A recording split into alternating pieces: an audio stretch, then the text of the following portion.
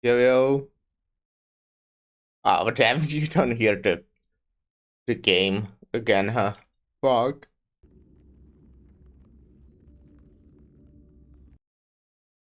So how do I change that?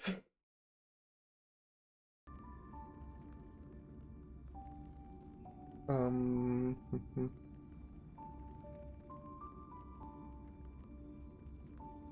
no. Not no, yeah. Okay, you hear it now, very cool. Okay, it's still updating as you can see. That's it's fun. I was actually ready on time, but not really because the game is updating for like fucking 20 minutes already.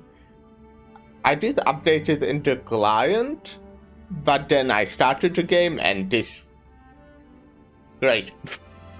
But it's fine.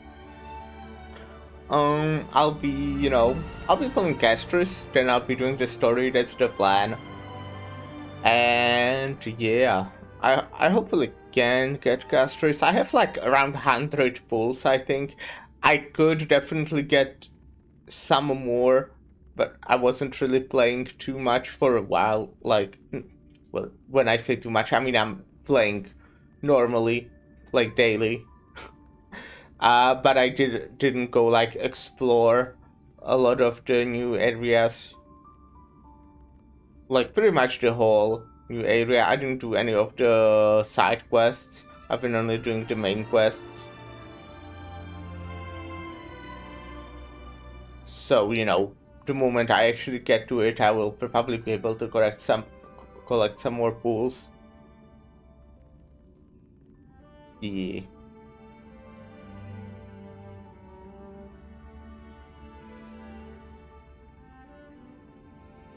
I also obviously, because I'm stupid, I'll obviously buy samples as well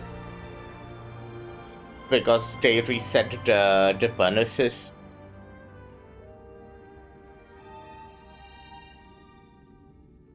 And hey, it costs less than the bonus I get from my job, so it's obvious that the best option to spend it on a video game. Obviously.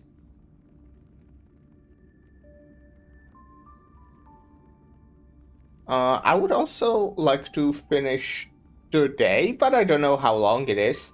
And I have work in 10 hours, which means in like 8 hours I should probably end. Because I still need, to prepare and also get there. I would probably still make it if I entered in 9 hours. But who knows? I think I'd rather be safe and end in 8. And if I don't make it, I'll be finishing it tomorrow.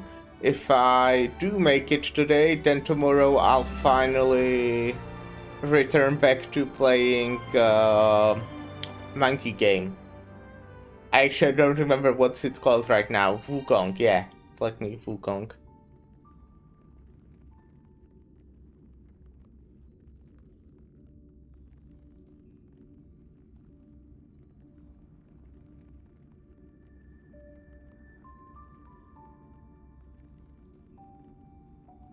It's 100%. Hopefully I won't dox myself or anything.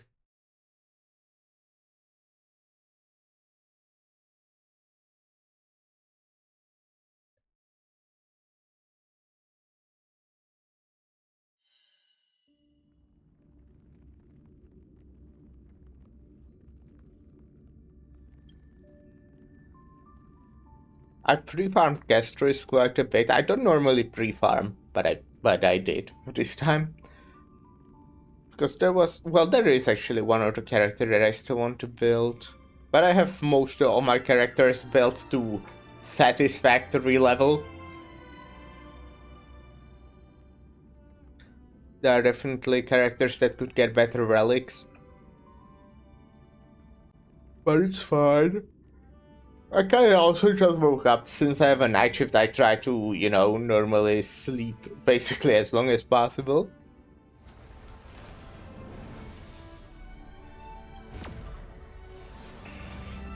Made myself tea. Have really good tea. It's like Grapefruit tekane. It's like my favorite tea. It's in tea bags, nothing fancy.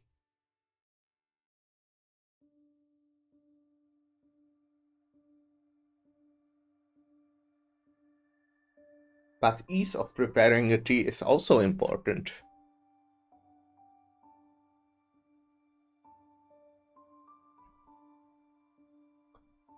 Now we'll be looking at black screen for how long?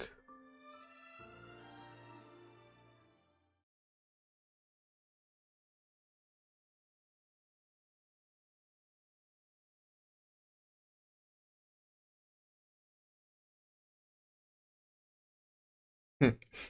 I also think there will be quite a bit of... Well, there's a bunch of free stuff, actually.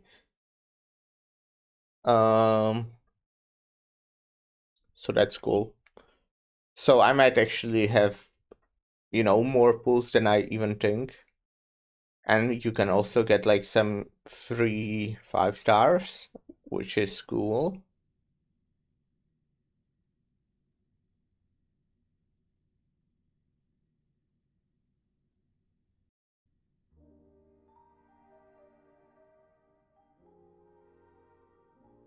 Hopefully, like, as long as I win 50-50, I should be able to get Gastress. And if not, I'll still be able to get her because I'll pay money. Simple. Though if that happens, I'm not doing it today. I'll only wait until like the end of the banner. Oh, they gave her an intro? She really is the death favorite, huh?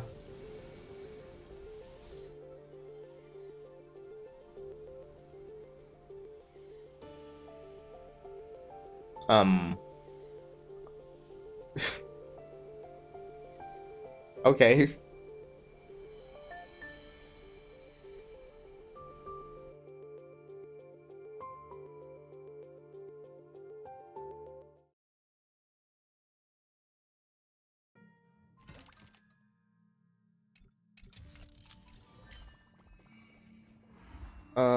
Sure, let's view story recap.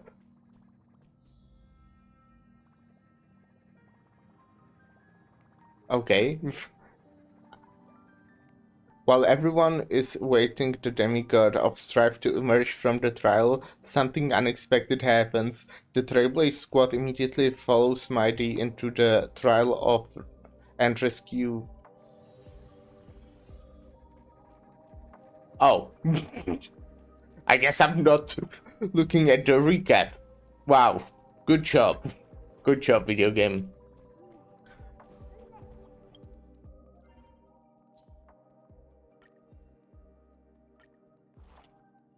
It's kind of slow today.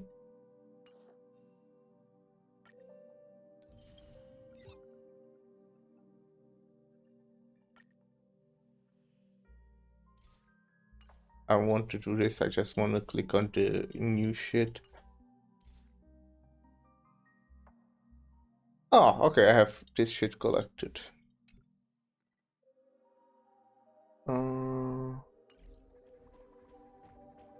Oh yeah, they have the paying event, huh? Is this worth it? I guess that's worth it. Huh?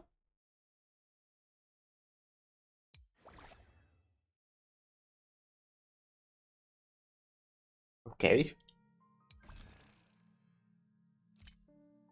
Oh, yeah.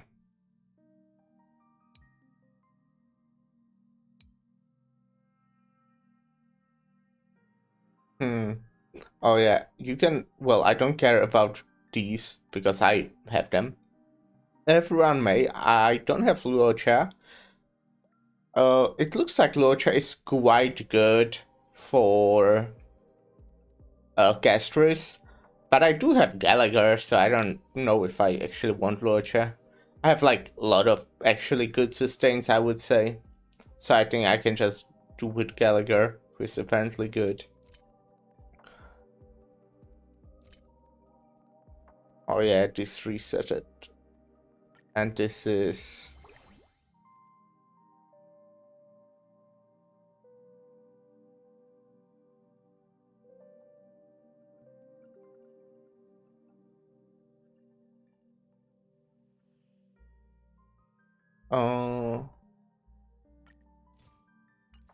okay.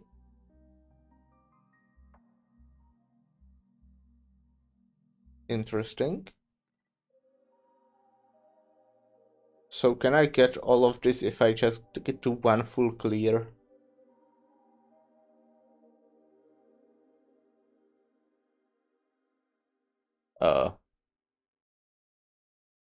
Well, I'm not doing the math right now.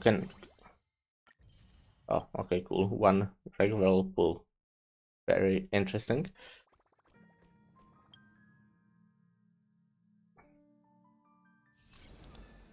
Pulls. Oh, Kafka, obviously.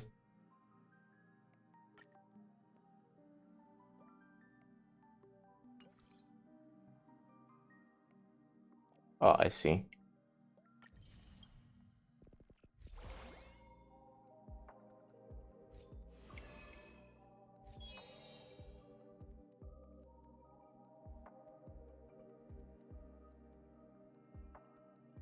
All right.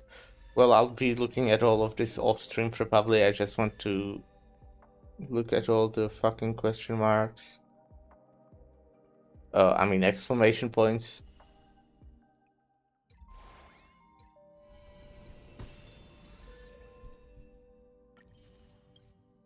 What now? I'll probably just get through Anmei. Since her first Eidolon is quite strong. Okay, I'll just have the exclamation points there. I don't actually care. Oh, yeah. This is also kind of a cool feature.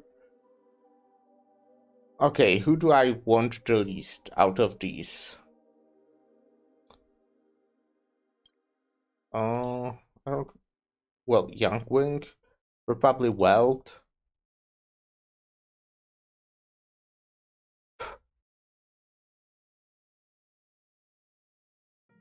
And Shepard.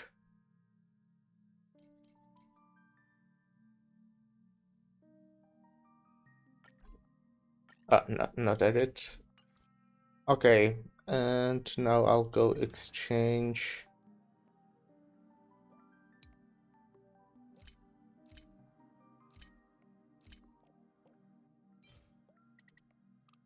Wait, how much do I have? Exactly 20. I want a nice round number. Alright. And I'll get her in the first 10 pool, right?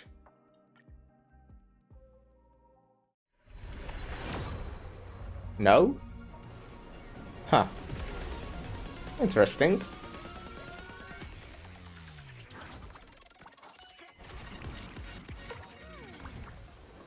Curious. Why am I clicking on it like that? I don't care. I also checked quite recently. The only 4-star that I don't have on E6 is Moe's.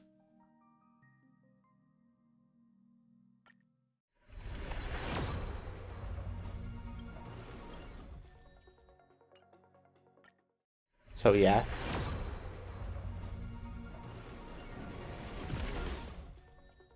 Can I get at least like more 4-stars? Maybe, possibly. So far it's quite unlucky.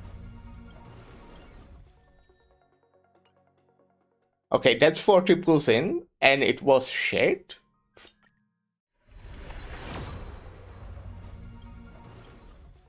Okay, look, at least I got 2 4-stars. Very good.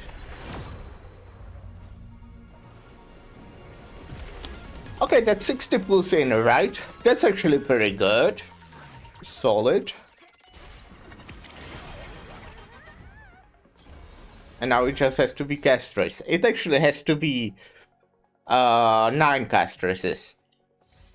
No, actually it will be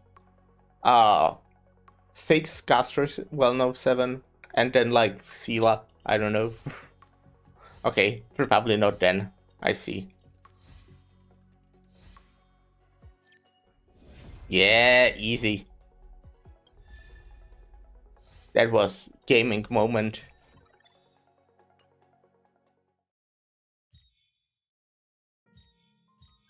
I don't think I want her light gone. Apparently, she doesn't really have a good options, really. Like the Battle Pass light gun should be good on her. And I'm buying the Battle Pass, so that's fine.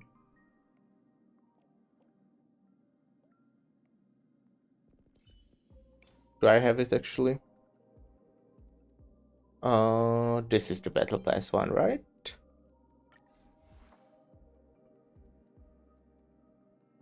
And I can pretty much get her to max right away.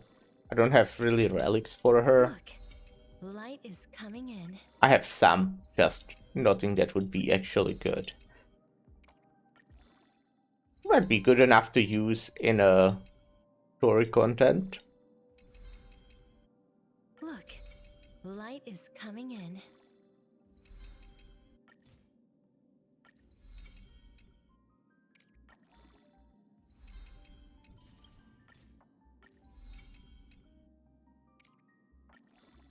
All things cycle through life and death. The end is also the beginning. I also don't know if I can actually enhance her light cone.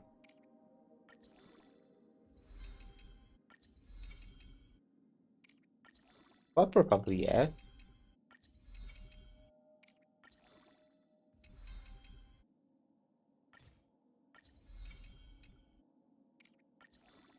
That actually requires the things I found for traces, so obviously.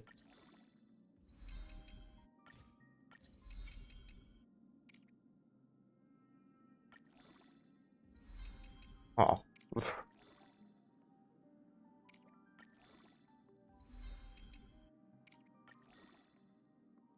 Would probably be faster if I went and dismantled those.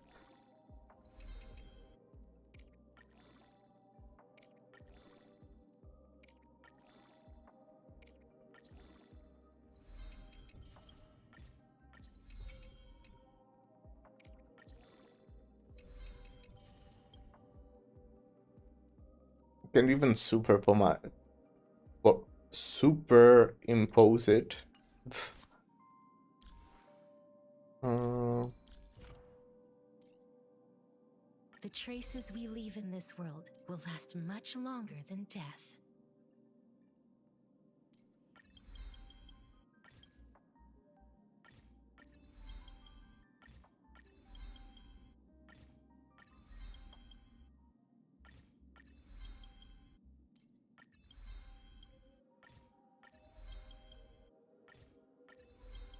I had enough to get everything, but I didn't realize I will be wasting some of the, well, not wasting, using some of the materials on the weapon, so I'll probably be a bit off.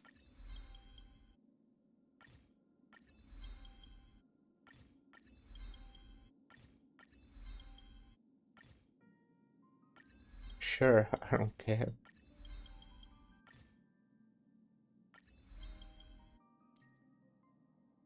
The traces we leave in this world will last much longer than death.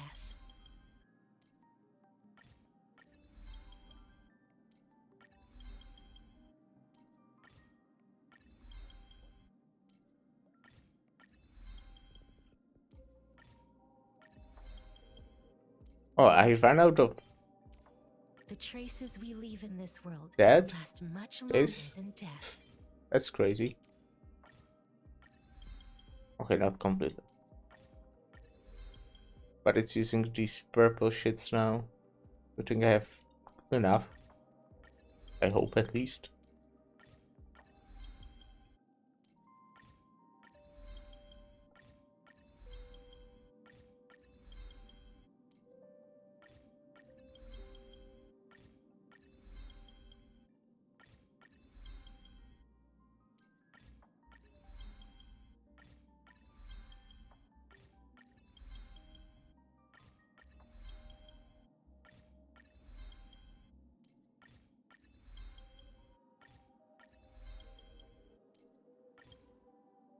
All right.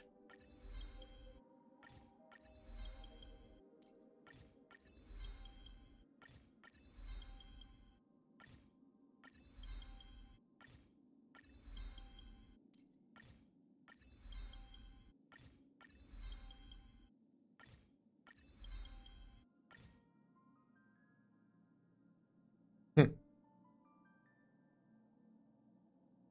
Well, I think that's fine. Okay. I have a gastress. Smart equip will definitely be smart. Of course.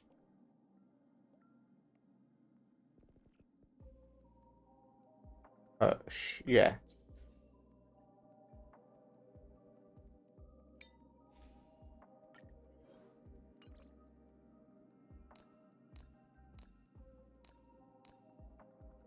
Hmm? I guess these are not great overall.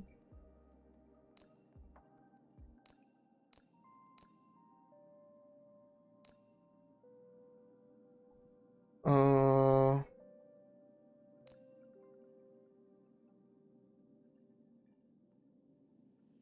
didn't this game normally like highlighted the stats that you want? I mean, I assume I want crit rate, crit damage. I don't want speed on this character.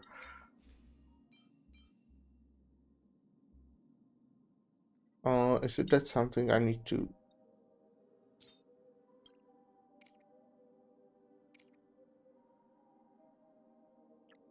Well, okay, whatever.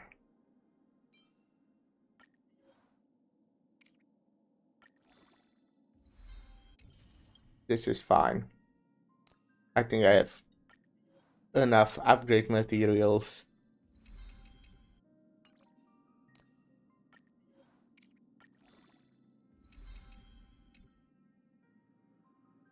Look at that, 2 at crit rate, very good. Wow, look at that, there are no good stats on these boots.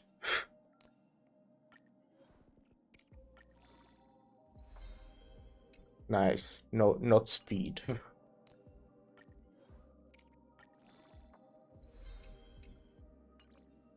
She does actually scale with HP, so she probably wants HP on pretty much everything. I just remembered.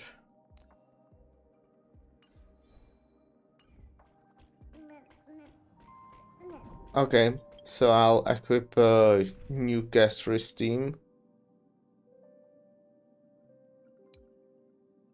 Instead of like... Which of my great teams? This is my favorite team that's very good and works perfectly.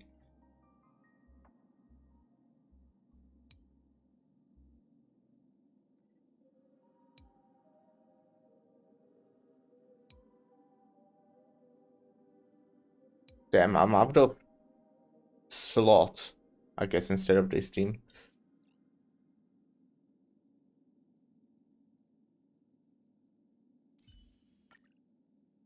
So I want either 1 May or 3B apparently. I think I'll get 3B since she's new. Don't worry, little Cass. Treevee is pretty amazing. I'll get Gallagher. And I think I need to check. I forgot who's like the last character that I want. Oh yeah. It's Trailblazer Remembrance. But my Trailblazer Remembrance is not built, so it's Sunday.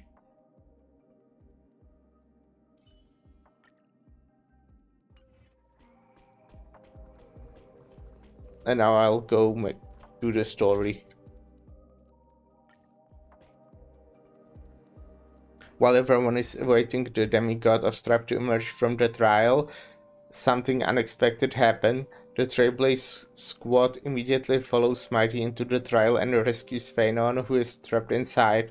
Just as everyone breathes a sigh of relief, a new problem arises. Mighty has had to shoulder the burden of strife, but the Kremnonians would never willingly give up the core frame to their old foe Okema. In an attempt to gain a better understanding, he decides to first seek advice from his teacher Kreteros, a veteran of Kremnos. The two part on bad terms.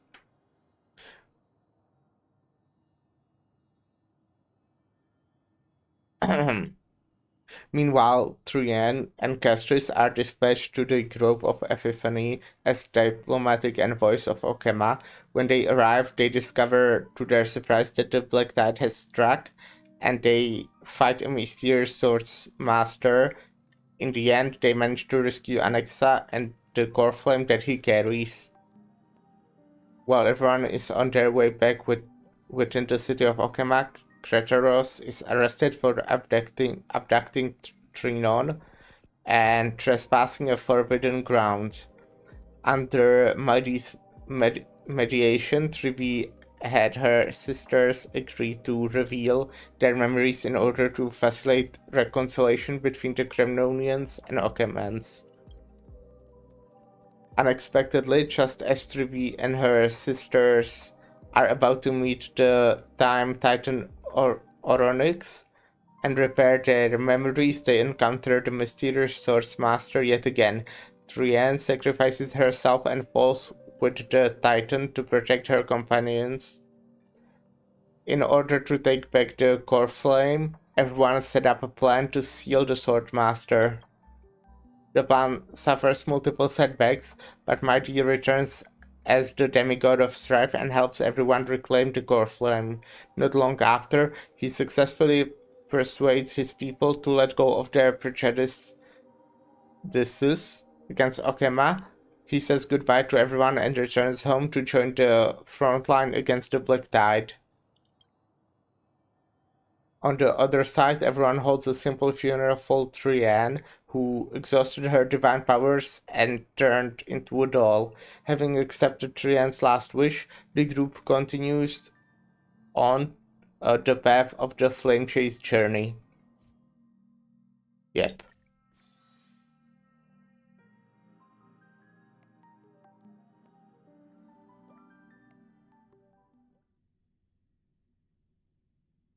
Oh yeah, I didn't equip the team that I want to be using.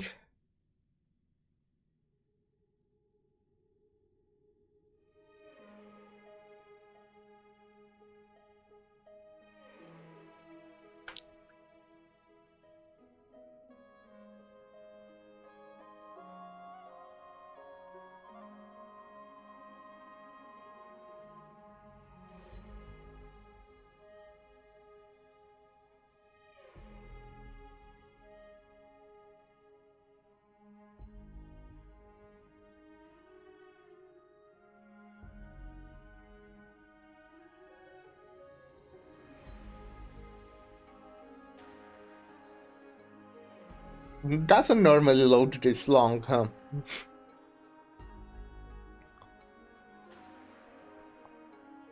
Do I have anything interesting to talk about? Oh, I played Bazaar yesterday. Actually, it was today, maybe. No, it was yesterday, I think. And I got my first 10 wins in competitive. That was cool.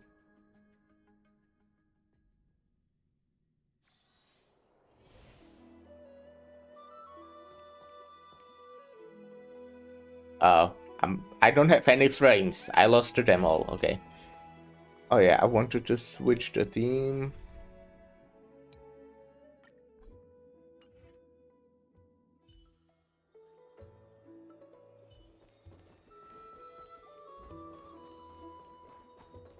Oh, this is where we start, huh?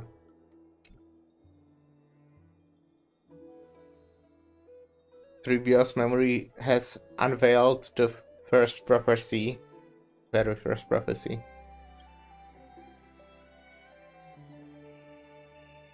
All shall bid farewell to one, and that person alone will witness the miracle. Such is the will of fate. If I take on Oronix's trial, will the prophecy come to pass for me as well? Regardless, I must give Aeglia an answer.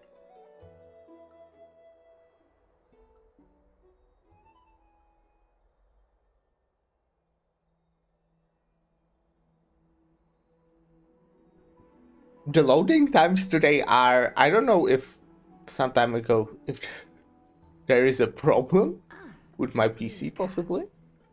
I finished the anthology of poems you lent me. Here it is. I thought you'd be too preoccupied to find time for reading. Precisely because of these obligations, I felt compelled to read it swiftly. Wouldn't all these preoccupations slow your pace? On the contrary, knowing that time is limited can push one to overcome their limitations. The weight of these responsibilities seems to have enhanced my reading efficiency.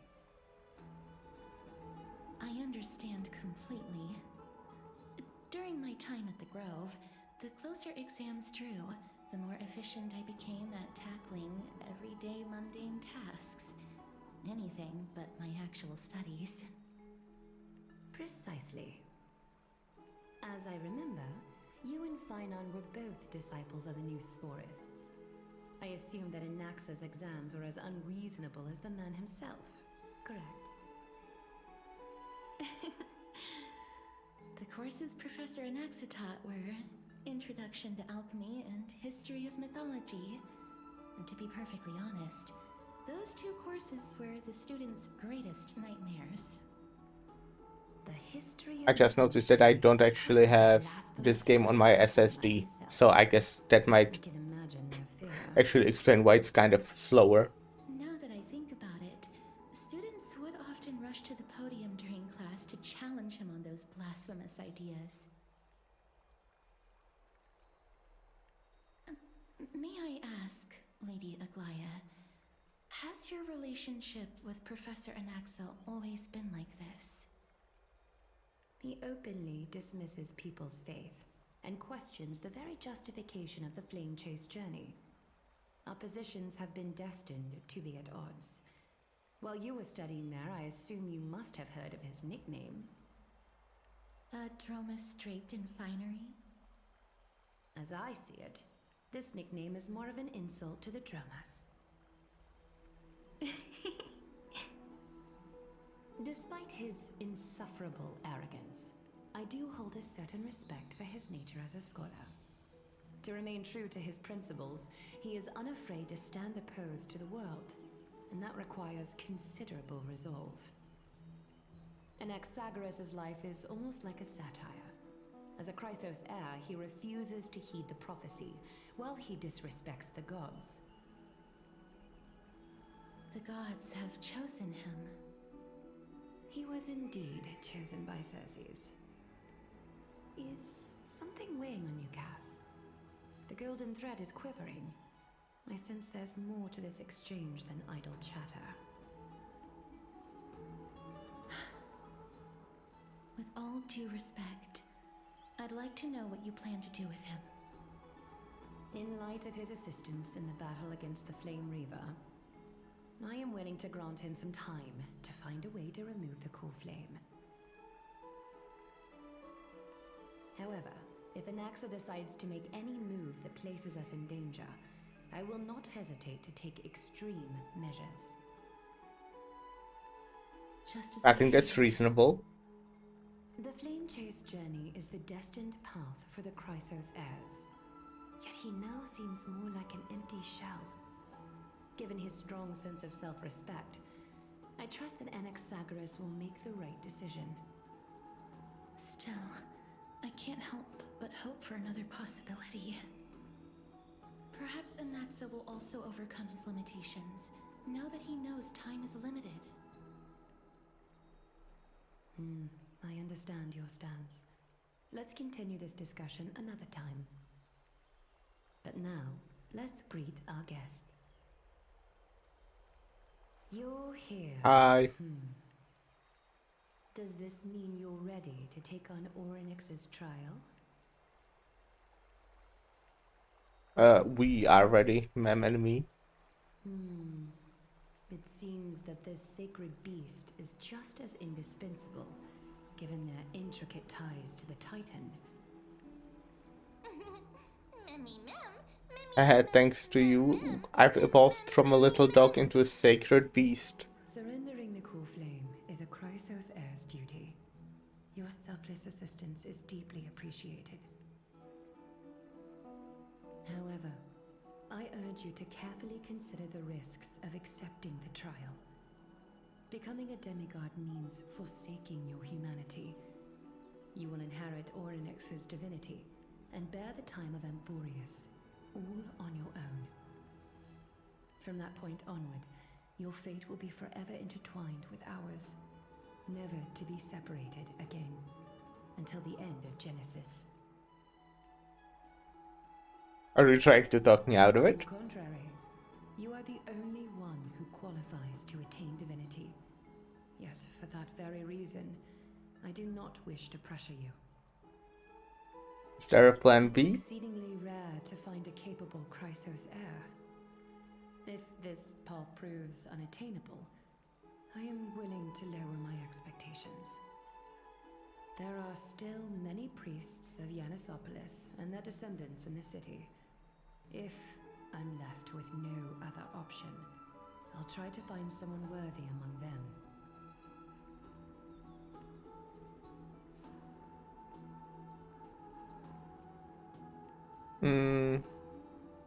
Seems like a shot in the dark. Exactly, we can't have the civilians bear the risks, can we? We've come so far, and everyone is counting on you to be the hero. Wow, that's... Mem. As for the trial, you have nothing to fear. The Time Titan may be willful at times, but they never caused us any harm. Myth has it that Orynyx opposes mortals, but to me, they just seem a bit timid, like a child. It looks like you know that Titan rather well.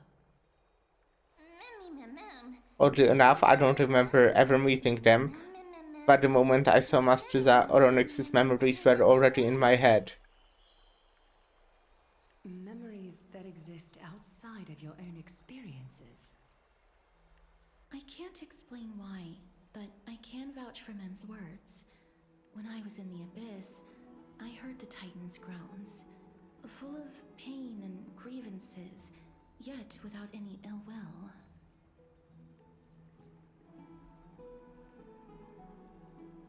I trust you all to make the right call. Since you've made your decision, go back to the bath chamber and get some rest. Trinem will call for you when the ceremony is ready. Alright. It is difficult for me, as the guide, to absolve myself from blame for things to have progressed to this point. Time and again, you have risen to the occasion for Akima. Nearly rewarding you with some honeydew is no longer able to express the extent of our gratitude. When the dust settles, I hope that we'll have the chance to have a long chat regarding your return journey and the curse of the sky. It's about time that we lift the taboo and discuss things openly. Before leaving, I should go and say hi to Castris. Hello, Castris. I'm Castris. Miss, may everything go well for you and Mem. You need Aglaia for something too? It's nothing. I only came to discuss some matters with Lady Aglaia. Previously, I lent her an anthology of poems that Lady Trianne had gifted to me. Tracing back, this anthology was something left for Lady Trianne by a bard before their passing.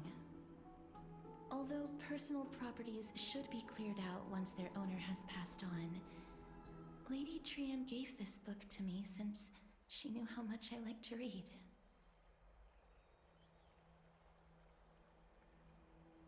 Is this book very special? No, it's just an ordinary book. It's definitely not some kind of unique copy. It just contains an allegory. In a faraway land, in a city known as Styxia, a dragon corrupted by the Black Tide descended one day, swooping upon the city like death itself. It swallowed the princess of the city whole before it was suppressed. After taking down the evil dragon, the warriors discovered that the princess's life had already met its end. Overwhelmed by grief, the queen hired an alchemist to resurrect the princess using the dragon's flesh and blood. However, having lost memories of her previous life, the resurrected princess turned into an evil dragon herself and wreaked havoc on the city. As a result, the prosperous Styxia met its demise. What a dark story. It must have been easy for Cass to narrate this story so calmly. The author of this book is Archepia, a wandering bard who traveled to many cities. Among the things she left behind are poems, dictionaries, and many tragicomedy scripts. She even clearly underlined and took notes in books that covered myths with her elegant handwriting. While flipping through these books, I felt like I was afforded a glimpse into the life of Archepia. It felt just like I was traveling with someone that I'd never met before. It was as if she had yet to pass on and was still alive.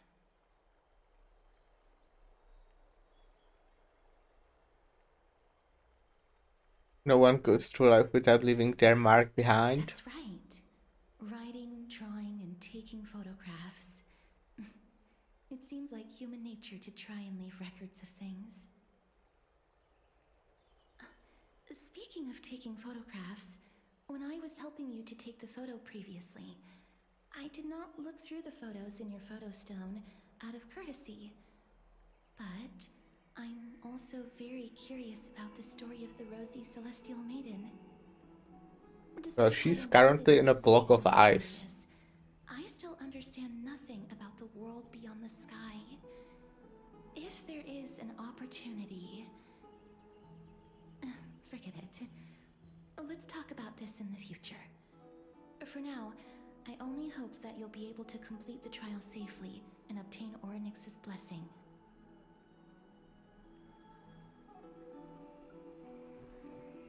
I don't think there's anything else to do here. Time to go back and talk to Danhang.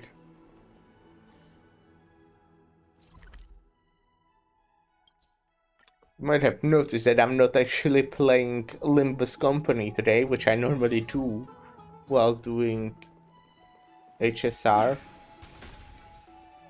But yeah, honestly, after doing all the achievements, I kinda burnt out of the game. I still do like the weeklies, I do dailies, but I don't feel like grinding any more mirror dungeons ever. Or maybe until the next mirror dungeon. Citizens That's right. Assembly. Oh, partner, you're back just in time. Hey, partner. This is something that the both of you should probably know. Some good news? Good news? I wouldn't call it that. Do you remember the Council of Elders that was on our heels previously? It seems like they have made their move. Some background information for you.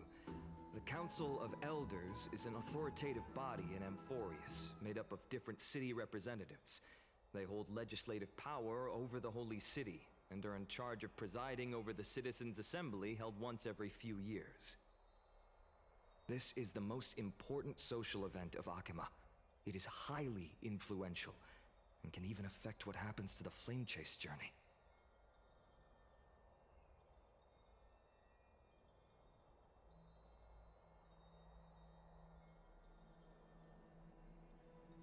Tell me more about the Citizens Assembly. Every 5 to 10 years, the Council of Elders organizes a Citizens' Assembly at Dawncloud.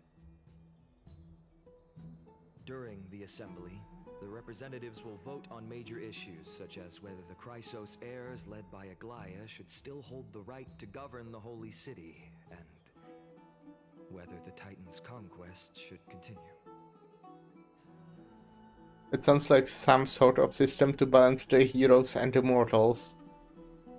That is correct. However, the problem lies in the fact that there are ill-intentioned extremists in the Council of Elders. They view the Citizens' Assembly as a way to restrain the Chrysos heirs, and hope to take complete control over the Flame Chase journey. We can refer to them as the Opposition. During the assemblies held in the past 100 years, The voices supporting the opposition have been growing stronger in the shadows. It's only thanks to Aglaya that the Flame Chase journey has been able to continue to this day. The Citizens' Assembly is just around the corner. But this time, there seems to be a new variable to the situation. Is it me? Or us? No, although we might be mentioned, the Council of Elders has another target in mind. I'm afraid that the Council of Elders might want to take advantage of Professor Anaxa.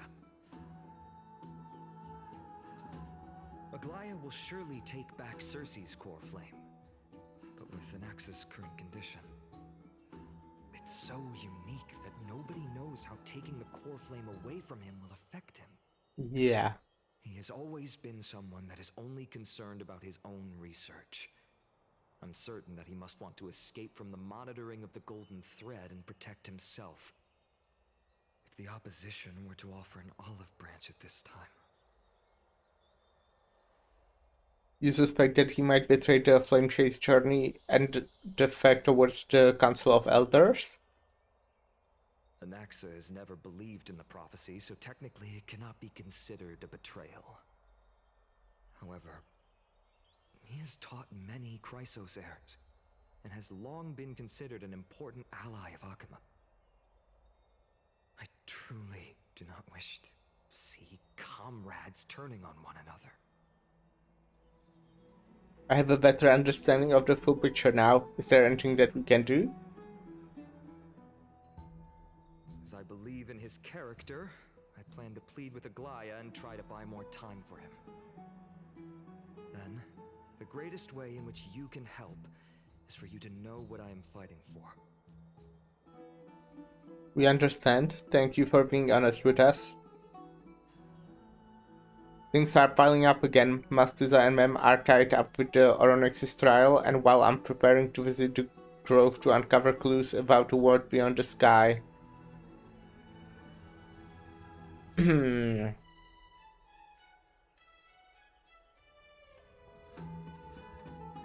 of these things seem like they are going to be easy to deal with. Allow me to apologize for the fact that we always seem to be troubling you. It's right. I hope that Oronyx will show more benevolence and be more accommodating. I remember that they seemed quite fond of you back in the Abyss. Go and rest and regain your strength. We'll meet at the Vortex in a few days. Oh, right. You can read this scroll if you want to find out more about the Council of Elders and the Citizens' Assembly.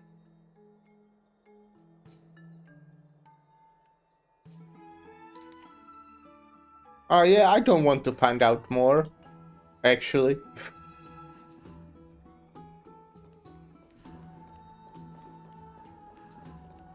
Rest for one night. Memmy Mem. The trial feels like it's just around the corner. I'm starting to feel nervous.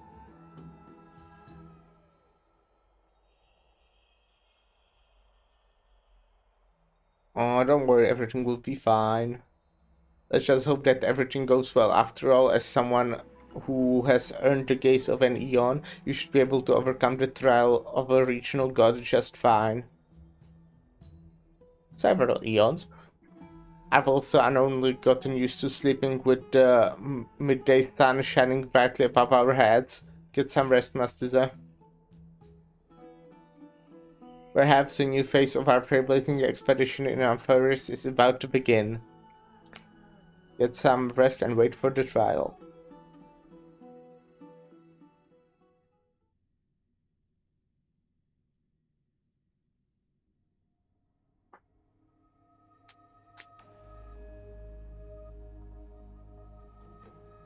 A few days later, at the Vortex of Genesis.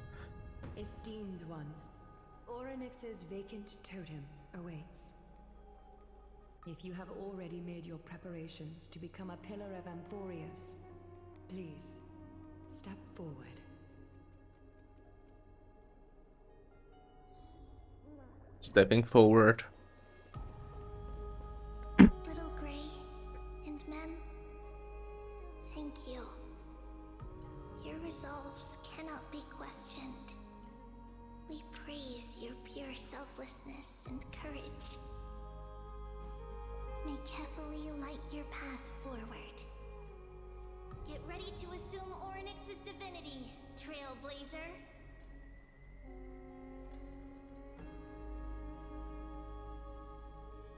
The divine position of Orynyx has already been vacant for some time. We can feel the space of the trial closing. As there isn't much of their soul left, we'll have to complete the ceremony before their soul completely dissipates. Let's begin.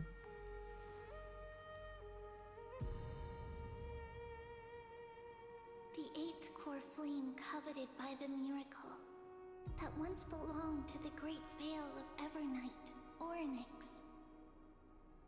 It shall now be returned by the two elected heroes of the Chrysosairs. A traveler who is upright and courageous, and a sacred beast that invokes miracles. I wonder how well men be involved after Amphorius. It's also who for me. Both of you, Something. please, Not that, I see. come forward.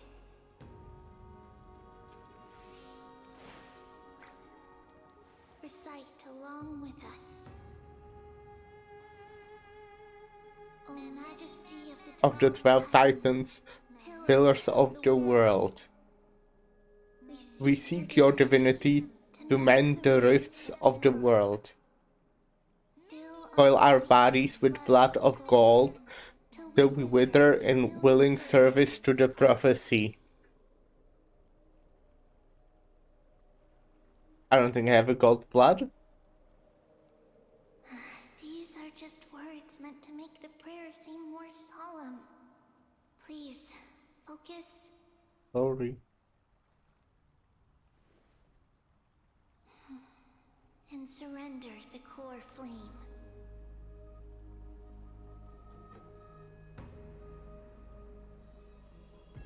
We can hold to submit the core flame.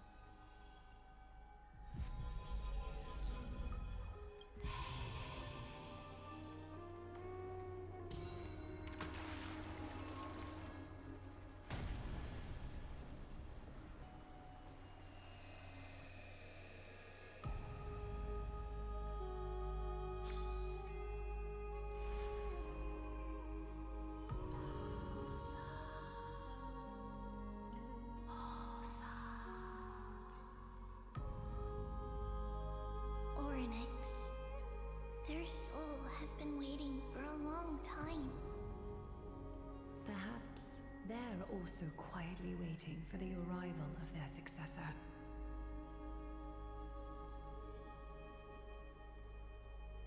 I love all of you.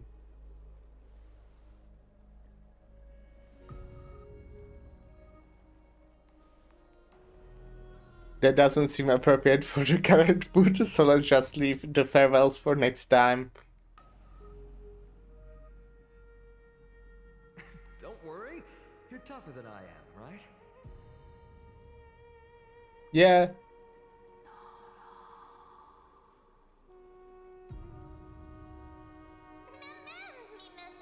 Mem.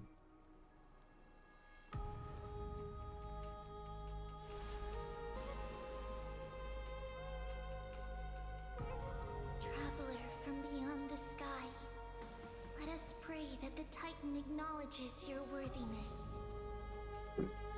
Although she loves cracking jokes at inopportune times, her determination is as strong as the Chrysosairs. She will definitely succeed.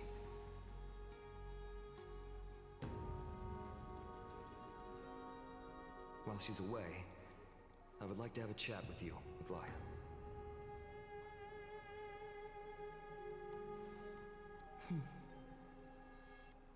Speak. I'm listening. I think this is a good time for me to go and make a coffee. I'll wait until it loads.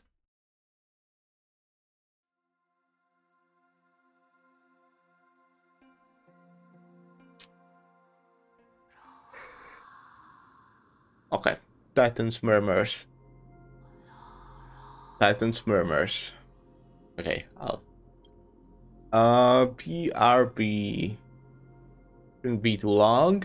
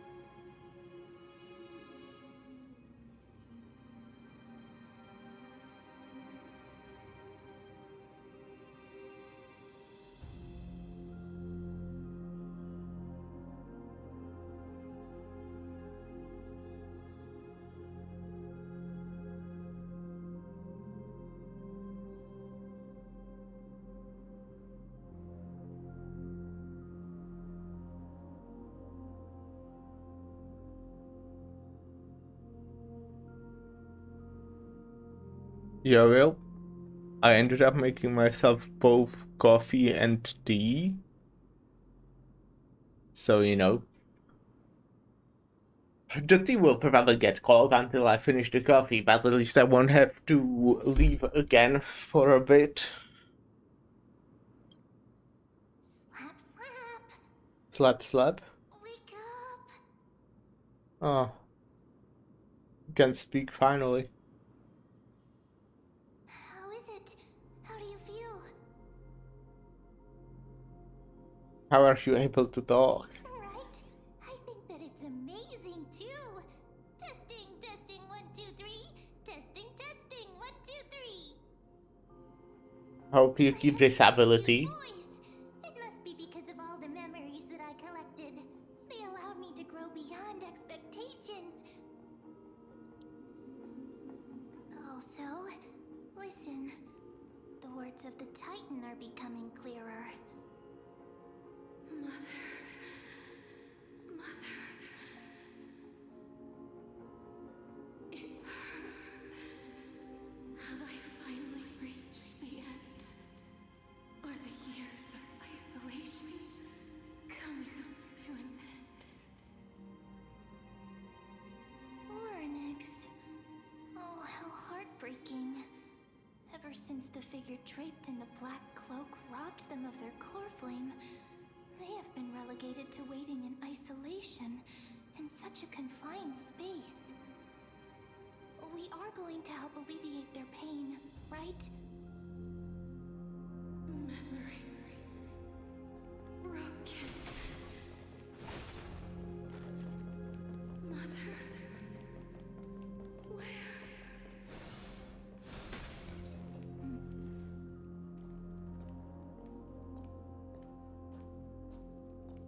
You. It's you. I remember you. Skyfather has gazed upon you. Mother is calling for you.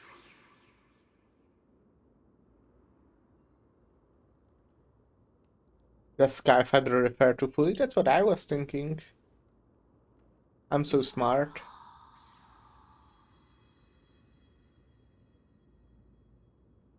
The Titan's words are indistinct. Each syllable emerging from the mist seems to be cloaked in frost, symbolizing memory. Skyfather has chosen you. Who is your mother?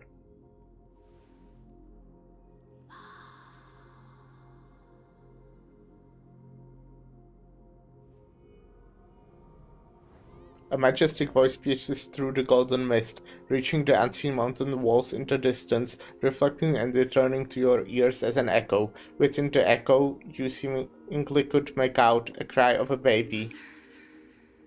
Is no longer responding. We have come to you because of something important. Something important. An important matter. Oryx, listen to me. Aren't you tired? Throughout the long years, you have always been protecting the fate of Amphorius. Each time people draw strength from within their memories, every single ripple falls onto your shoulders. There's no need for you to bear this any longer, Oryx. From today onwards, someone else will bear time on your behalf. This is why we have come. I have come. Freedom. Freedom. I want freedom. Oh, poor child. Everything will be fine. Let us help you. You can have a good rest now.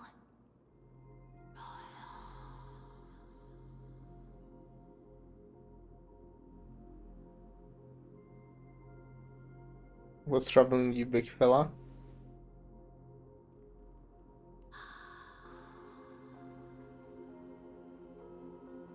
You have potential. Strength. Am I the potential woman? Willpower. Powerful. And tenacious. But you lack something. Just one thing. Lacking something. What is it?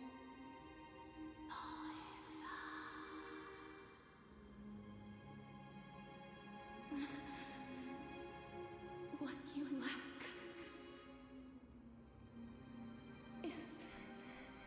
Oh.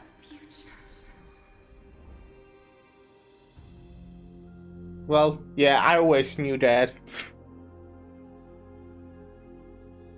um, that's right, I live in the moment. Future? Traveler from the sky, you should have dissipated already. The gaze from Skyfather stabilized your form. Because from the moment you crossed the sky, your life was cast away. Right now, you are simply a collection of walking memories. What? How is that possible? Do you mean that I'm already dead?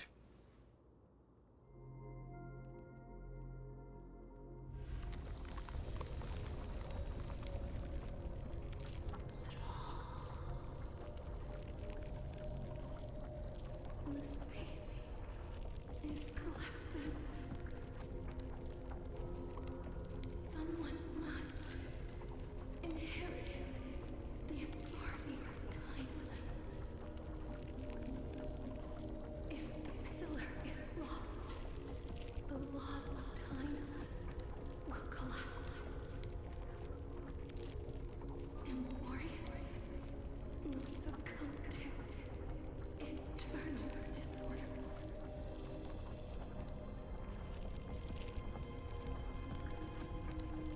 What about the trial?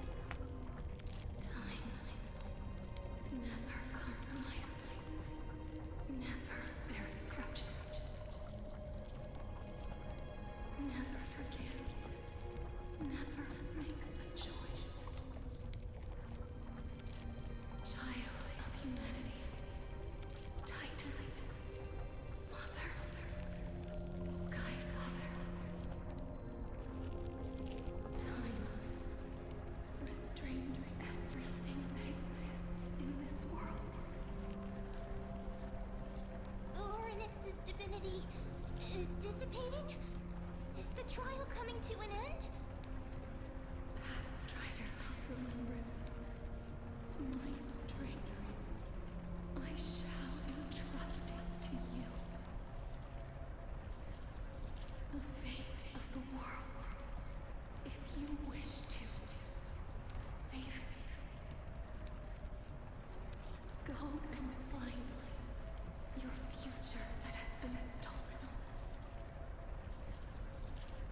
Even if that means you'll have to cheat death. You'll have to challenge that hand of shadow clasped with unyielding fingers. Alright. Before the passing of 15 entry hours, go forth and reclaim your future. This is the true trial of time.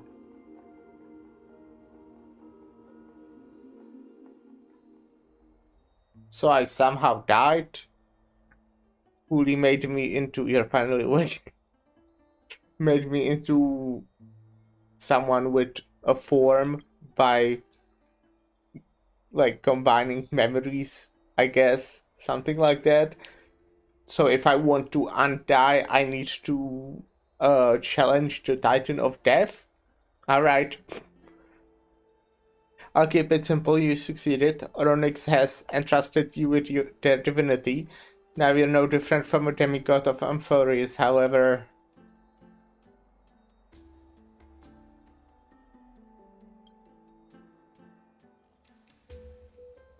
Mem has told me about what happened during the trial. They are still explaining things to the others and told me to bring you back to your room to rest first.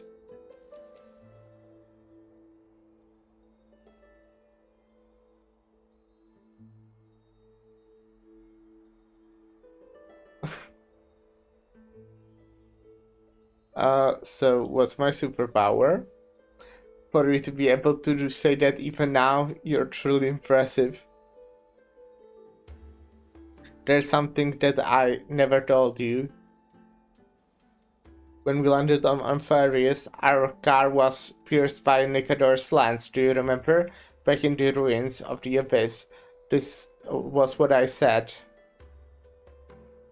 You passed out when the car got hit. I blacked out too, but not before dragging you out. That's a good thing we were in the car, or we would have been crushed to pieces. Actually, Marican kind of made light of the situation. What actually happened was much more complicated. So I died all the way there? You were severely injured back then, with several wounds still bleeding profusely. I struggled to carry you out and used the last of my strength to stem the bleeding, but then I was also hit by a falling rock and lost my consciousness. The last time I checked, you still weren't breathing, but when I regained consciousness, I saw that you were alive and full of energy, so I never brought this up again.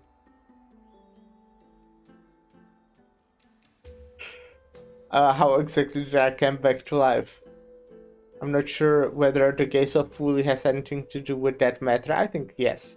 But according to the Titan, you are living in a form of memory right now, just like those objects of the past in the miracles of Oronix. Perhaps Mem is the anchor rope that ties you to the present. I had assumed that they couldn't stray too far from you, but the truth might be the exact opposite. What should we do next? It's not time for us to despair yet. There must be a way to save you. Oronix mentioned finding your stolen future and cheating death. Considering my indestructible body, it seems to suggest that there's some kind of miraculous power in Amphoris that can even reverse death. The key seems to lie with the Hand of Shadow, whose whereabouts are unknown. Hey, are you alright? Yeah, I'm I fine. heard you two talking about Thanatos. Cass is also very concerned about the warning. She has left the vortex and returned to the garden. Shall we go and look for her? Thanatos is the Titan that Cass has always been looking for.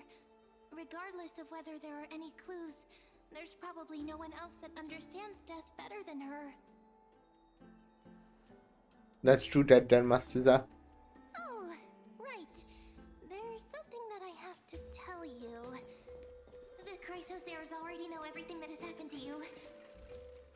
I was too worried, so I told them everything. That's fine. Please don't hate me, okay? Yeah, it's alright. I'm glad you can speak. Mem.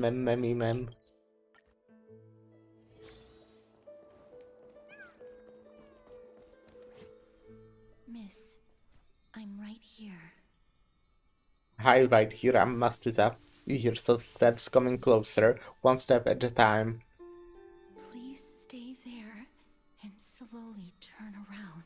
Oh, that's probably why I could touch her in the last update. For some reason you feel you have seen the scene before. You want to turn your head, but you glimpse a dash of purple brushing past your face. Then a chill seeps through your skin, spreading into your veins. Thump thump, your heartbeat begins to slow.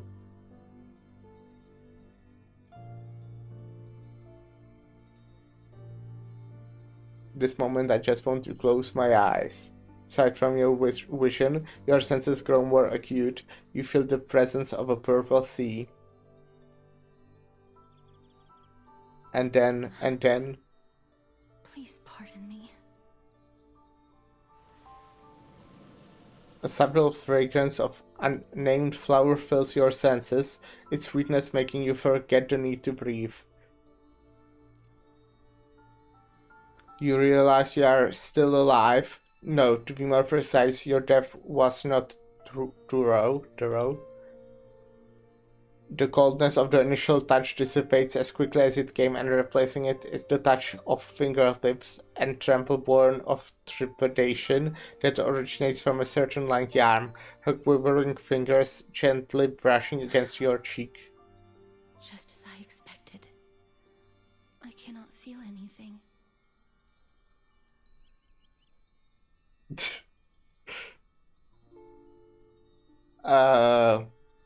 I think this would be really too funny to say, but I don't mind. Guess you're shaking. Grove, I was puzzled as to why you were not affected by my curse. I thought that it might have been the special ability of a traveler from beyond the sky. Never did I expect that this would be the true reason. I'm sorry. I should have noticed that something was amiss earlier. No, it's fine. Miss, if my abrupt behavior just now offended you, I hope that you can forgive me. I'm just thinking, if your soul has really left your body, as a Hello? Thanks for the follow, Blake. How are you doing? Cass, did you find anything? My apologies. Not as of yet. I'm fine. Perhaps I have overestimated my capabilities. But, Miss, would you be willing to let me try again? This time, I'll increase the area of contact slightly. Sure, you want to touch me more and more? Different this time. Agree, yeah. I have never touched the living in this way before. Well, am I living If though? my actions are in any way disrespectful, I hope that you can forgive me. Justice once again places her palm on your face, her shivering calm somewhat this time. How far are you in this game? I'm in the new update that released today. So, kinda far. But I kinda just started like an hour ago, so not that far in this specific update. Did you discover something? Seem to have caught a glimpse of something. Your soul is currently roaming someplace and cannot find a way to escape. But perhaps it might not be a bad thing. If your soul is still wandering around, it means that we still have time. We have a chance to find it. I see. Before the fingers of Thanatos I don't play this ever game, but I go play some games like that. Alright. loose. Just a few I more assume you mean more gacha games? seconds. Play a lot of gacha games. Well, The connection 5. has been severed. I think that's a lot. With my strength, I'm not able to trace it. It was me. I was a little too hasty. Don't worry, miss. Although we currently have no leads, I will do my best to search for the whereabouts of Thanatos. Like Genshin Bring Impact, back the Infinity portal and ring, Wuthering Waves. and personally I see, I return see. to you. I play Genshin and Wuthering Waves as well. Lost too soon. I know From those games, long Wuthering lasting Waves is my favorite. confidence, Alright. but I It's a hope good you can game. keep this I've been playing promise it a in lot mind. recently. Before I manage to deliver on this promise, please do Sometimes your I best cry to while hang playing on. Wuthering Waves. I think that's understandable. Needs you. The new the Cantoria quest that I've done quite recently, they added quite recently, was quite sad. I didn't cry, but I was feeling sad. So what now? Lady Aglaia and Lord Finon are currently discussing some matters in the paths. They're worried about you too. If possible, please go there and let them know that you're well. Although, I don't actually know whether your current situation can Yeah, be be described alright. as well. Also, please accept this Styxian fable. Reading can help one to focus and relax. I hope that reading this can help tide you through this difficult period. More species are disappearing. Oh.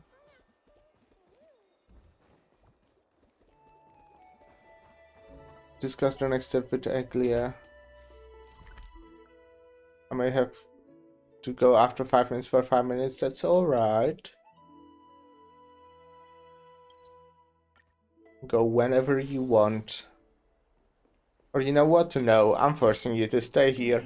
You now can't leave. How unfortunate. Hyacinth said you definitely wake up. How do you feel?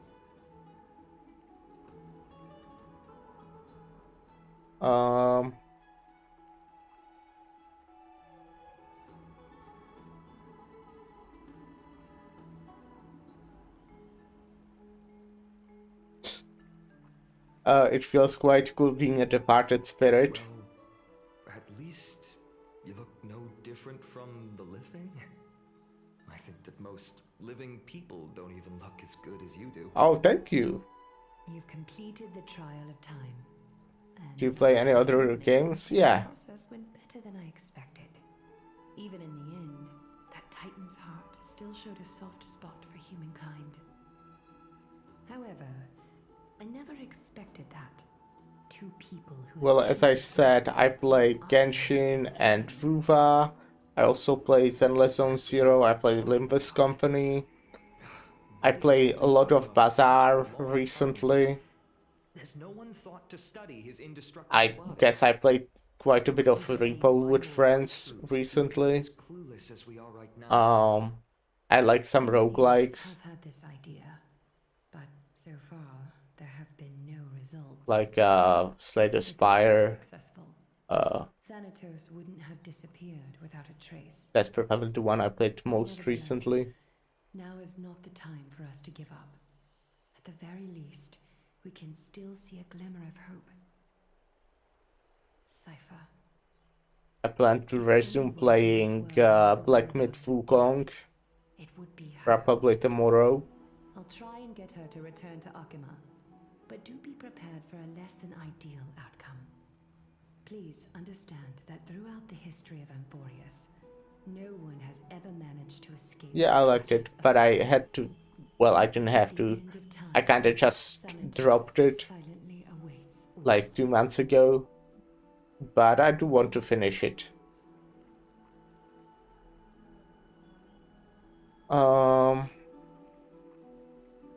Thanks for your help. I think I missed a little bit since I was talking throughout this whole conversation. Oh yeah, okay. They basically just told me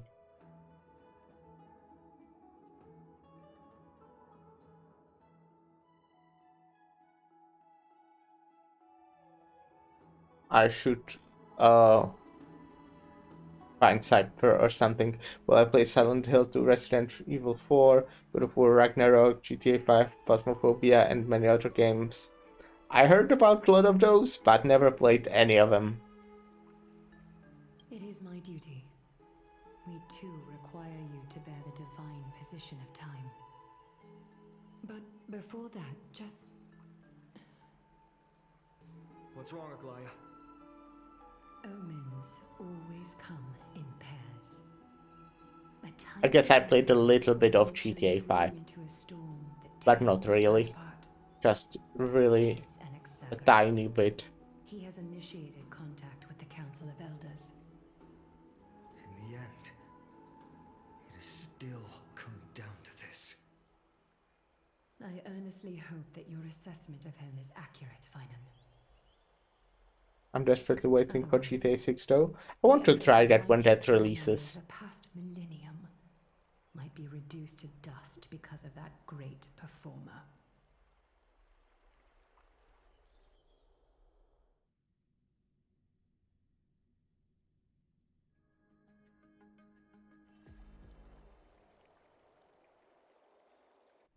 Not long ago. I'm back here again. Have you ever played any Assassin's Creed game? Nope. This realm is covered in a silk-like fog, and the land is barren and harsh. The crowd of travelers leaves tracks everywhere.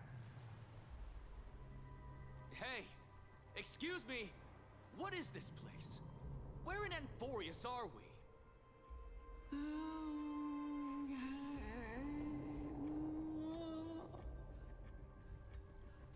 Having a great time talking to you. You seem so kind. Thanks. I try to be. Perhaps they're just distracted and ignored my question. Tell me, which Titan reigns over this land? And how do I find them? Where are you from? Czech Republic?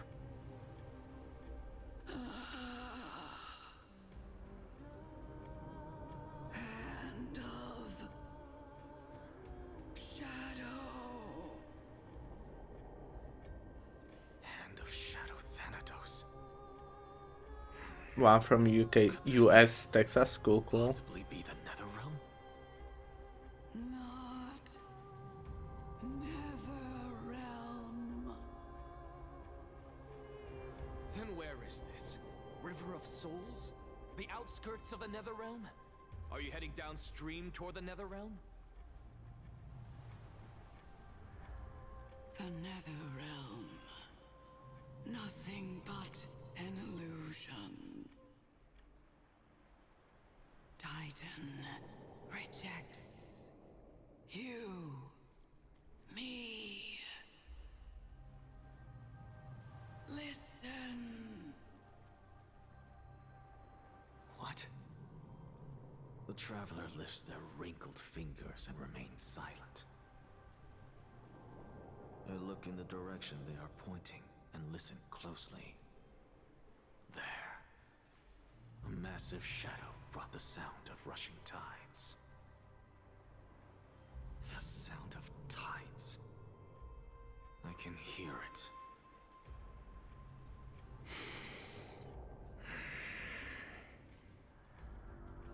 I hear it, deep within the tides, beyond the closed gates of the Void World. A voice, about to recount something. Child of humanity. Is it death's embrace you yearn for with such urgency?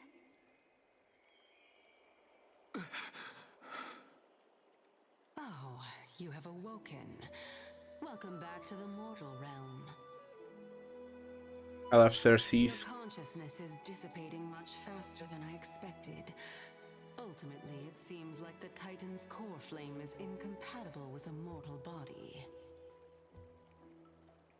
How much longer can my consciousness remain in the mortal realm? In my estimation, at best, you'll see 15 more entry hours. Oh, that's exactly the same as me. Maybe we'll have 15 to. days and nights. Maybe we'll have to find the Death Titan together. Finally starting to become attached to the mortal world now. On the contrary, 15 days feels a little too long for solving a singular problem.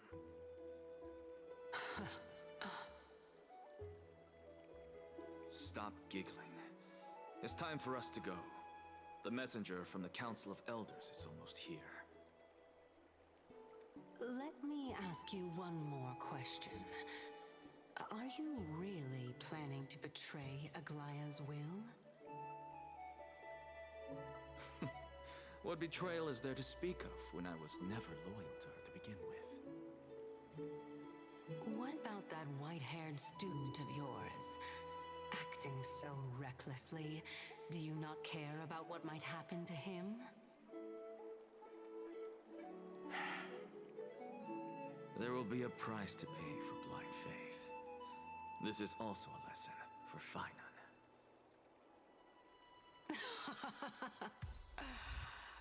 You truly are a strict teacher. Of course. This is how I've always been. Maybe I can teleport, probably. Well, okay, it's right here. So no need, I guess.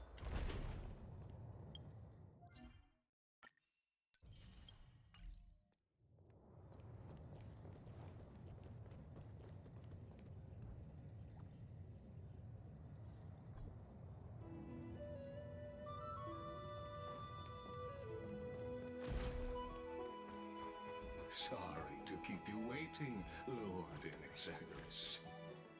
It's been a while, Lord Anaxagoras. Hi. I greet you on behalf of all the citizens of Akima and express my deepest regret about what happened at the Grove of Epiphany. It's you. I never expected that you would personally come and meet me. By carefully into Lantern above, I have come as a testament to the justice of the Council of Elders. There are Antikytherans here? They have been a rare sight ever since the Chrysos War. I extend to you my utmost respect, revered Titan.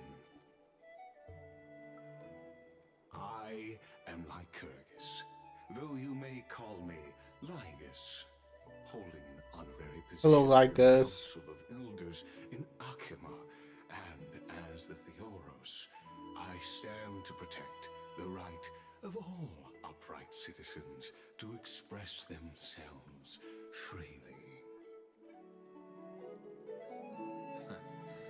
You can see them too? You know about us. We Antikytherans perceive the world through the amplitude and frequency of souls. Just as I am conscious that Lady Aglaya is secretly listening in on our private meeting from afar, if necessary, Lord Anaxagoras, I can sever the golden thread to protect your fundamental rights. Sure. The demigod should know better, for such is her station. Spare those poor threats, and just let her listen to my words. They shall serve only to unveil her own folly. May I interpret this as you having a countermeasure? I need not any plan, because she can do nothing other than petty espionage. As the Citizens' Assembly approaches, and with Orynyx's fall, any attempt to capture the core flame within me will only usher chaos and calamity. A truth she undoubtedly comprehends. While I, Anaxagoras, serving as the Grove's special envoy to Akima's Citizens' Assembly, have long known the extent of your abilities. Let's forego the formality of asserting authority, Lord Lygus. Lead the way. Very well. Surely Lady Kindness would appreciate such assertiveness in an ally.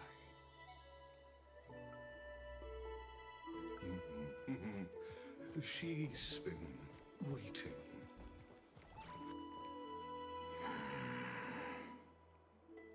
Is there something on your mind, Lord Anaxagoras?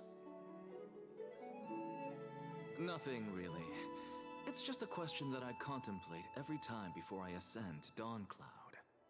For the Titans, does the falling equate to death? Ah, a pondering truly deep. Time is on our side. Do you mind sharing your reflections with me? Time is on our side while this guy is supposed to die in 15 days While all exactly. living beings must ultimately face their demise, Kefali has yet to meet theirs. Their journey continues unhurriedly along this long path. Are you suggesting that Kefali may not have truly passed? Yes, for dying implies an ongoing process, an action, whereas death signifies a static state, a definitive termination. In contrast to mortals, Titans exist on a grander scale of space and time, thus elongating their passage into death.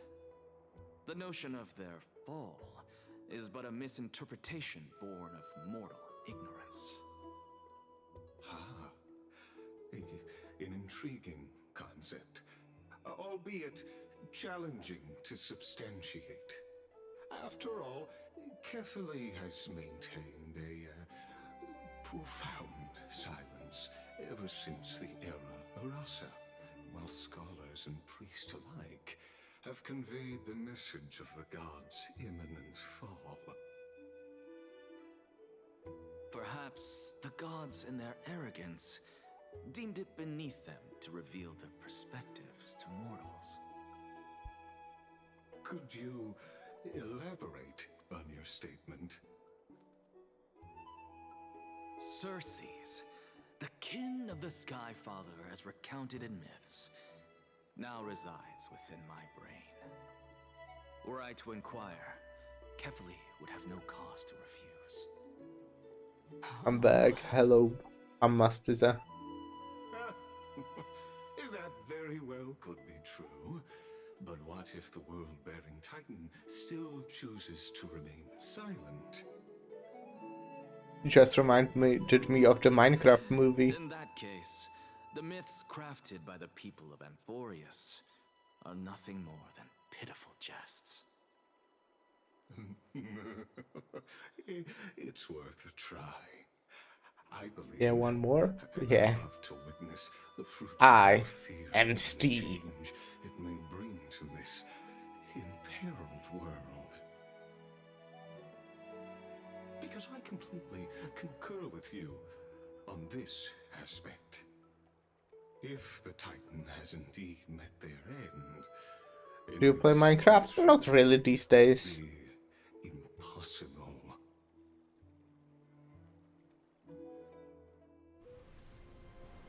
Ooh, we got a cutscene.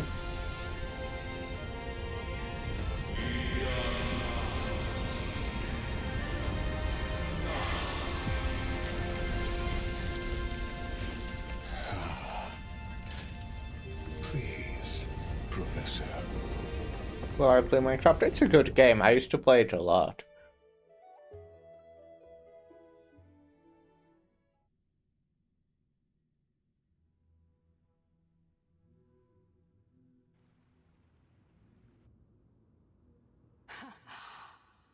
Can I ask you a question? You already did. You created a spectacle. Welcome to Dawn Cloud. The atmosphere here carries a greater sense of solemnity than the mundane clamor of the Marmorial Palace, with entry permitted only to the invited. Only esteemed beings grace this place, and among them I've received priests, scholars, warriors, and now we even have the honor to be in the presence of a Titan.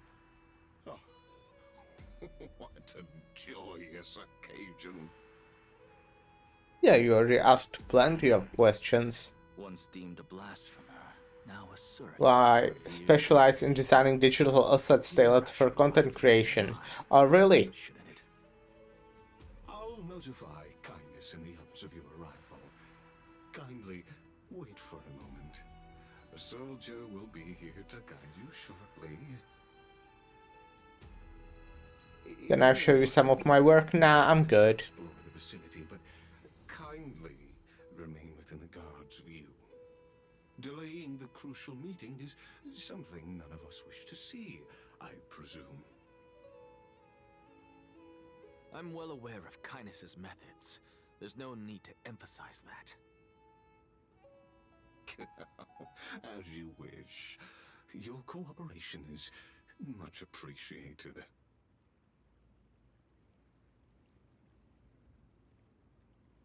Alas, I had hoped for a brilliant plan from you, but it turns out you just left one cage to enter another. Save your concerns. I know very well what I'm doing. I shall depart to explore the surroundings then. Started drinking my coffee black. Now that I look around, Just an I wonder interesting if fact there that are I murals decided bearing to my share. portrait around here. I'm quite intrigued to see how that children of humanity beyond the grove perceive another Titan. Off you go. I won't be joining you. This Titan appears to be quite at ease. I should investigate the Council of Elders' recent activities first. Be aware, I can hear you perfectly well from here.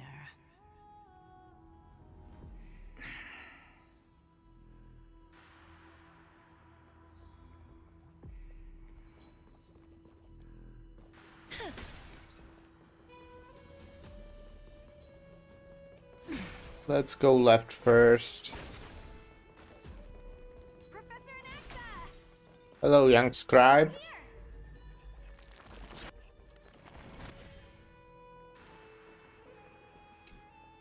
Professor Anaxa? Word has it that the scholars of the Grove valiantly perished resisting the Black Tide. To find you here safe and sound, thank the Fates. You could say it's the Fates toying with us. It's only the Kremnoans and Idonians who chase glory through death. But your survival is a victory in itself. I'd settle for that gladly. So, are you here to report the incident to the Council? I heard that after the Black Tide devoured the Grove, Akuma would be next in line, even with the demigod of strife standing alongside humankind. Tell me, how much does the Council of Elders know about the Black Tide? Once Kindness and her followers learned of Circe's and Orynyx's fall, they proclaimed in the council that the Flame Chasers could no longer stand against the calamity alone. Yet, when the Crown Prince ascended to godhood and repelled the Black Tide, she immediately altered her tune, declaring that all was resolved beyond Akuma, with the only remaining menace now being Aglaya and her adherents. They might well make their move at the upcoming Citizens' Assembly. No surprises there, those shifty opportunists. Thank you for your honesty, virtuous student. Being an opportunist could very well be a facet of wisdom. Shouldn't you be searching for murals of yourself? I've had enough of your prattling. I was really curious to see how you would find the middle ground between both factions, so I came to listen in. But it seems as though this Kindness is much more ruthless than Aglaya. If so, why do you want to work with her? Could it be that perhaps you've decided to readily surrender this hollow shell of yours? Just because you feel like death is fast approaching? I'm afraid you'll be sorely disappointed if that's what you truly think.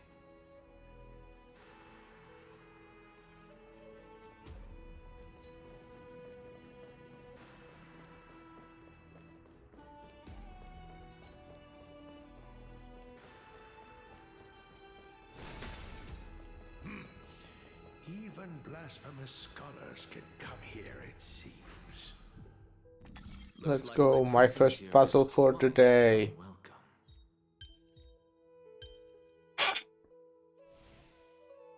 Wow. I've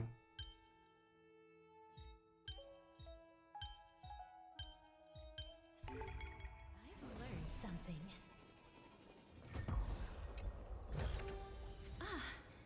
Make sure you keep it safe. Anaxagoras, I thought that you had died to the Black Tide, just like the other scholars. As Kephale's priest, are you not aware of the decorum of respecting the dead? Surely you jest. You blasphemous heretics are not worthy of respect from the Supreme Being. Let me remind you that you're currently in Dawn Cloud, so you'd better keep your deranged language to yourself. I am no longer that altar servant from years ago, who could only acquiesce to the commands of others. Now, I have plenty of ways to deal with people like you. I'm not sure whether I should laugh or cry right now. I can't believe that a follower such as you could have been made by a creation titan. As I see it, a dead titan can't provide you with this level of confidence, right? Then who is it exactly? Could it be kindness? You. Seeing how fond of you Elder Kindness is, I shall let that slide for now. Leave immediately, and don't impede us from receiving the Supreme Being's blessings. Seeing as we were able to hear of this matter from the mouths of others, it seems that kindness is indeed quite sincere toward us. Perhaps this affair will proceed smoother than I had anticipated. Oh my, what a thrilling confrontation. As expected of one of Kefali's followers. Are you praising or insulting him? Praising him, of course. As a believer of the God of Deliverance, it is only natural that he detests evil. Didn't you hear me? I asked you to leave. Go as far away from here as possible. Don't mutter to yourself like some sort of madman and disturb my meditation. I've had enough of this. Could the 15th entry hour arrive any faster?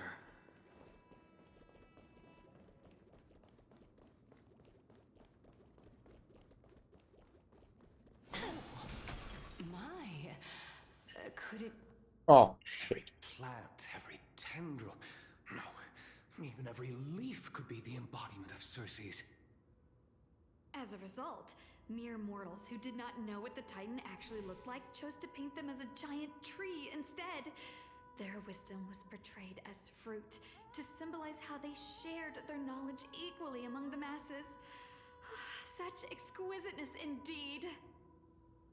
This mural is quite abstract. I really can't tell whether you are praising or demeaning yourself. Now I'm quite curious whether the Reason Titan has studied figures of speech before.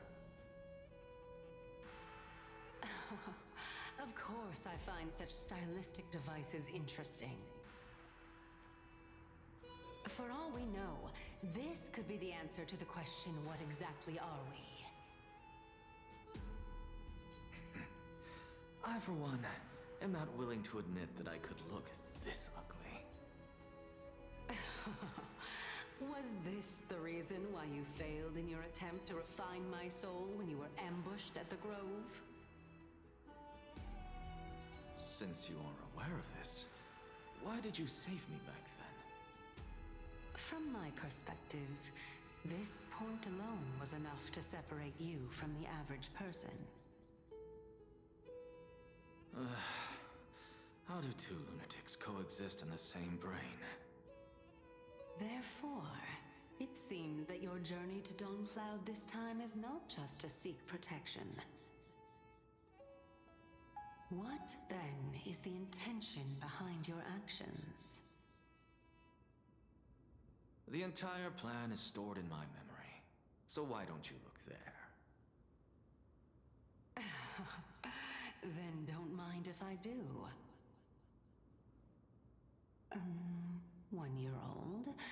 2 years old?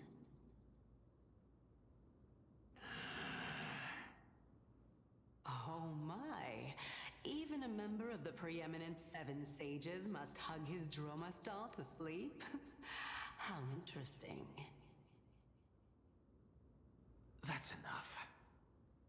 How unusual. Your soul is actually trembling. This must mean that behind this toy hides a secret that nobody knows, right? Since our days are both numbered, I don't mind telling you more about it. This is a present that my sister gave to me. It's a doll that was made to look like our family pet.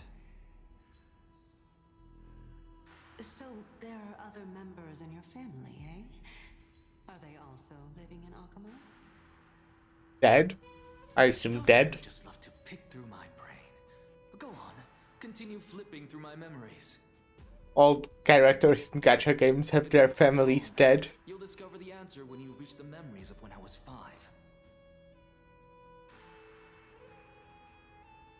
Oh, the black tide is everywhere.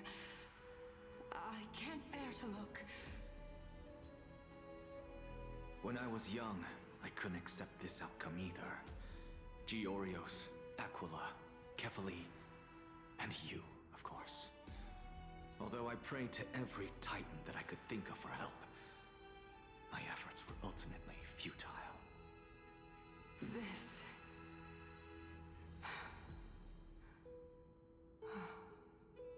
Could this be the inception of your research into alchemy? Indeed it was. Everything started from that verdant courtyard of yours.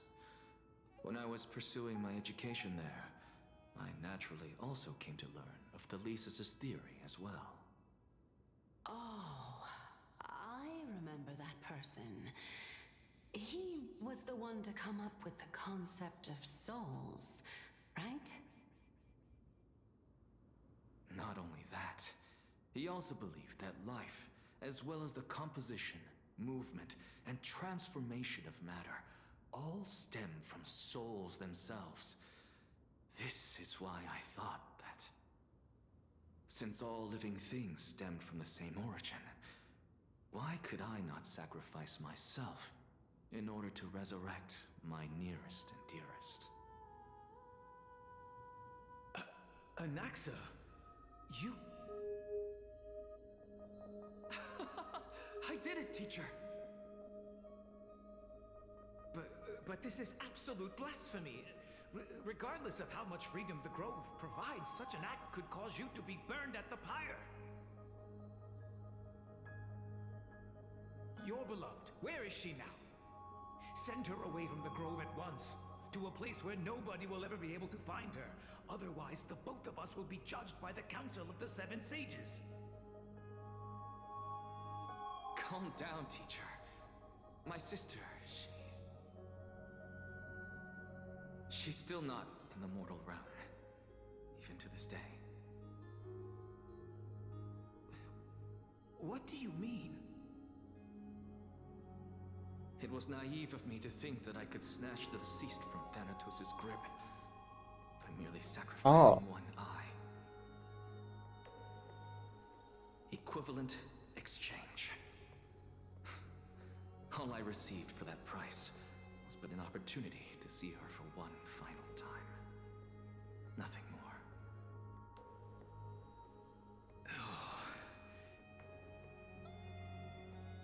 Let it go, Anaxa. As one of my best students, I cannot watch you go down the wrong path without doing anything to stop it. Never do something taboo ever again. Don't disappoint the deceased, and never harm yourself. If you can do that, this classroom will still be yours, and you'll have a chance to live out your own life.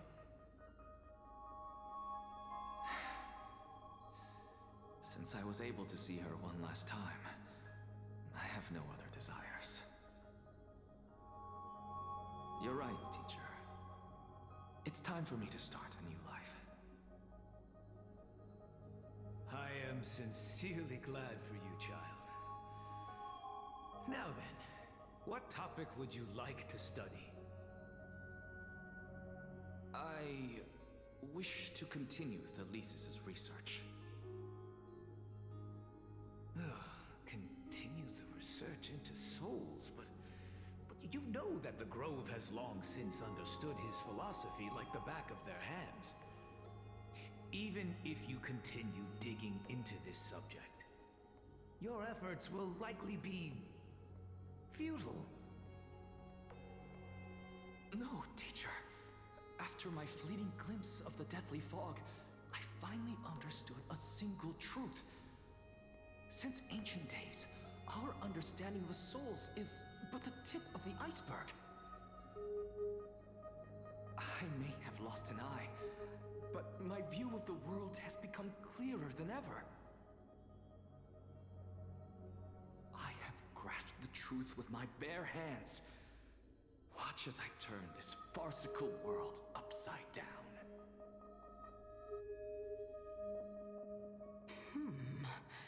Who would have thought such a secret lay concealed beneath that hefty eye patch of yours? However, this story doesn't seem to be connected to your plan. In fact, I'd say that they aren't related at all. The answer lies within the tale. If even you cannot understand it, perhaps you should relinquish the divinity of reason to me. After all, it'd be a waste for you to hold on to it. My story ends here. Now it's time for you to tell me your secret. After all, this is what equivalent exchange means, correct? As expected, you laid a trap for me to step into. Unfortunately, even if I was willing to talk about my past, I may not know more about it than you do. Oh? Are you saying that the renowned Reason Titan is now admitting a lack of wisdom? Your followers are going to be sorely disappointed by this. Child of humanity, remember this. Being cognizant of one's ignorance is the greatest wisdom of all. Now I understand. No wonder you asked me to answer your random, nonsensical questions. Not only that, you're the only one who can shed light on my query. As the saying goes, onlookers see most clearly. Is that so? Lord Anaxa. I saw you muttering to yourself and was wondering whether you were caught in a delirium of reflective thought. I'm sorry to interrupt you, but time is of the essence. I have a message from Lord Lygus. Lady Kindness has met up with the Council of Elders and is awaiting your arrival, so please depart forthwith.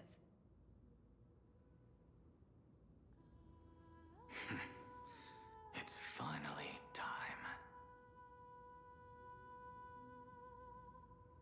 Carefully. The one who created the world, and the one who bears the world.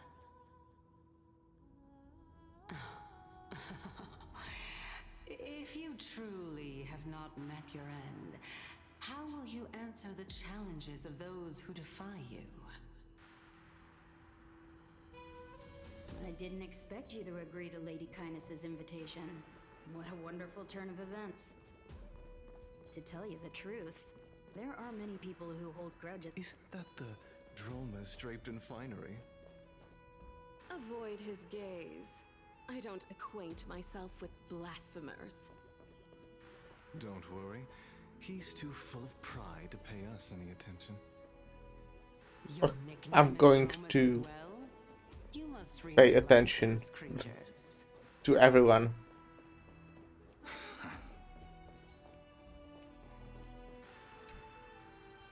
Follow me, sailor. How many waves have we braved, and how many reefs have we crossed? Surely you remember those nights we kept watch on the mast, as in Mastiza, the pure moonlight spilling over the sails, the ship rocking gently as it glided across the dark sea. In those moments, I even dreamed of becoming a hero. Did you feel the same? Yes, yes. And now we are finally setting sail again. Are you ready, sailors? Aye, aye, Captain. I can't hear you. Aye, aye, Captain.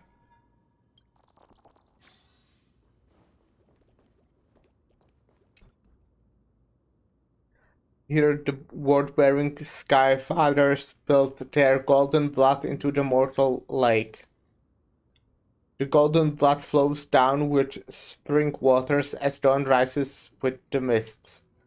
No words ever break the solemn silence, and the volcano heart beats no more.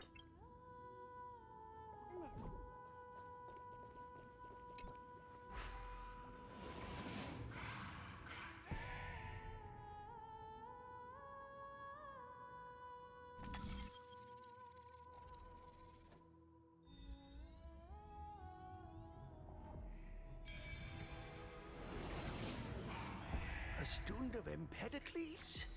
I hear that his views run counter to the Venerationists.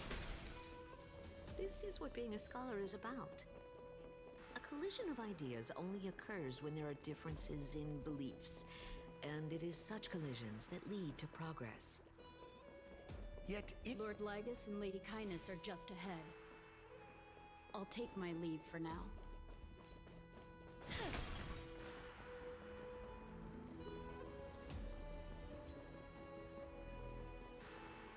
Welcome to the Demigod Hi. Council, esteemed guests. Lord Anaxagoras, oh, I've heard so much about you. Head of the Nusporists of the Grove of Epiphany, notorious blasphemer, a Chrysos heir who bears Circe's core flame, a survivor of the Grove calamity. Did I miss anything? Well, if so, please be so kind as to enlighten me. Since Lady Kindness is already well acquainted with me, I won't waste any effort introducing myself again. But then again, perhaps the customs are different here. Back in my hometown, there is a form of etiquette known as honoring guests. The host will welcome their guest with warm hospitality by treating them to fine wine and a cozy bed. And yet, ever since I arrived, I have not been welcomed with warm courtesy or ceremonial gifts. Instead, I am met with intense scrutiny. Even more absurd, the host has sharpened their blade and instructed their servants to lie in wait in the shadows.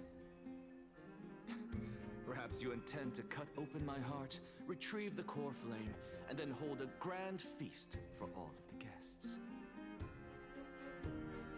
Everyone, stand down. Thank you for understanding. I am but a feeble scholar who is not used to the stench of avarice and blood. No need to be humble, my lord. From my perspective, your courage and gumption are worthy of the reputation of the Seven Sages. Your bravery is more than adequate to accomplish our perilous endeavor. So, you wish to start a war? Well, since the Chrysos heirs are calling for war, we will respond in kind. Conflict is inevitable. Since Aglaya endeavors to suppress the virtuous commoners with blood of gold, we will not hesitate to display the rights and mettle the citizens of Akama are so entitled to. As to your question of whether peace is still a viable option, well, to that I can only say this. Everything hinges on the next citizens' assembly and whether they have a sudden epiphany amid the clamor of the masses. And since you, as a Chrysos heir, accepted our invitation, you have indeed given us a glimmer of hope. What brazen arrogance. What you're saying right now is worlds apart from what you were saying before you retired your cleaners. I don't deny it. After all, they're responsible for cleaning up any threats, and just a moment ago, you were on the side of the Chrysos heirs. But now that you're an ally of ours, we can continue talking somewhere else. As you know, these walls have ears. I was fortunate enough to have the opportunity to discuss a treatise about the Venerationists with your teacher, Empedocles. Yet, it seems you subscribed to the Nusporists instead, Lord Anaxa. I've heard that this school of thought is one with many detractors. It's normal for ideas to have supporters. Welcome back to the hub of the Demigod Council, Lord Anaxagoras. Surely, Kinda stupid how they just stop the dialogue because you get into a different dialogue. And yet there have also been innumerable blasphemous philosophers who set themselves up for failure because they refused to defend their actions. This tiny stage is the most profound embodiment of Akama in centuries. In 15 days, this site shall also become the most important, as well as the final turning point in Akama's history. May the both of us carry out our duties with honor and lead the masses back toward the Erechrysia, a golden age with no death, strife, or trickery. Oh my, 15 days and nights. That aligns perfectly with the date of your demise. Could such a coincidence truly exist? Using death to prove myself fits my intentions perfectly. What strong conviction you have, as expected of the hero who dared to stand up to the Gold Weaver. As expected, she misunderstands you.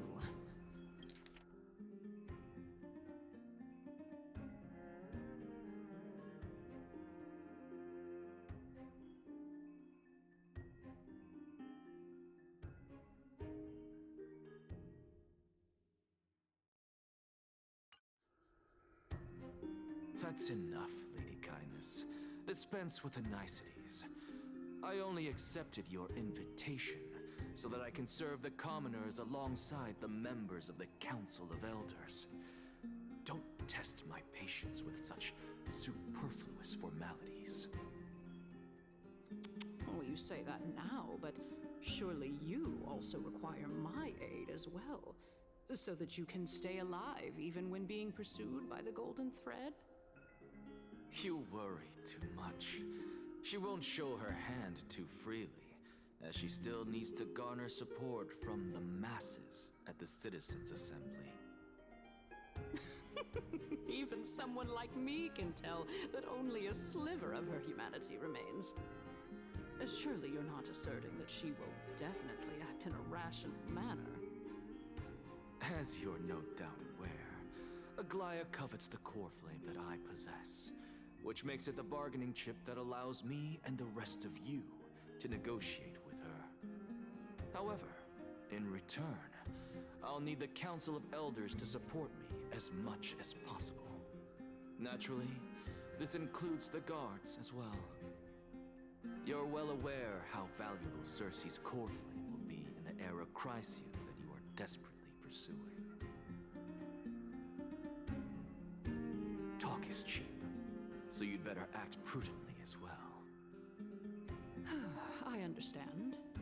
After all, this battle of wits is just a means for each party to acquire what they need. As long as your request is reasonable, the Council of Elders never shortchanges its allies. Since we're both intent on mutual cooperation, let's not mince words and just speak plainly to each other. Let us decide how much we can secure for ourselves and how much we're willing to sacrifice like true philosophers, with our words and wisdom. Let's begin then. Continuing from the earlier topic, let us discuss our common enemy, Aglaya. She is the second most experienced Chrysos heir across the whole of Akama, who has gradually lost her humanity to the ravages of time and the ablation of the core flame. A formidable opponent indeed. Admittedly, there is ample reason for her to take your life. Yet your previous reasoning is quite sound. As a seasoned political animal, it's unclear whether she will actually cross that irreversible boundary. Moreover, she still needs you alive so that the Titan's trial can be completed.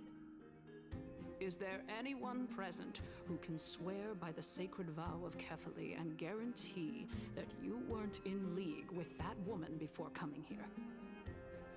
Are you just trying to pull the wool over our eyes and aid her in her savagery?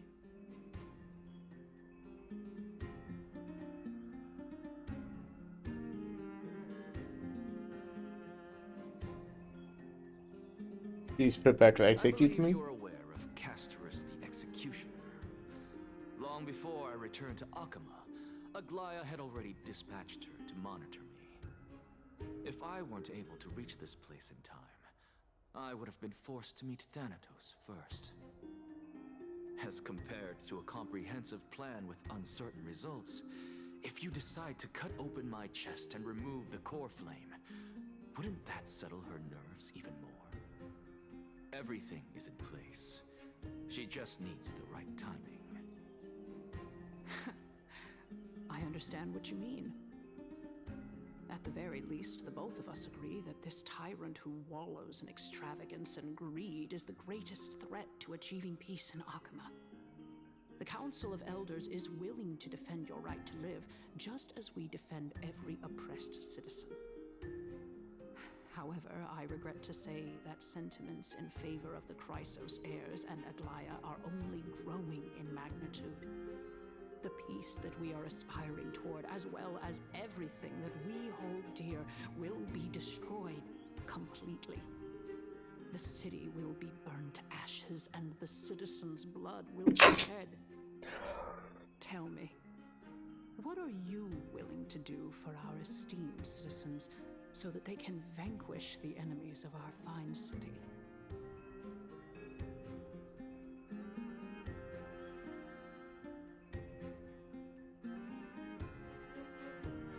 Garnering my support is equivalent to garnering the support of the entire Although the grove. circumstances are rather unfortunate from an objective point of view, it is an undeniable fact that ever since the Grove was attacked, I have become the de facto leader of the Grove. The Council of Elders needs more backing if it wishes to topple Aglaya, and it's evident that the Academy wields considerable influence. At the very least, I have served as the Grove's special envoy to Akama for a significant amount of time. Of course, this also means that I will hold a crucial vote at the Citizens' Assembly. In the name of Kefali, Akama thanks you for your sincere and valuable thoughts. At this stage, it's clear that you and I understand the benefits to be won from this discussion. Let me put it plainly. The Council of Elders has always been renowned for its fairness, and that fairness is built on a foundation of sincerity. The Council of Elders has vowed to all citizens of Akaba that it will always remain loyal to them. As for you, my lord, how will you guarantee that you will be able to live up to such earnestness and will not betray Akama's indomitable citizens when the opportunity presents itself? Just as you now betray Aglaya when it suits you. How absurd, my loyalty is unquestionable. Surely you jest. My loyalty does not need to be proven. The fact that the Council of Elders is asking for proof of my loyalty is itself akin to a form of betrayal. I am incredibly honored to have witnessed the both of you bury the hatchet in a civilized manner. However, I am afraid that I must interrupt for a brief moment. As the Theoros, I have observed the following. Lady Aglaya, the Goldweaver, is currently on her way to Dawncloud. Oh. Well, I do believe that we might have a slight overabundance of guests today. Feeling dissatisfied, Lady Kindness? Despite the Council of Elders' lofty residence on Dawncloud, it must still tolerate the whims of the Chrysos heirs. So you were holding back just now. Seems like you are better at playing this game than I. In any case, I'm glad that she's arriving here. So tell me, Anaxagoras, now that you're an ally of mine, if Aglaya were to demand that I hand you over, what should I do? You can do as she says. Tell her that the Council of Elders merely wished to chat with me and had no intention of offending her. However, by doing so, the authority of the Council of Elders will be as thin as papyrus that has been soaked in blood. Not only can it be destroyed at the slightest touch, but the Council will also lose possession of a valuable core flame. No, more like 2 core flames. After all, at the next Citizens' Assembly, that young lady who is synonymous with death will also be standing on our side. Oh? How can you be sure of that? Is that of importance to you? All you need to know is that I have a plan. In my opinion, you should be more worried about the impending threat. If Aglaya can seize me in full view of the masses today, she could also dismiss the entire Council of Elders in one fell swoop tomorrow. If that happens, the discussion that we've just had will turn into an utter joke instead. Is this the outcome that you wish to see, Lady Kindness? Fine. I will handle this matter appropriately. But you do best to remember this. Fool the people and karma will be on your tail. I'll overlook it this time, but don't count on there being a next time. Unless, of course, you crave cruel punishment and consider suffering the perfect state to ponder the true nature of souls.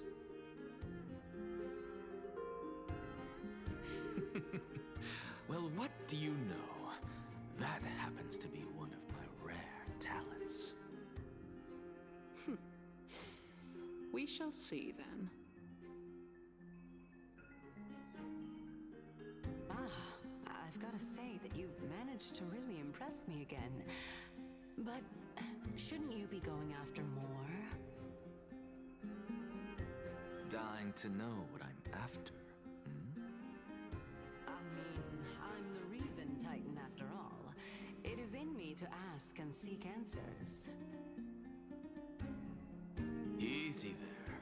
You'll learn the answer soon enough. I didn't bring it up with her purely because she doesn't have the means to give me what I truly want. It's as they say, onlookers see most clearly. The true masters of Dawncloud have always been the Theoros, who watches over everything. Let me put the dialogue a bit louder. I think if I can. Okay, in that case, I'll put everything louder and put music, sound effects a bit down.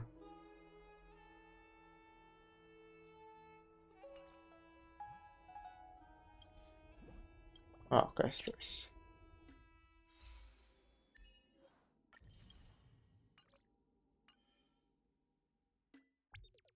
Oh, nice.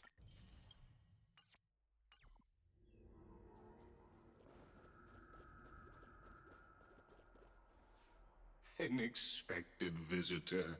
Welcome once again. You know, you could actually skip all the pointless debate and come straight to me to seek an audience with Kefali. I have no reason to refuse you, do I? You may not, but Kindness has. Whoever gets hold of Kefali's core flame will get to rule over Akama. She's wary of me, so naturally I had to gain her trust. I would say that debate was not at all pointless. Very true.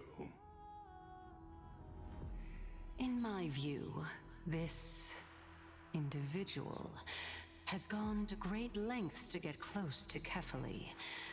He might very well be plotting something nefarious against the Titan. Are you still willing to let him pass, knowing this? Yes, very much so. All living creations are always free to visit Kefali's transcendent vessel. This comes with being the World-Bearer. How convenient it is to be able to hear what they say. Hey Lyra, how's it going? It's good. Truly my honor to speak to a venerated How are you doing? Titan in person. Please, go ahead. Let me join you both on this journey.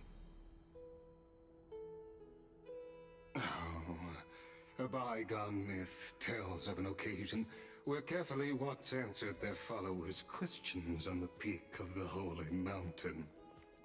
I managed to get Castris in like 60 pulls, so that's pretty alright, that's pretty good. Is one way of being with the god. Hear that? It's not every day that you get to climb a mountain with Circes. You should sing me a hymn of praise. Doing pretty good, glad to hear that. Hymns are beyond me. I have a night shift today, so I'd like to finish the story hopefully before I leave. I don't know how long it is. But I hope I can make it. Go on ahead. Take this Yanis shortcut, and the long pilgrimage stairway will be waiting for you at its end. I also woke up basically like 30 minutes before starting the I never stream. expected you to not ask me anything. Not even my motive. Because I know very well what it is you are after. That's pretty lucky. The heartbeat was 18 HSR, right? I might misremember. I think it's actually 90. But honestly, I'm also not sure right now. But I think it's 90. It does raise your chances quite a bit after 70%, I think. After 70, not percent. That doesn't make sense. You must be closer to Kefali than anyone else. Wouldn't you agree? You love the streamer like, yep. I hope things go as you say then. I actually think that I'm recently doing quite lucky in a lot of the gacha games I play.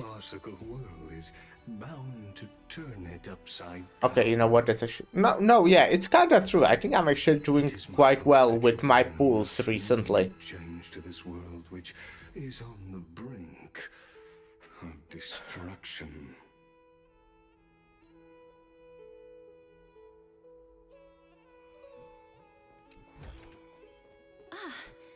Make sure you keep it safe. It's also like the second year anniversary of this game, so there are some free pools. Honestly, more than normally. This is my first time going up to Dawn Cloud's peak. What a splendid view. Isn't it about time you recognize the magnificence of us Titans? Well, I don't see how this place is different from those temples in the city. All they have are magnificent facades. And even though I've come this far, I'm still doubtful about getting useful clues from him. I must be getting ahead of myself to be expecting to hear something nice from you. Oh? Haven't you been in my head for some time now? It's high time you get used to how I feel about things. Alright, we're just a short hike away from Kefali. No time to waste here. So the intellectual debate from earlier was too draining for you, huh?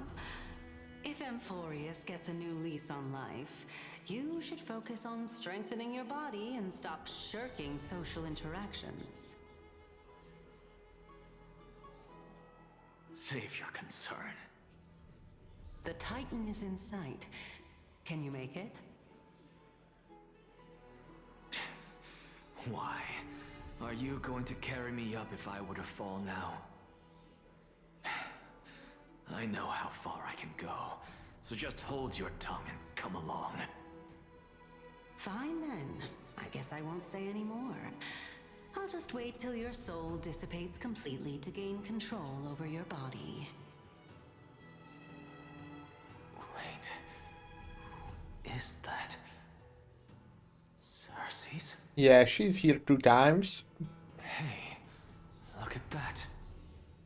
Huh? What should I be looking Oh at? no, you're just hallucinating, I see. Am I hallucinating? Yes. Or do we even get to see souls when we're close to dying?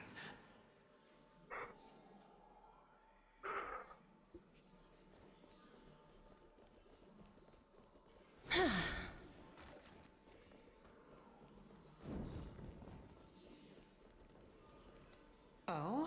Why didn't you bring your favorite spear with you on this trip, Nias? Nias. I know I've heard this name somewhere. It's unfortunate. The Black Tide destroyed every last inch of my calyx. How could that be? Even a creation of Georios, from their prized ores and molten fire, couldn't escape the fate of destruction? Hey, Cersei's. Do you know a certain Nias? Nias? No. Oh. Not that I remember. How did you even think up such a strange name? I just saw him. Nias. A warrior-like figure who was just chatting with you here. No, I have no such memory. Could you be hallucinating? Yeah, that's probably it. Give me a sec. I need to go use toilet. Is that how you... Is that how you speak? Alright, BRB. I might actually make myself another not coffee, tea. Yeah, I'll do that. Okay, BRB.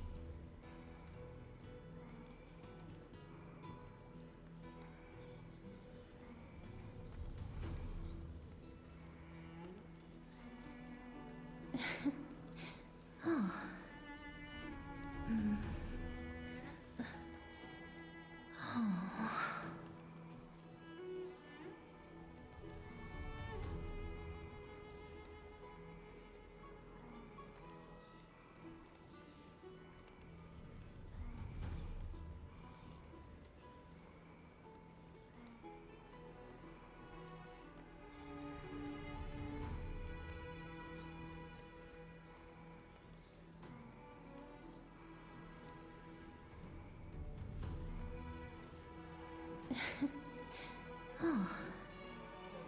Oh. Oh.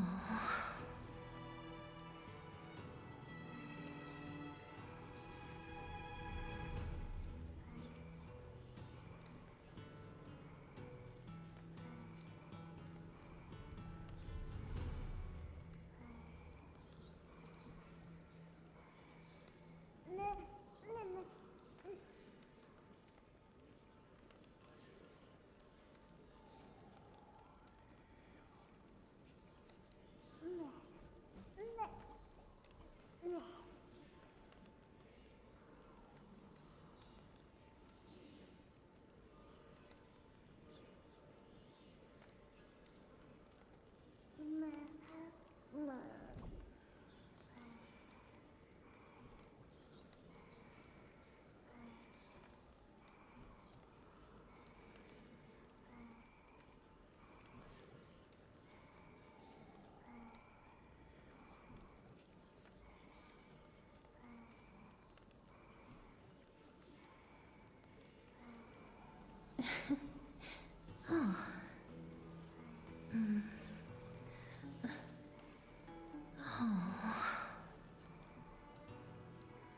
Yo, yo, hello.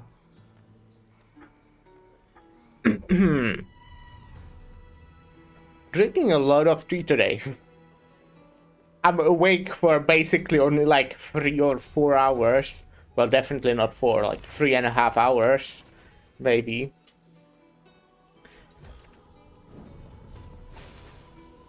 And I'm already on my 3rd cup of tea. Also had 1 cup of coffee. I'm definitely staying hydrated today, which is good. A lot of the time when streaming, I kind of forget to drink. Enough about me. Did Kaos ever reply to you? Unless I'm drinking alcohol, obviously. I never forget that. Seems like the price of becoming a demigod is a lot heftier than we thought. Kaos. Demigod. I've never heard of this person. Which Titan's authority did he inherit? Look on the bright side, Nias. Since we've come all this way, I doubt he'd snub his old friends, would he?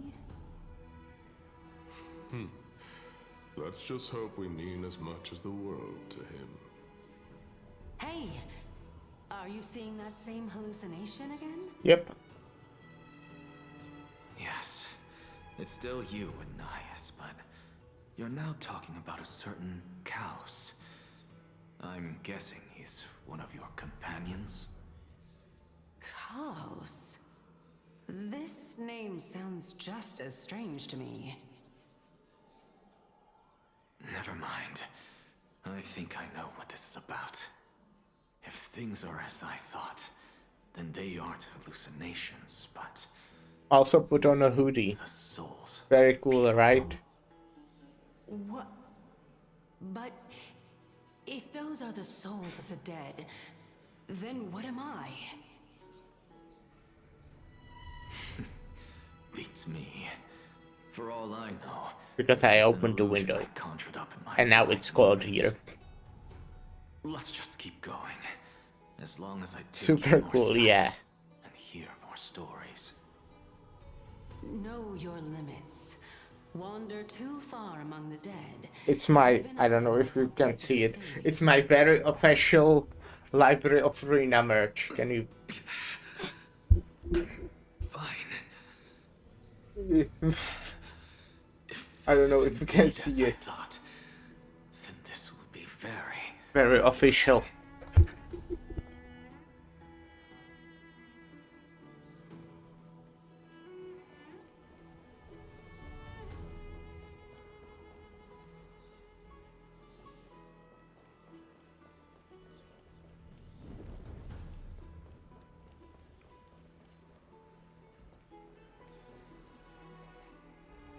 Perform a prayer ritual.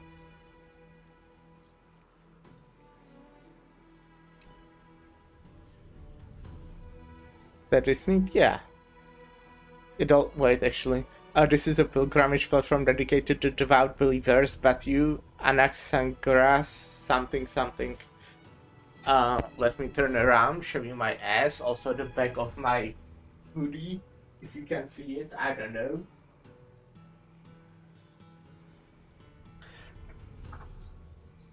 My aunt made it because she does have like the, I don't even know, like the special printer to put stuff on clothes or something. Still hoping that one day PM will sell actual merch into EU so I can afford it. Yeah. Streamer has cake. No, don't look. I'm shy. But also yes.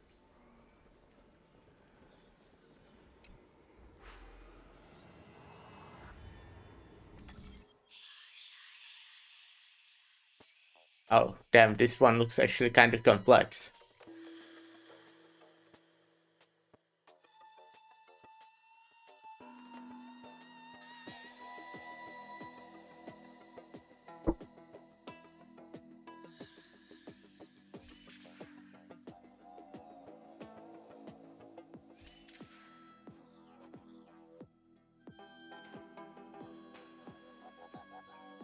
What? Excuse me?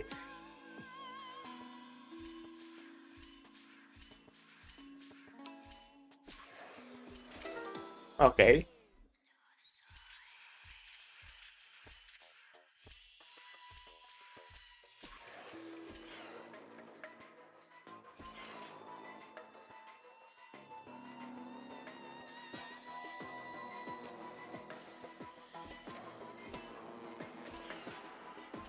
Well, I can't get back up.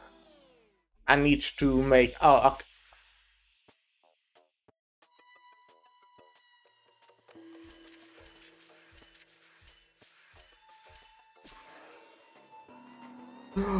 Oh.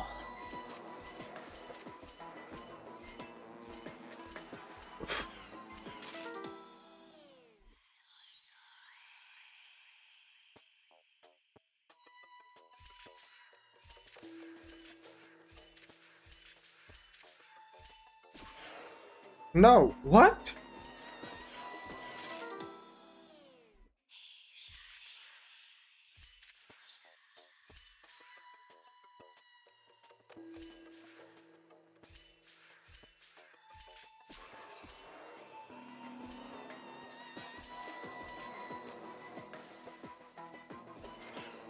I see, easy. No, that was actually kind of difficult. Definitely like the hardest one of these puzzles I've seen so far, I feel.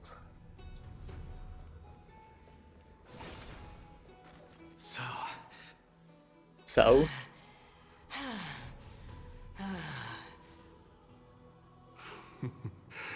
Can you keep going? Of course. I'm just...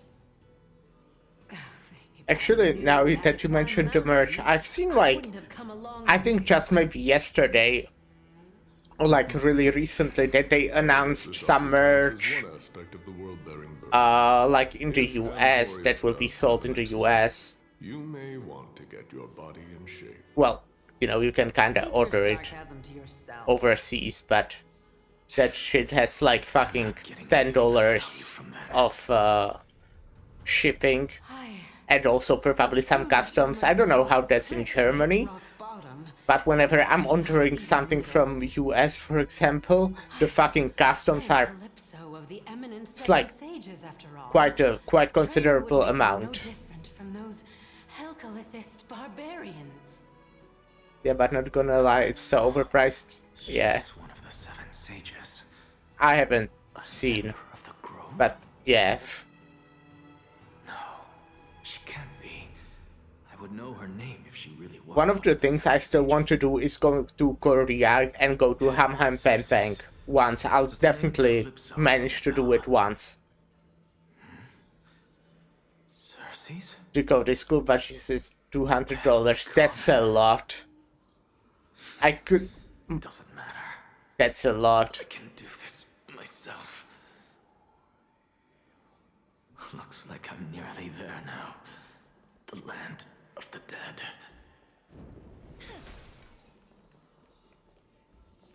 Oh, beautiful old world. Where are you now? Oh, legendary era Chrysia, return to the mortal realm. That is the dream, yeah. Splendid gods once walked the paths we walk.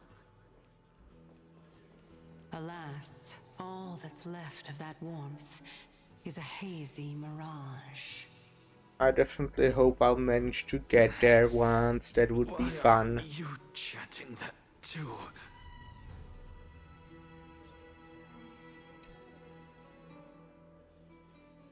Devoted emissaries, heretical something, the lost wanderer, and the desperate outlaw. At the edge of divinity, we look up in awe. In a fleeting moment of terror, the long road behind fades from memory.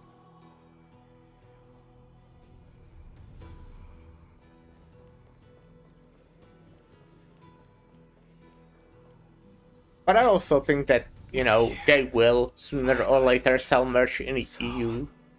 I don't get to ask the Titan. Probably later than sooner, but all of you make for a pleasant surprise, nonetheless. Very well then.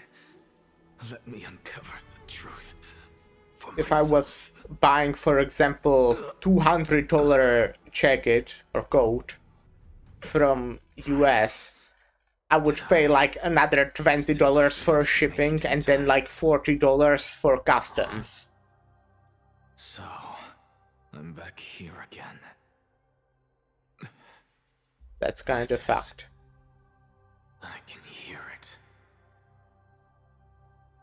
I hear it from the depths of the tides, behind the closed doors of the void world. A voice ready to tell me something. This time. Yeah, with the overall growth of PM, it should happen sometime down the line. Yeah, that's what I hope for. I'm pretty confident it will happen. Since we've come this far, Might just take a let's bit. just wait.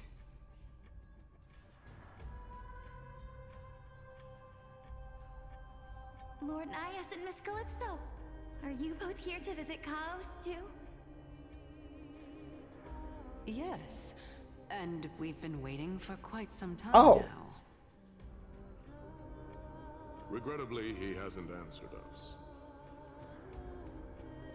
The worst case scenario is that he's already been overwhelmed and crushed by the world-bearing burden. You're overthinking, Lord Nias. I can still sense Chaos' soul in the area. And besides, we both know Chaos' nature. A deliverer like him wouldn't fall so readily, much less give up on all that he holds dear. Isn't that so? I'm not sure I'm following right now. Yes, I have faith in him. That reminds me. Why are you making this trip alone, Polixia? Oh, my sister needs more time to make sure the flowers are fine. I have a big problem remembering names. Such a pity. And Both lore. of you have hearts kinder than anyone else. Yet you are born only to take over Thanatos' divinity. Yeah, I was thinking she looks kind of like Castris. Everything that I see and hear this time has left me shaken to the core. What may seem like a mundane conversation is in truth a once-in-a-lifetime exchange that has revealed the ultimate answer to Cersei's question. The conjecture has taken shape and must now be solidified into a theorem. Next, I only need to seek verification from Kefali. By doing so, I can answer Cersei's question and reclaim my body. But no, I will not do that. That isn't important. Because another one of my conjectures, one that I have always dreamed of proving, has been proved right this very instant. Fusing a mortal soul with that of a Titan to replace said Titan is not a ludicrous idea after all.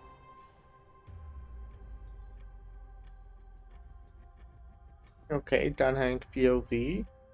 Sedge, because he's not voice acted. And I will have to read a lot.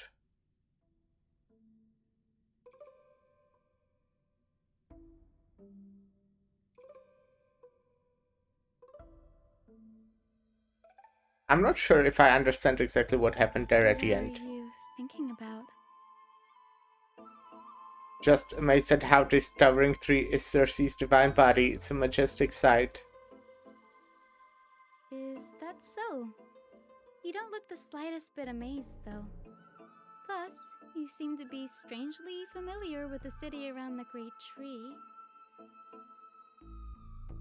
Merely something from the past that I won't go into. Events of the past, huh? I was also a child when I looked up at Cersei's. Their leaves and branches reflected the sparkling stars. And their trunk was like a pillar that supported the sky and ground.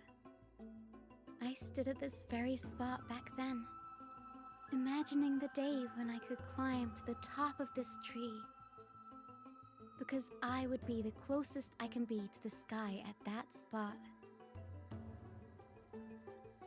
You're a sky priest, yet you study at a place that is home to the recent Titan. That is rather counterintuitive.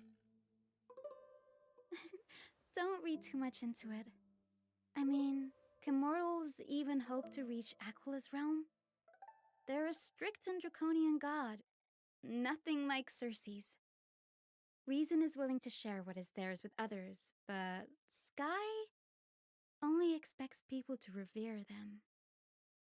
You get what I'm saying, right, Denny?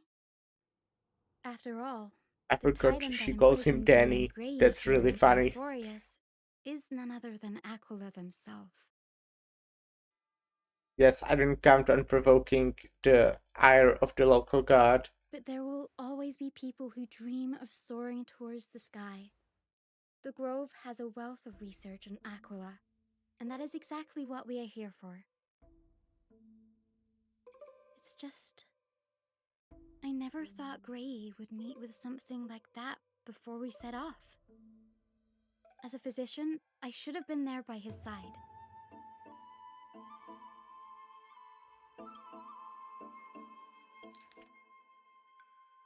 It's just... I never thought Gray would meet with something like that before we set off. As a physician, I should have been there by his side. She says his side, but it is written her here. Interesting. Bad luck tends to come in streaks, so don't beat yourself up over it. Besides, Agla needs you here to uncover the truth behind what happens in the Grove. Let's just make the most out of this trip and keep a lookout for any documents related to the Death Titan. They could be useful to Mastiza.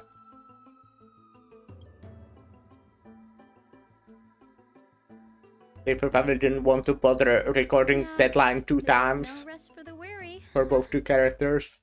In any case, what we're looking for could be anywhere in this enormous grove. Let's split up to cover more ground. They were probably too scared of paying the voice actor for one more line. Tide will pose no threat to you anyway. What about you? Will you be alright on your own? Have you forgotten that you're talking to the chief physician of the Twilight Courtyard? Have more faith in me. I'll be just fine.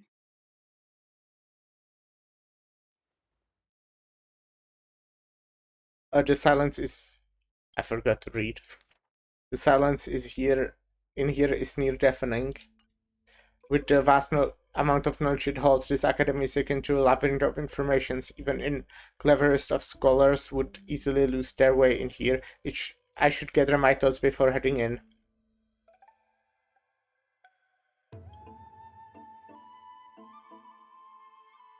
How to live Amphorius.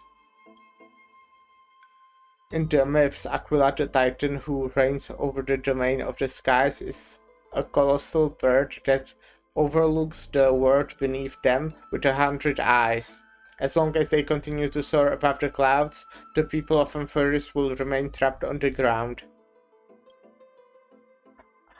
Hyacinths, I don't know how you pronounce her name. 4 bears were priests who worshipped Aquila.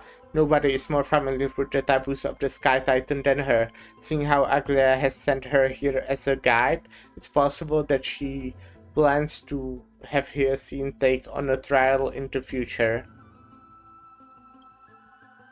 Amphorius Titan mythology. In Amphorius, Titans are a common topic of discussion. People create myths that in turn conceive Titans.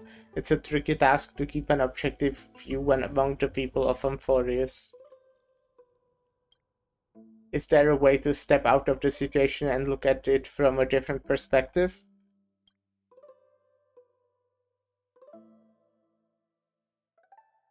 Titans and Eons. Titans and Eons are two distinct classes of beings. Titans can communicate with us humans, and it is not impossible for us to overpower them. Upon their demise, we can even take over their divinity. In that regard, Titans can be said to be a lot more similar to humans than Eons are. Yeah.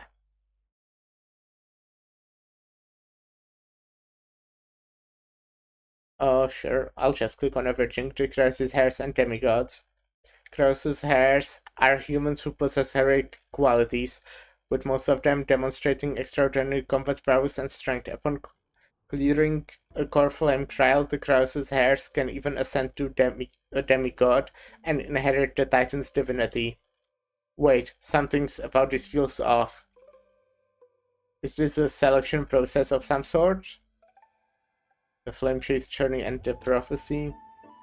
Guided by the prophecy, the heroes are on a quest to reclaim core flames and usher in an era nova.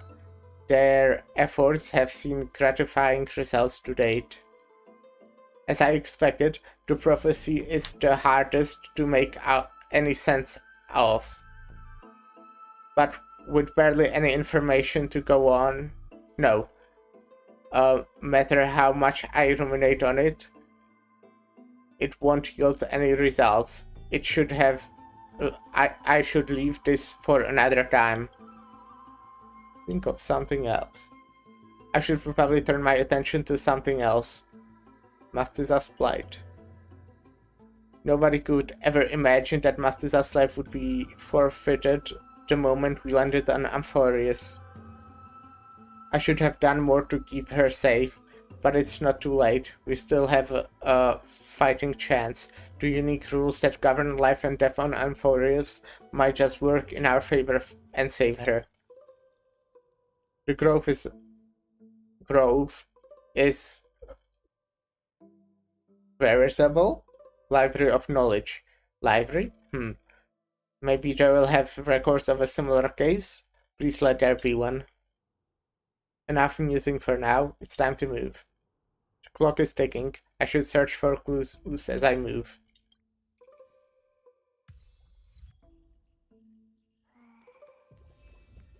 The night sky feel unusual, something.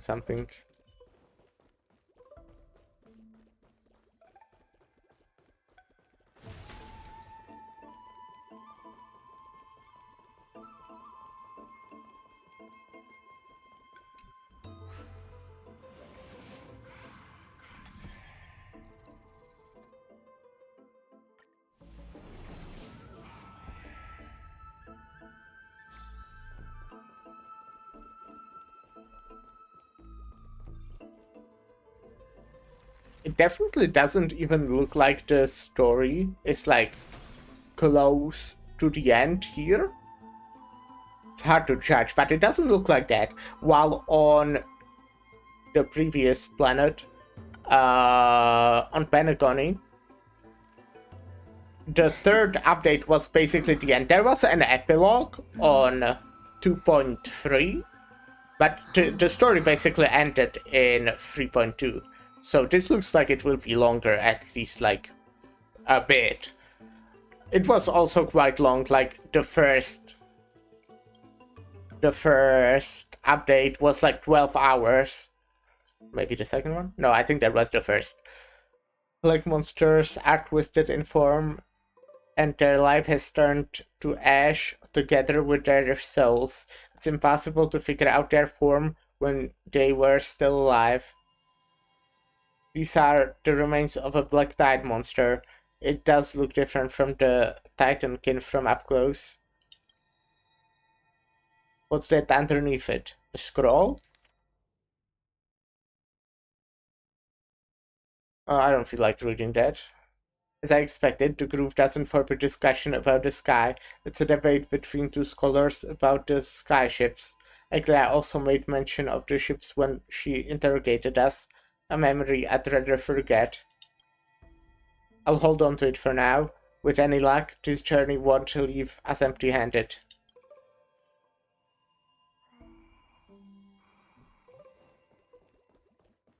What does this do? I'm purple. Emerge from your cocoon.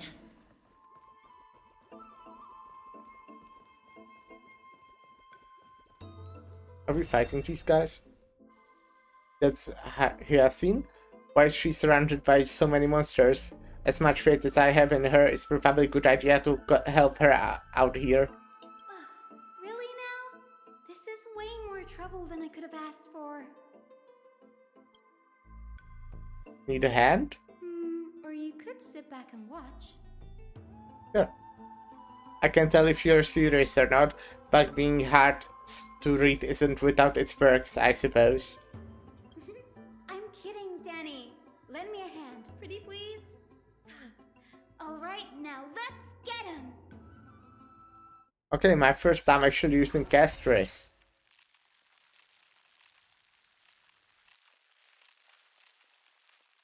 Well, Riding the west wind, away we go! How's this taste? Serenity is before me. Wilt here. Delivering warmth! My friends? Indulge yourselves!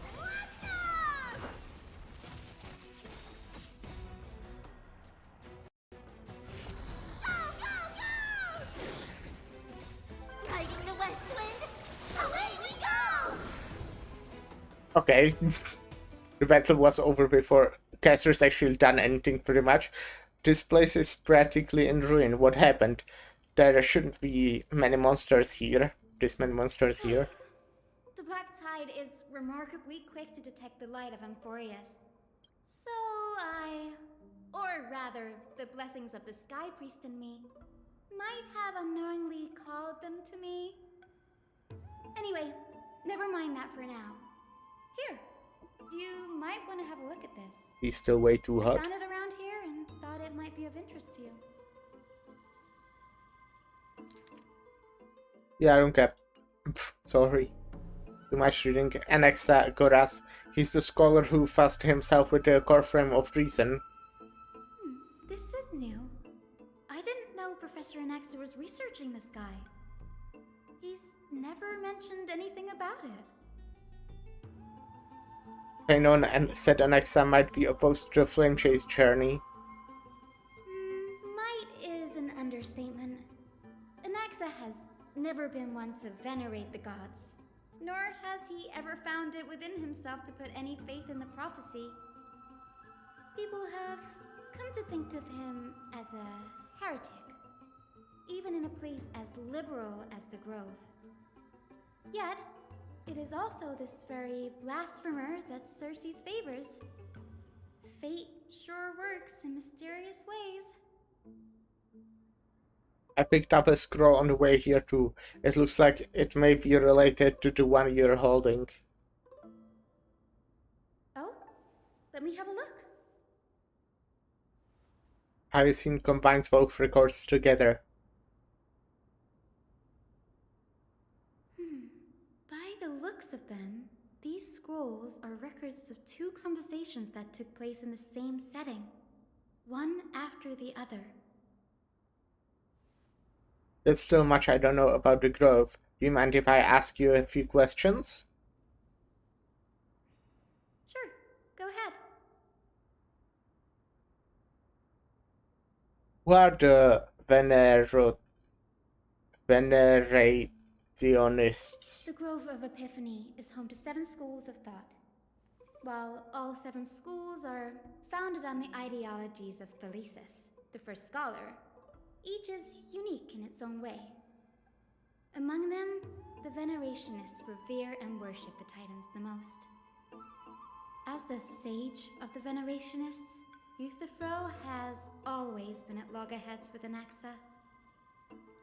If we were to place the 7 sages on the scales of Talanton, Anaxa and Euthyphro would be placed on opposite sides to achieve balance. A very illustrative explanation, thank you. Was it a mistake to build the skyships? Nearly everyone in Amphorius has heard the story of the skyships by now. Aquila's stature is loftier than the heavens, and their divine retribution is merciless. That's why it's no use building giant skyfaring ships. Oh, but I do wonder if a supercharged mini Treaty cannon could slip past their watch. It was a joke, right? What is Anaxa's field of study? Newsporists primarily study the application of alchemy in soul repair. Yeah, I heard about that. Everyone considers Anaxa a blasphemer, but that has never stopped him from sharing his ideas, no matter how taboo. If you must say that he's hiding something, then it's likely what lies beneath his eye patch. Doesn't have an eye. It's quite simple. I don't have any more questions. Anaxa often says that every failure brings us one step closer to the truth. Perhaps, to him, the crash of the skyship carries a different interpretation. The firmament is not impenetrable.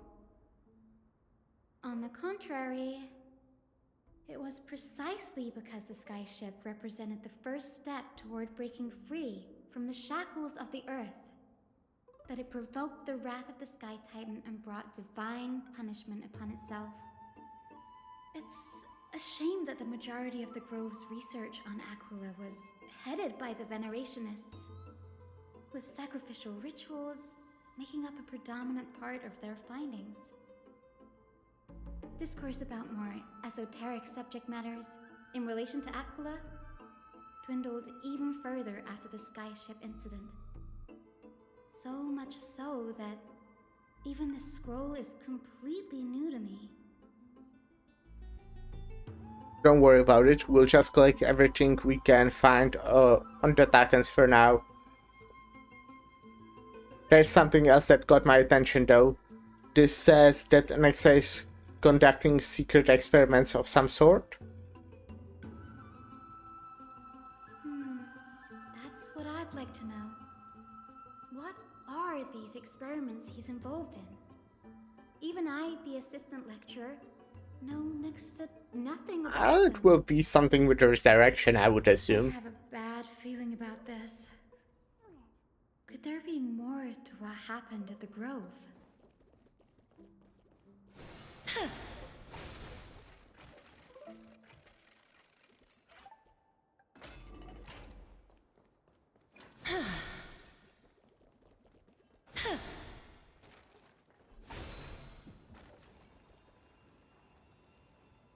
This is the Library of Philia, a place where the Grove stores its collection of tomes. Other than books written by the 7 schools, you can also find philosophical texts, ballads, and religious writings from the Outlands here. Where are the books? Cities that desire to learn from the Grove. Doesn't look like very effective library when there are no books. Knowledge of equal value to what they sought. We've had more than our fair share of hilarious episodes over the years. For instance, it's said that the Erythrocheramists once borrowed a manuscript from a certain author, but ended up returning a copy instead of the original. What's more, The original manuscript was supposedly then hidden here.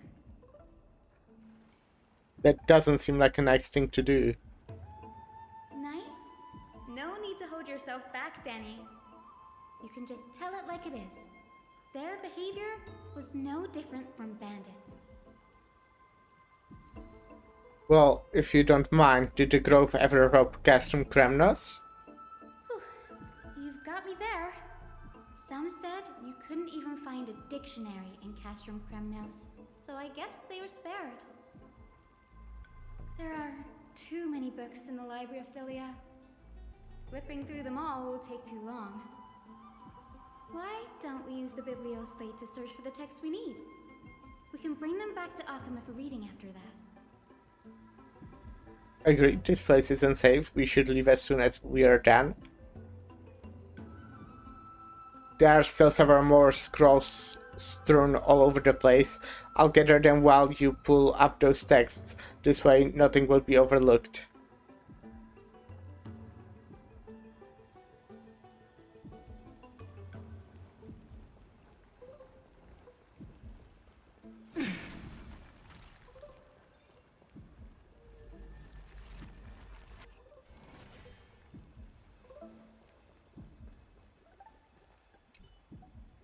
A record of the many research topics a Capriest scholar had applied for, and the replies from the school stage about these topics.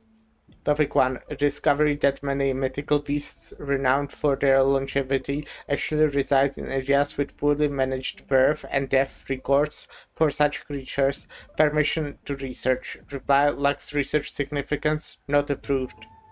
Topic 2. An observation of real plants within the grove, imitating the grove patterns of nearby white dryads. Permission to research. Reply falls under the domain of the Lotophilic school. Not approved. Topic 3. Investigating the feasibility of placing flying birds into rocket tubes to guide the direction of the rocket's flights. Permission to research. Reply too fanciful. Not approved. The subsequent topics grew increasingly eclectic, yet the outcome of the replies remained unchanged. Impressive tenacity. Hopefully it helped him survive the Black Tide.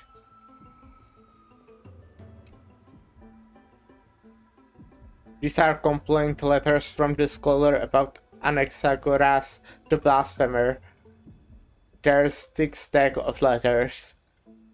Based on the dust accumulated and the perfectly intact seals, the complainee did not even bother opening them and just checked them aside into a corner. This is about Anaxa? I should read this. Hyacinth, you should come have a look too. It's so dusty in here. Whoa. Not good for people with asthma, huh? About him. I can already see what they must have written. Anaxa has no respect for the gods. His very existence undermines order in our society. They're probably all things like that. Does Anaxa hold that much influence? Why else would they call him the Great Performer? When Anaxer established his school of thought, the first thing he apparently did was read his own work to everyone. Are the Titans truly an accurate reflection of what humans think gods should be? Worlds created by gods are indubitably perfect, but what of Emphorius? Only foolishness and insensitivity everywhere you turn. An uncanny impersonation. What happened after? They marched him straight to the seat of judgment before he could finish. Though what he took on in the end was more of a debate than an actual trial. He had to address every one of the scholar's allegations, or face expulsion from the Grove. The first allegation was... Do you agree that since the Titans created the heavens and earth, so the mountains, rivers, and seas must likewise be their creations? Am I surprised to put myself in Alexa's shoes and answer that? I think... What was the question?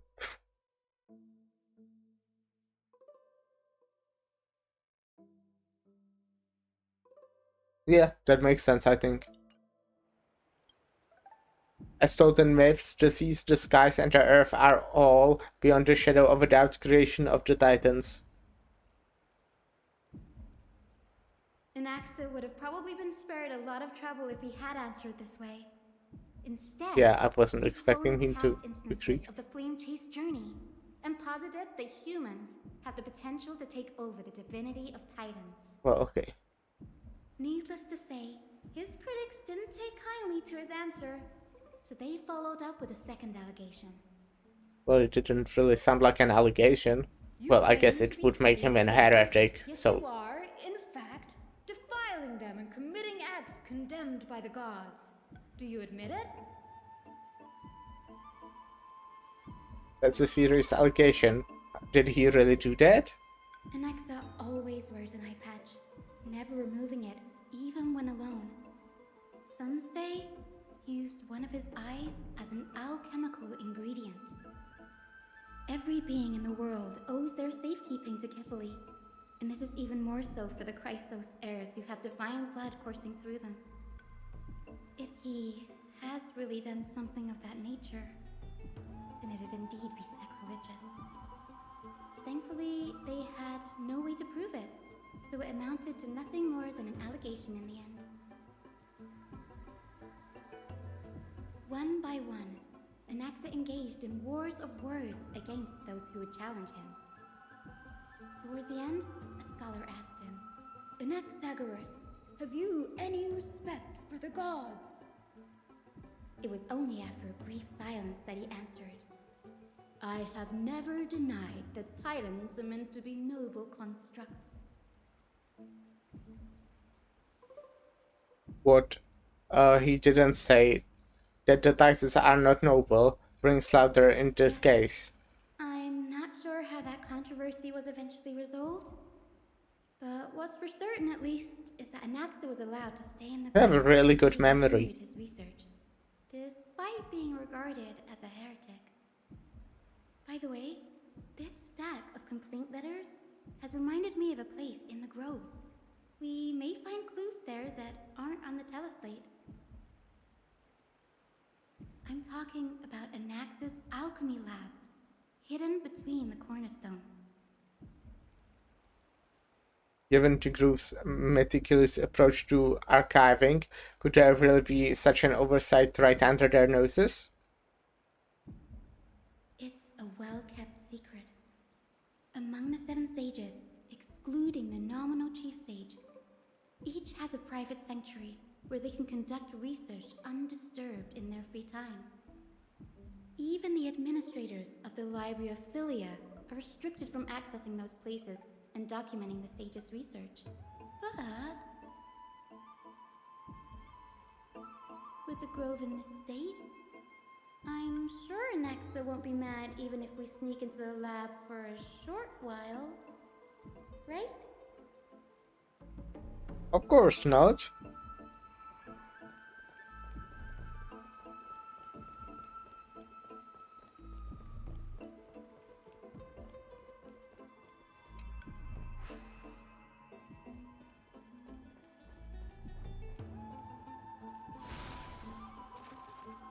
Huh?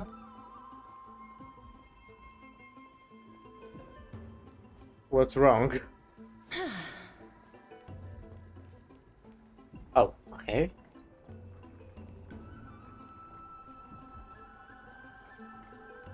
What? Excuse me?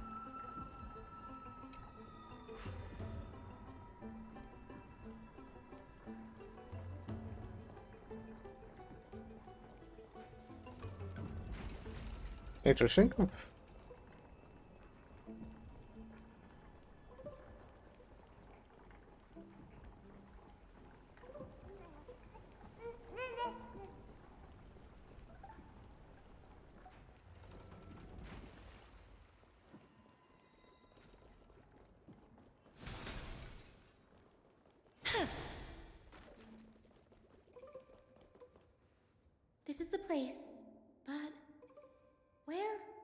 everything.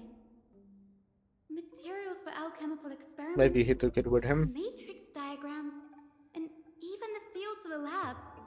They're all gone. Did the Black Tide destroy it all? No wonder we didn't see any defense mechanisms along the way. Have you ever been here before? No, not even close. Not only are alchemy experiments high-risk activities, but Professor Anaxa also has a penchant for using bizarre materials. Students often saw him walk in looking right as rain, but come out covered in soot with his hair singed. Naturally, no one dared to come near this place. Huh? That bookshelf over there seems to be the only thing still intact.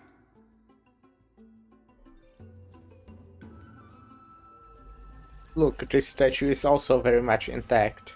Look at it. Those are materials requested by Anaxagoras. Documents from various fields have been compiled in one place, including Titan creations, the University of Souls, Alchemy Doctrine, and so on. Most of the materials look to be within the research domains of the no-spirit school of thought. However, a document titled A Study on the Krause's Hair's Background is mixed within. Don't care. Too much reading. What's going on? Anaxa is conducting research on our friends in Alchema and... me? This journal contains several intriguing points. Creation of Titans. From the Abyss of Fate to Castrum Kremnos, I've seen many Titan creations during my time in Amphorius. Lifeforms created by Xerxes can also be found in the grove. But fusing them with human souls through alchemical means? I can't even begin to imagine.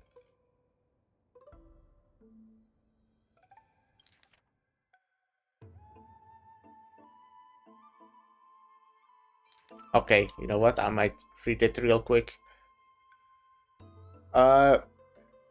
These appear to be quick notes examining the backgrounds of Krause's heirs, the Holy Maiden of Yanosopolis, Trivi, Trian, and Trinon, the descendants of the Holy Maiden from the Temple of the Three Fates, Goldweaver Eglair of Okema from the Mnestia priestly family, the Prince of Castrum Kremnos, Hyacinth of the Twilight Patriarch. The way it's written, for a moment I was like, what? Hyacinth is the Prince of Castrum Kremnos? That's interesting. All of their ancestry have varying degrees of connections to the divine titans of their divine authorities. Does the golden blood come from the heritage of priest families or royal bloodlines? Anaxagoras, I myself show no such connection. Carefully, the creator. What criteria did they use to create the golden blood? To shape the Krause's hairs. Yet Castris, the servant of death from Aidonia, her lineage is neither titan, priest, nor demigod, but she has walked the earth for at least a millennium with the power to grant death to humans. Where did this power come from? Another text speaks of the dragon legends of Styxia. The alchemical extraction of soul ripped from a dragon corpse is intriguing. Dragons appear to be the Titan's creations. Perhaps there is a way to reverse the process, using alchemy to refuse human souls with Titan creations, increasing the purity and divinity of golden blood towards the absolute. This theory must be tested, experiments to be arranged. Krause's hairs. Anaxa seems to hold special interests in divinity coursing through the Krause's hair's veins, and has even conducted throughout investigations into the hero's background. It wouldn't have been so strange if he had focused only on Cassie, given her own curiosity about her origins. Plus, considering that the new sporists have crafted omnipotent medicines capable of curing diseases, It also makes sense that he would conduct research on immortal Chrysos heirs. But now, it seems Anax's objective was never to create medicine, but to identify the origin of the golden blood and figure out its inner workings. Anax's research. Through alchemy, Anax aims to refine the golden blood into Chrysos hairs to a degree of purity equal to divinity. This must be what he means by close to true purity, but treating both Titan creations and the human body as materials to be used in alchemy experiments? That's rather extreme. Danny, look at this. I have a bad feeling about this.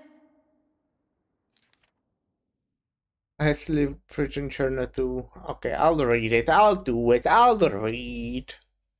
These documents appear incomplete. Judging from what's left behind, the important alchemical formulae have been taken away. Only the author's reasoning remains. The previous approach has flaws. Fusing human souls with Titan's creations does not purify golden blood. Even pure Titan creations are contaminants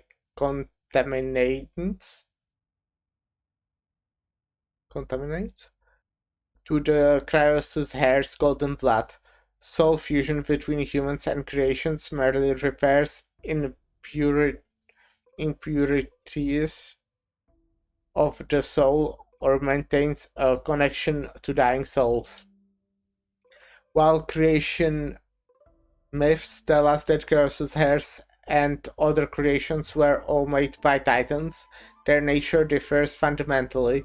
The Titans' creations are no intermediate products of an alchemical process, and the Cryos' hairs are closer to the Titans than the creations. In other words, I should not have considered Titan creations equal to Cryos' hairs.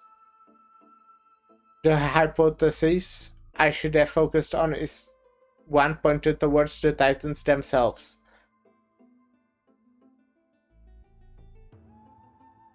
Okay.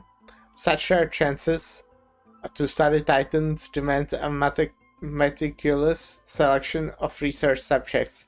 Living Titans prove impossible to restrain, and dead Titans offer no insight worth pursuing. But dying Titans, they are a perfect research subject. Only by understanding the fundamentals of creation can we ensure perfection at the moment of everything's birth. Through my own hands, I will melt a Titan and reach the true essence of their soul. My biggest fear. It's come true. After going through his notes, I think I can piece it all together now. Anaxa was carrying out experiments on soul transmutation. Do you mean he's trying to reconstruct human souls alchemically? This is what he was secretly conducting. Is that Full Metal Alchemist reference? He had to keep hidden from others. Compared to his public speeches, this is the real blasphemy. Oh, I just thought of something. What's wrong? Do you remember when the Black Tide was approaching? The Grove had planned to send Cersei's core flame to a safe place. But an accident happened along the way, and Anaxa lost his life in the process. But Cersei took over his body and resurrected him, which led to the situation we are in now. That's right. But what if Professor Anax's fusion with the core flame of reason wasn't an accident? That looks like a reasonable assumption. What do you mean? Put yourself in his shoes. Knowing that the Black Tide was closing in and your time was running out, what would you have done?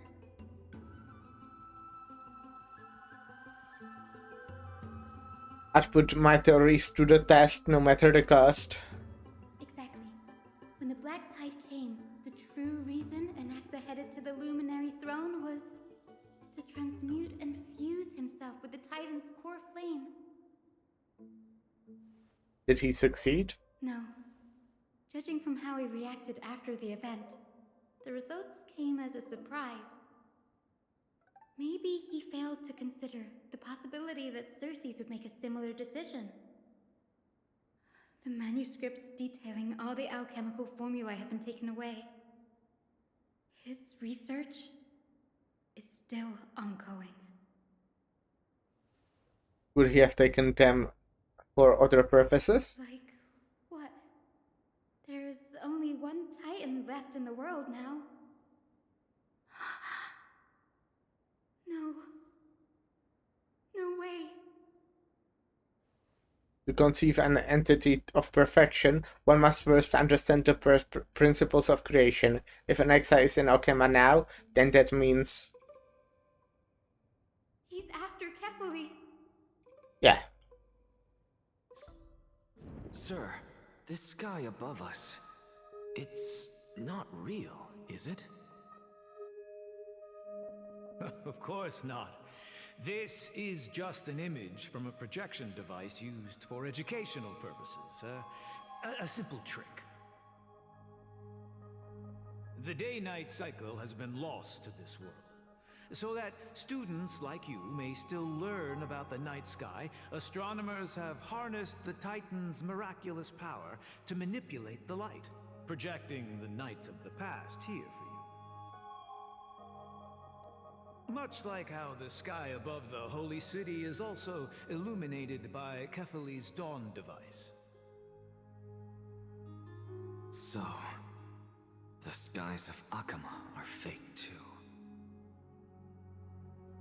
You mustn't conclude that, Inoxa. You should know that only a child would expose a trick and be proud of it.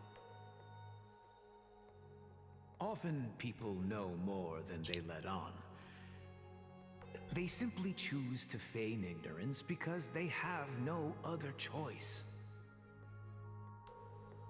Then they're just deluding themselves. People believe in Kefali's tale of Genesis, accepting wholesale whatever the priests preach. But we're different. We've already walked out of the firelit cave of ignorance. We have already realized that we live in a world where Titans make the rules. Even when we look at the sky, we're only seeing what they allow us to see. Rather than gazing at this mockery of a night sky fabricated by them for the rest of my life, why shouldn't I be the one to take control of the projection device instead? So much time has passed since you sowed the seeds of doubt in my heart, child. Many a night, I find myself penning down all my theories and wild ideas, only to burn them to ashes when I open my eyes in the day. Why? Because we'll face death by burning if word gets out?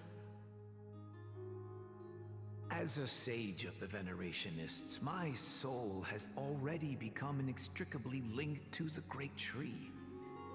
Every word I say and every move I make is certain to influence every leaf, every branch, even the tree itself. But above all else, my days are numbered. Instinctively, I have my doubts about the golden blood and the human soul, yet I have no means of verifying them. The golden blood in my veins is woefully thin, and I am loath to waste what little time I have left obsessing over a hypothesis that cannot even be proven in the first place. But I can, sir. I can do it for us. The time is right. Give me all that I need, and I shall accomplish this grand feat on your behalf.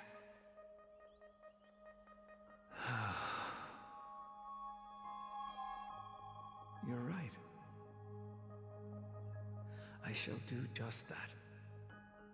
In the next meeting of the sages, I will spare no efforts fighting for the rights you deserve. Go. Establish your own school of thought. Find out what we are. Become the one who conquers the ultimate truths of the world. Child of humanity, You didn't go to such lengths for an audience with Kefali. Just ask him a few questions, did you? So, you figured it out. If I were as foolish as a Dromus, perhaps I'd throw myself down and prostrate before their greatness, begging for the gods' prophetic wisdom. Well, sorry to disappoint, but I'm no Dromus. Alas, I am a human, standing tall on 2 feet, possessing both intellect and pride. Before such power, does it make any difference whether you're a human or a Dromus? I'm sure you're familiar with the story of the Styxians. When the raging waves threatened to swallow them, they didn't just give up and become sitting ducks. No. They constructed a dam that kept the roaring tide at bay, chaining down the mad Fagusa. They call me a blasphemer, Xerxes. But that doesn't mean I deny the existence of gods. It's just... It's very hard to deny their existence. Titans are simply... specifically, I mean, in HSR, in Amphorius. If power that rivals the Titans is what you crave, why not conform? That's like denying that the Earth is flat. Why stop at harnessing the power of the Titans when I can do so much more? The source of life is what I wish to grasp, to understand what makes up the soul, and to learn what we really are. Thanks to you, I've had the chance to personally verify, in more ways than one, that the soul indeed ceases to exist in death. But where there is death, there is life. And where there is an end, there must also be a beginning. How then is a soul born? That was the only unknown variable left in my calculations. And by the sound of it, you have already formed a conjecture. No, I have already drawn a conclusion. In my journey unto death just now, I finally saw the answer with my own eyes. Professor Anaxa, I'm here. Her life hangs by a thread. I must ask you to refrain from taking any unnecessary steps. Of course. I'll bring this to a conclusive end, and give you the answer you so desire. However, in accordance with the principle of equivalent exchange, I must also demand from you what I need. As you wish. Don't you care to know what the price might be? It's a matter of uncovering the truth about the Death Titan and her survival. This may be the only time I can ever save someone's life. There is no need for me to think twice. I see. In that case, let the show begin. Indulge me. Am I correct to say that you intend to prove Thanatos' whereabouts and prove the nature of our existence now? Before I begin, I must confess I had been stuck in a cognitive trap all this time. As unrelated as these two propositions may seem at first glance, they are in fact logical equivalents. They are merely two different ways of telling us about what the soul is at its core. The reason I say this is, as I've mentioned earlier, the answer was hidden in my journey unto death. Anaxa, you were in the Netherrealm? Yes, I am but a living dead man now. But that's not important. What truly matters is, I overheard a conversation between heroes. That's not all. Remember how I said you were a part of that conversation too, Circes? And I've told you that I have no recollection of such an event. That was likely just an illusion conjured up by the mind of a dying man. Of course you wouldn't remember. Because that wasn't you. That was Calypso, one of the 7 sages of the Grove. Calypso? Huh?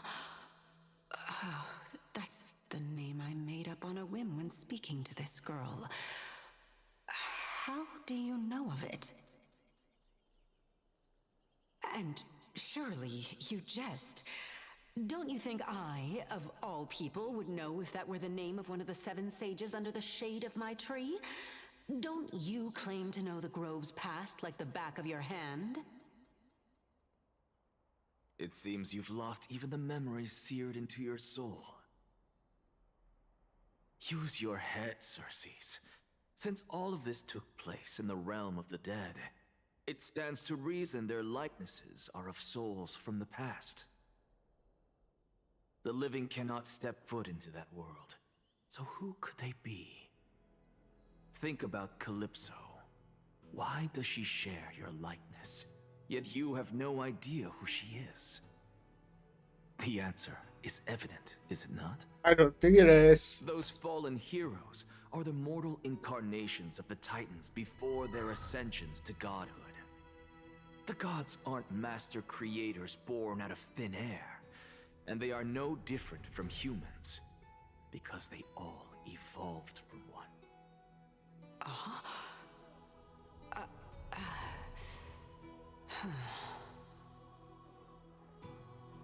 Does this answer disappoint you? Yes, because you've answered nothing. If I truly was once human, as you claim, then where do the children of humanity come from? Even on the off chance that you speak the truth, this brings us no closer to grasping Thanatos' whereabouts. How are we to find them? I knew you would say that. But it matters not. I know what I'm doing. Actually, why don't we have this supreme being standing before us tell us everything? You can revive a Titan? Humans cannot return from the dead. Neither can gods. But all we need to do is look at this from a different perspective, and the problem will resolve itself. The solution is simple. Just like what you did to me. If I'm reborn as Kefali, I can rebuild the world and all within it as they once did. Simple, is it not?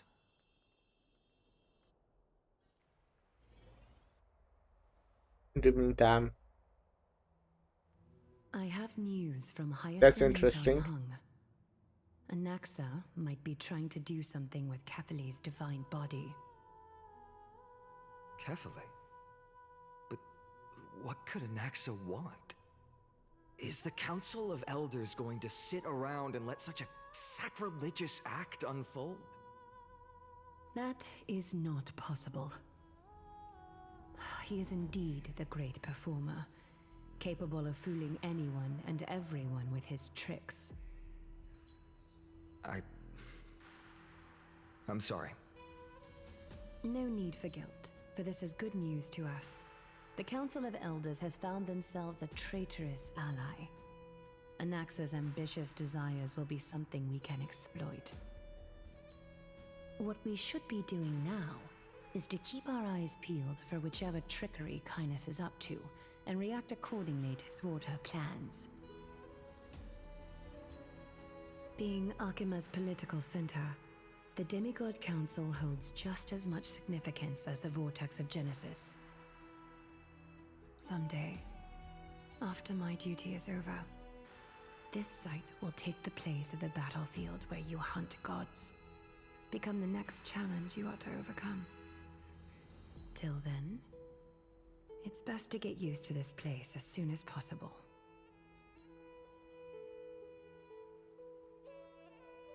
Come find us in town, you need something.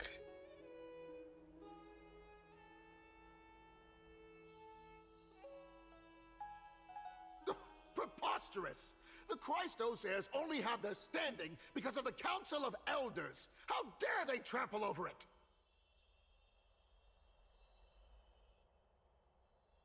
Wow, these people are shooting daggers with their eyes. It's been a while.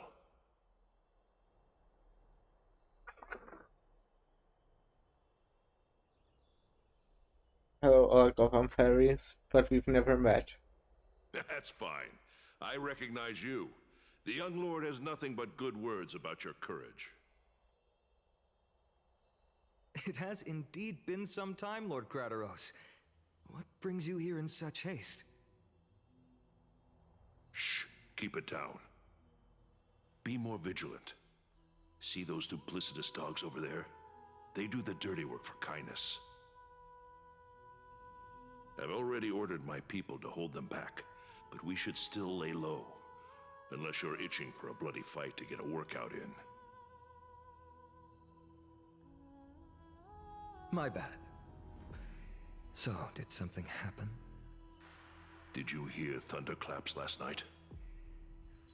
No,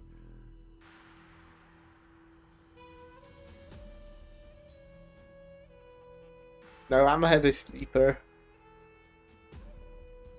Thunderclaps are beacon signals of strife. They are a message from the young lord.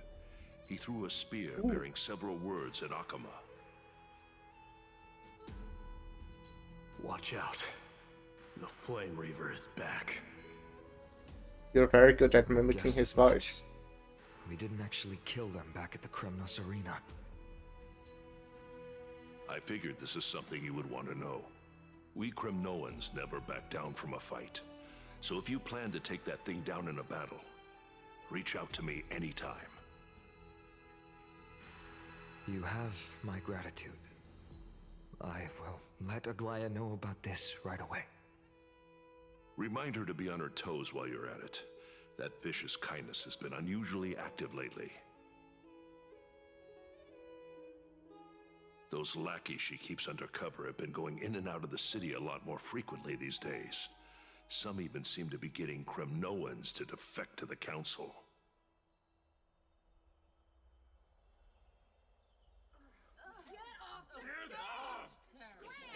How dare you! Don't place that!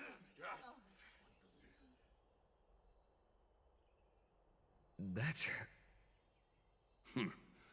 Looks like you can see it for yourself. We should get back. Thank you for the intel, Lord Crateros.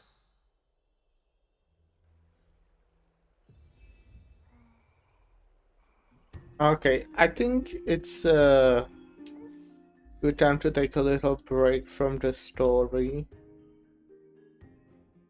What am I looking for? Myself.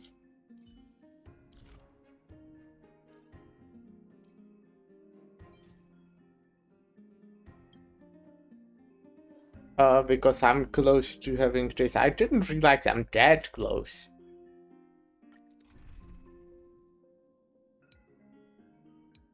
And I'll go grab myself some food. So I probably won't be using BRB screen because I always deliver. Open sesame. Be of your body and mind. Impressive. There's no backing out now. For me or you. Who's the little backstabber? Riding the west wind, away we go! Endless riddles. Nothing but a void. Go, go, go! Expand your thinking. Watch it crumble. Self-inflicted misery. Endless riddles. Nothing but a void. Open sesame. Glimpse the unknown. Time for a lesson. There's no backing out now, for me or you.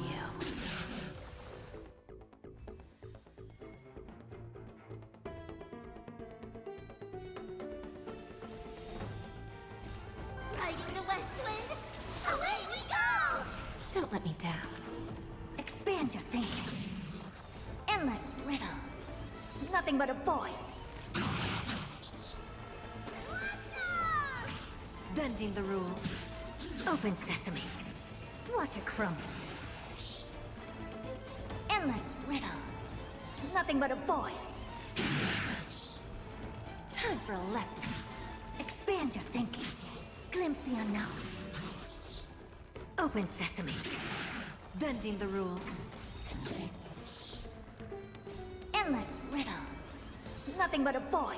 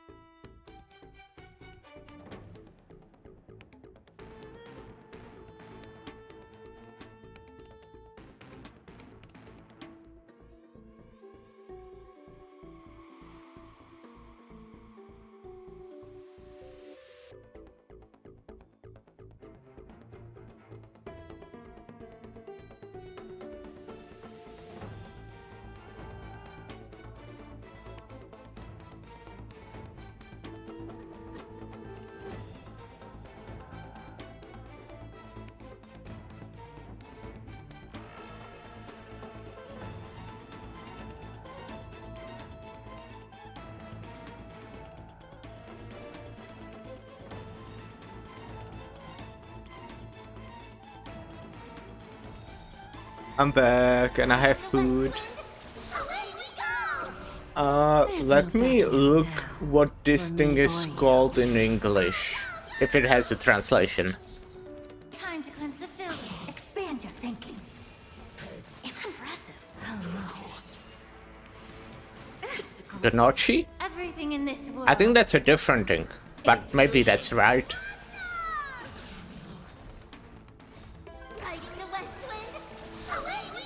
Yeah, it's it's definitely not the very correct translation, but I guess it doesn't have a correct translation. Halushki. I have Halushki. Open sesame. Yeah. Everything in this world is bleeding. Riding the west wind, away we go!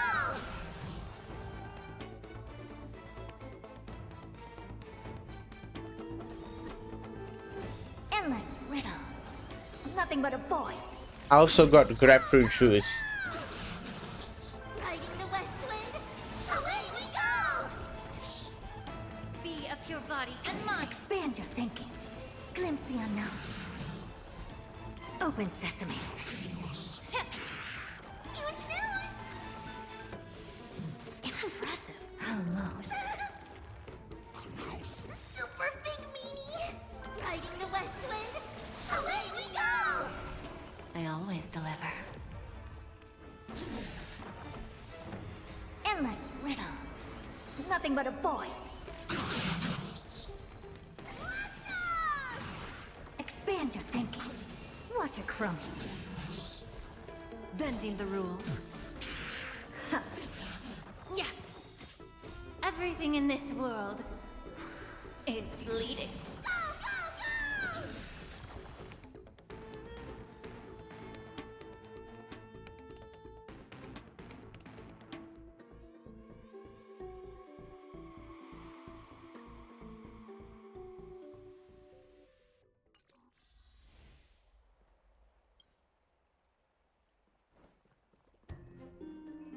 It's pretty good.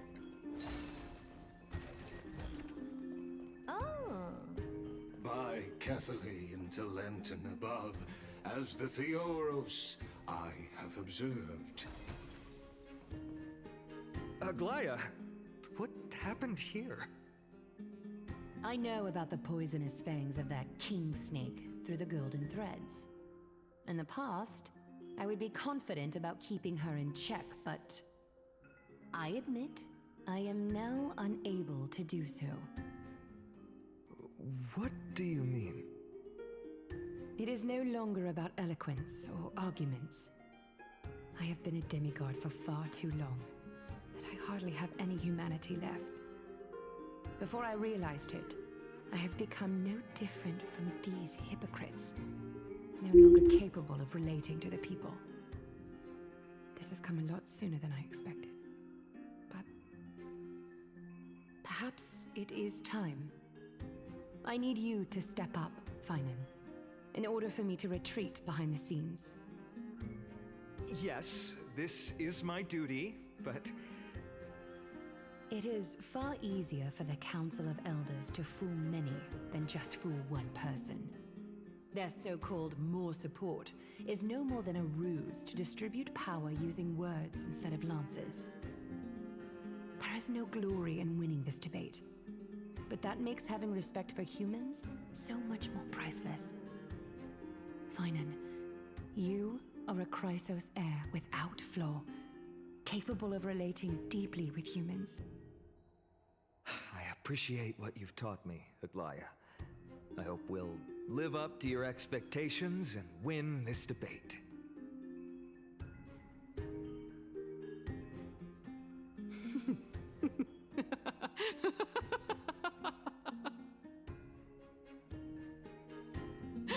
Oh, you've done well, Lord Calictus.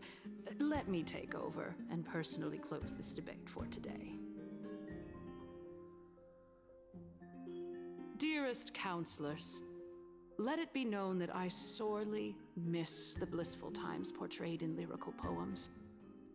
Back then, Amphorius was home to nearly 1,000 cities, each with their own local faith, while gods walked the earth and shared close bonds with humans. Yet, in the present, people from all over are forced to leave their homeland to seek refuge in the holy city, where they hope to rest under Kephales's protection. All of us have long been in the same boat, with no way out of this plight. We didn't have a choice in the past, but now, the Council of Elders brings to the table a new possibility. All I have left is one question for you. Would you rather strive toward the unheard of Era Nova, or return to the prosperous Era Chrysia of our past? Make your choice. Now, which of the two would lead mortals Oh, to politics. I see. future?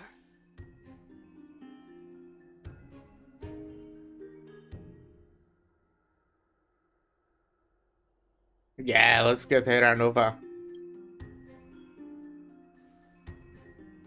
Eranova is path of salvation and to God's promised. We should not have doubts in the Flamechase's journey. We all know that Era Chrysia is a thing of the past, Lady Kindness. Please, enlighten me. How does the Council of Elders plan to turn back time? Let the three titans of calamity be born, and Era Chrysia is nevermore. But bring demise to those titans, and Era Chrysia will descend upon us again.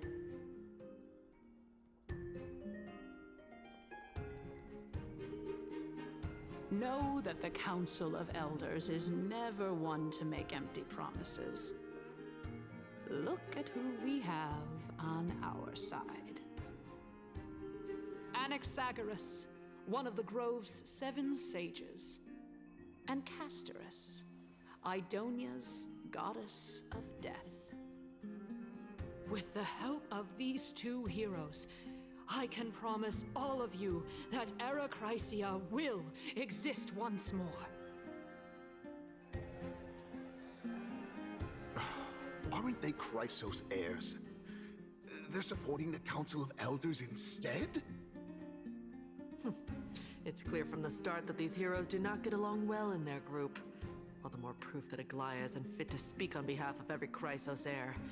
I am in favor of Era Chrysia. Era Chrysia!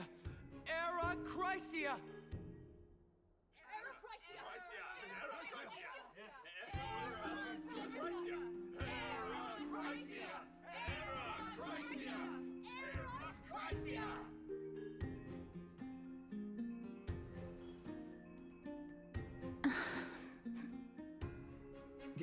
Castorus? Why are you standing over there? You finally arrived, Anaxa. So have you, Cass. Don't worry, Aglaya. Well, I know that you have many queries. Could you continue to converse like how the citizens normally do? Tell me, dear citizens, if we successfully retrieve and return Thanatos' core flame without anyone passing the Death Titan's trial, what would happen next? The answer is simple. We will have a chance to rid the world of death and bring Amphorius back to an era when all beings live forever. We'll usher in a new future that will be entirely different from the Flame Chase journey. He's one of the 7 sages. That's impossible. I really don't believe Your proposal is much too idealistic. As long as the Black Tide still exists, how can we go back to the old days? Remember what I previously said? Kefali's core flame is guarded by the secret power of the Council of Elders. Plus, Fagusa's water curtain will be able to block out any external perceptions. Tell me, dear citizens, have any of you ever seen even a glimpse of the threat that this person is talking about anywhere within the walls of this majestic holy city?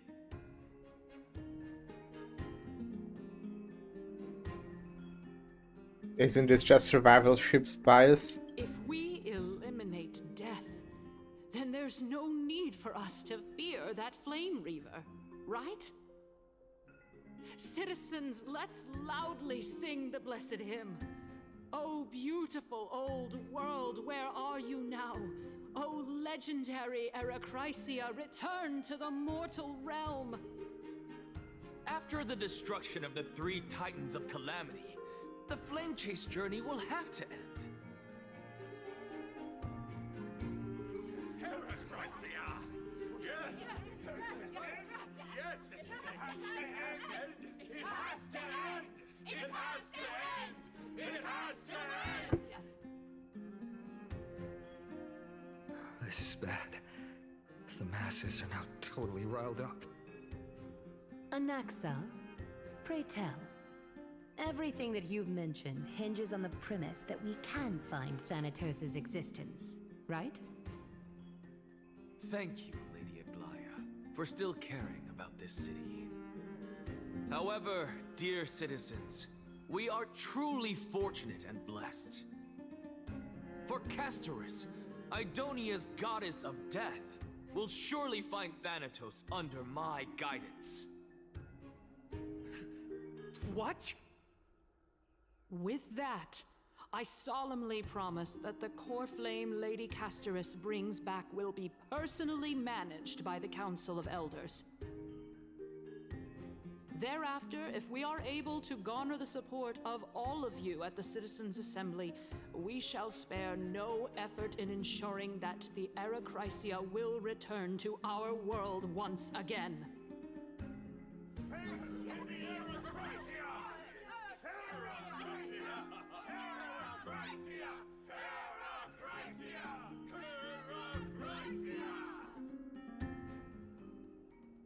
With the balance shattered, the result is clear.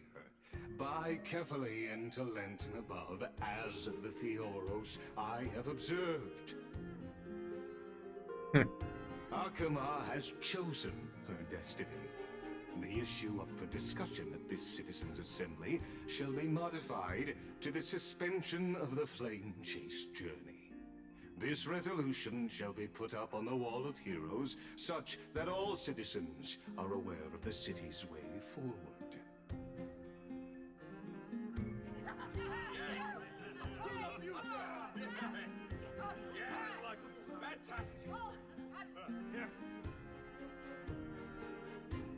Aglaya, dear Aglaya, what has caused your heart to soften?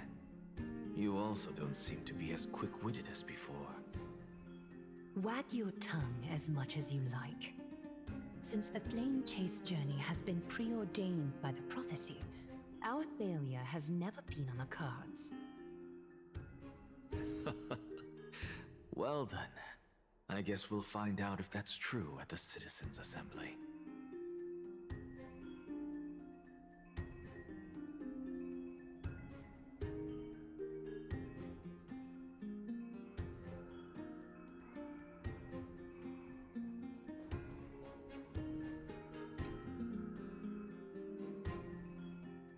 Well, it seems that when I sent you to look for Anaxa, I unintentionally facilitated your partnership with him instead. My apologies, everyone. I know that you have many questions to ask me. I will answer them to the best of my knowledge. In that case, please tell us as much as you can. What happened when you went to look for Anaxa? In actuality, he showed me a past that was both long and heavy. The reason I say this is as I've mentioned earlier. The answer was hidden in my journey unto death. Anaxa, you were in the Netherrealm? Yes, I am but a living dead man now. But that's not important. What truly matters is, I overheard a conversation between heroes.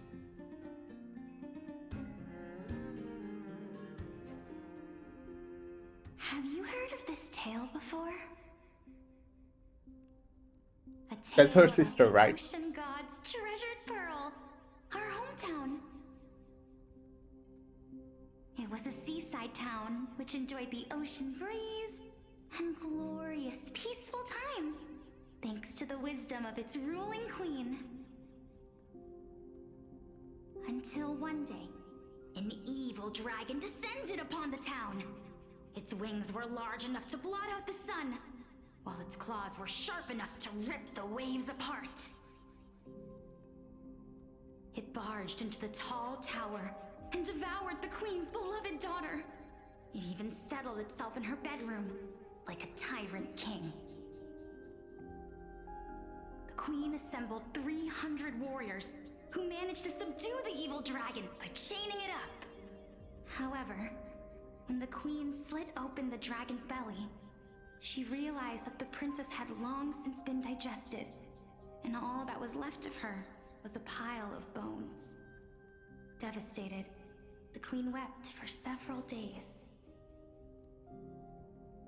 It was then that a devious, smooth-talking scholar arrived at the palace and suggested that the princess could be revived through the use of dragon bone and dragon blood. That liar called this process the secret art of alchemy. The princess was reborn!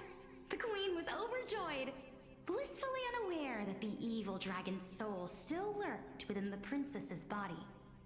As revenge, the evil dragon swallowed the poor queen, the glib liar, the courageous warriors, and all of the town's innocent civilians in a single gulp.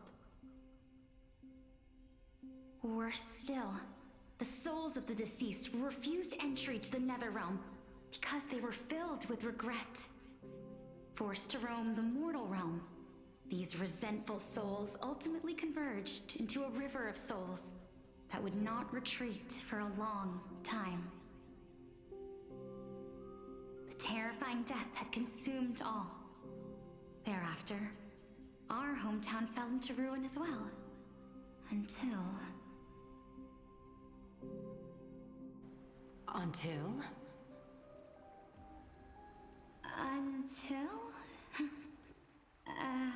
Actually, I don't know what happened next either. Oh my... It seems that you still like to whet people's appetites even after all this time, Pelixia. So, according to your story, this is how I used to look? It's practically a mirror image. And yet, what exactly is this? A miracle that I created with alchemy. As for what it is and how I was able to accomplish it, I'll keep the answers to myself for now. Oh, my goodness. Is this cliffhanger really necessary?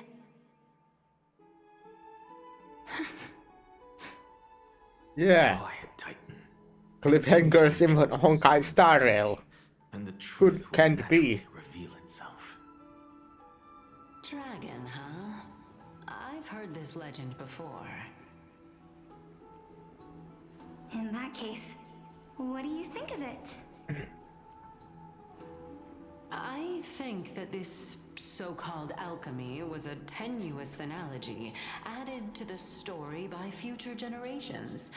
After all, you've never heard of a tradition of alchemy in your hometown before, have you? Indeed. Before I left home to pursue my education, I never even knew that anybody was looking into this area of study. Therefore, we can just treat this tale as a fable told to young children. A fable, you say? If so, what moral is it trying to impart to the kids?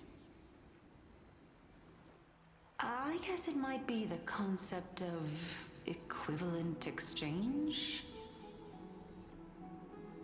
Oh? I thought the moral might be closer to something like honor the dead.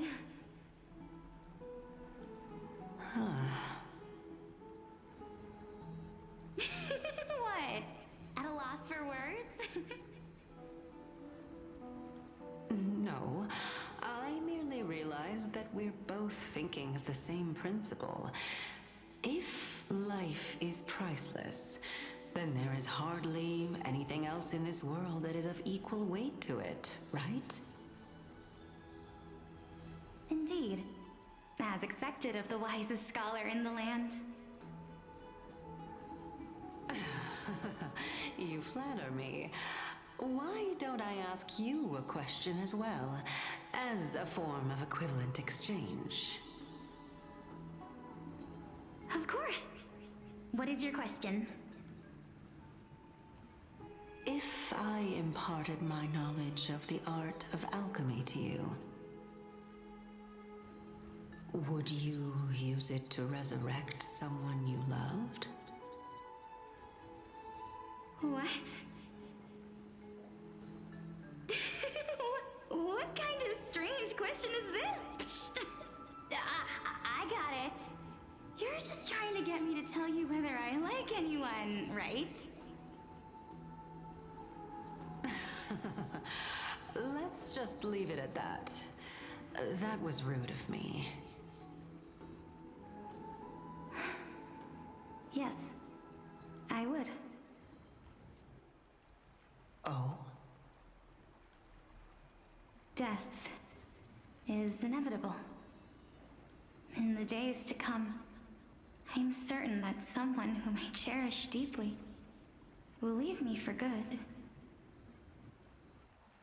If such a mighty power really existed, I think I would use it without hesitation. After all, you Me and the rest will all have to face that fateful moment eventually.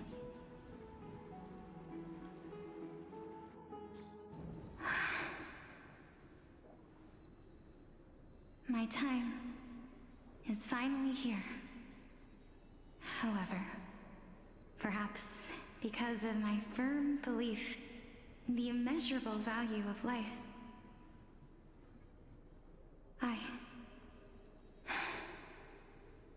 I am unable to complete the trial. You shall wither, and through that, the dead will sprout again from the remains, and be reborn with the dead flame.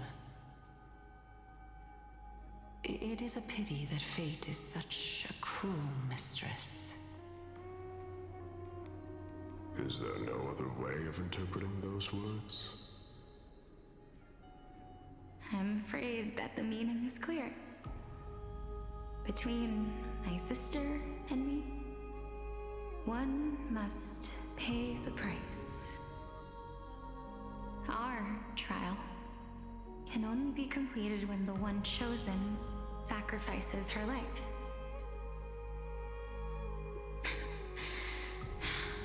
I'm afraid that the prophecy might even have selected a pair of twins for this exact purpose. Fortune makes fools of us all. My sister is prepared to sacrifice herself. And yet, I can't do the same. How absurd. My time is almost up, but I'm still afraid to welcome death. What should we do? If I'm ultimately not able to make up my mind... Since Chaos is willing to guide all of us and leave this trial to the end, there is still plenty of time for you to ponder. That's right. Don't allow the fog of an uncertain future to cloud your mind. Trial, prophecy, the topics that they're discussing seem familiar. But these three people must not have left their names in the epics. Otherwise, I would have some recollection of this. Amphorius's history before the Titans were born was complete chaos. Is that not strange by itself? I have long held three hypotheses about this. However, let's continue watching for now. Calypso, Polixia, and this warrior. I seem to have met him somewhere before. Regarding this matter, Nias, are you confident that you'll complete your trial? Of course. Though, I am worried about what will happen once I've emerged victorious.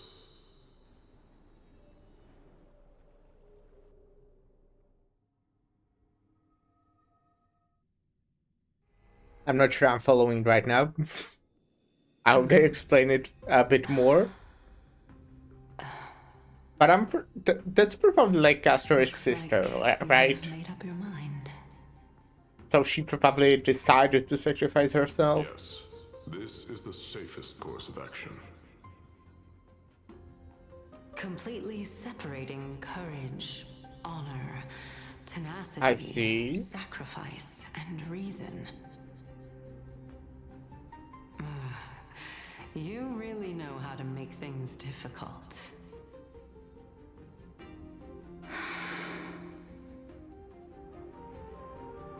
Please, young lady, witness my fall and demise. Lady Calypso, you shall host the soul-rending ceremony. I do not understand. Why would you, dare to sacrifice yourself for a future that you won't get to witness? Because this is our destiny. The power that resides within me is so intense that I will one day be engulfed by it. Furthermore, a valorous death before glorious return has always been the path I chose to walk. A journey I began long ago.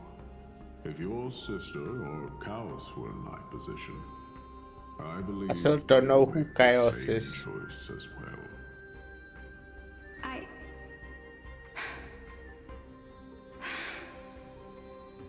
I'm not that brave. I don't know how I'm supposed to face such a serious affair.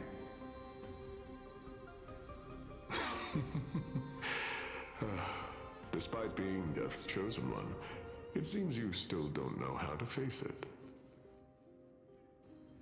Let's chat, young lady.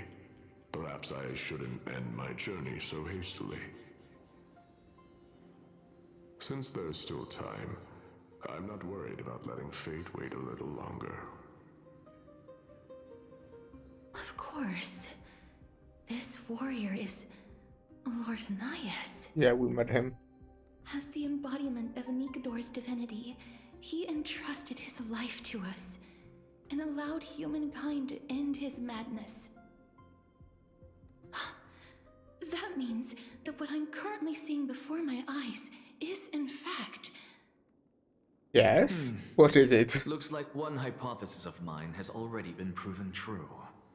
These heroes are the true forms of the Titans, before they attain their divinity. If so, the chosen one of death that he speaks of is actually... Polixia? Is the previous form of Thanatos? But her appearance... If this is true, as long as we can find out where she went, we'll naturally be able to figure out the location of the Death Titan.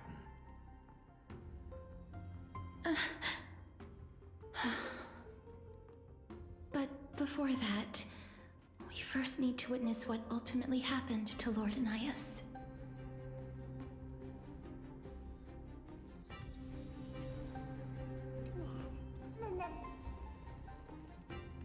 Nikador's courage is a testament that they have never once retreated from a battle.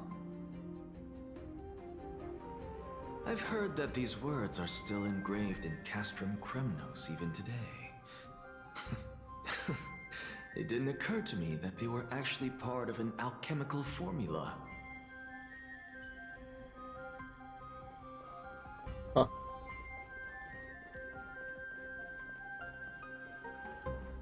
Sealed within this statue is undoubtedly his sacrifice. They use their own body as our city walls, keeping out and protecting us from the pervasive spread of madness. They are acutely aware that if the end times were to arrive, there would be nothing left in this world to conquer.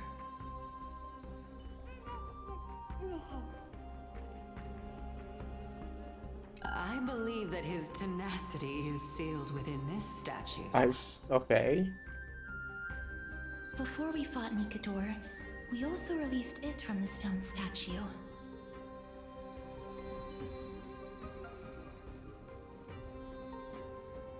Lord Nias' honor is sealed here. Incredible. The honor in this child's soul is so light.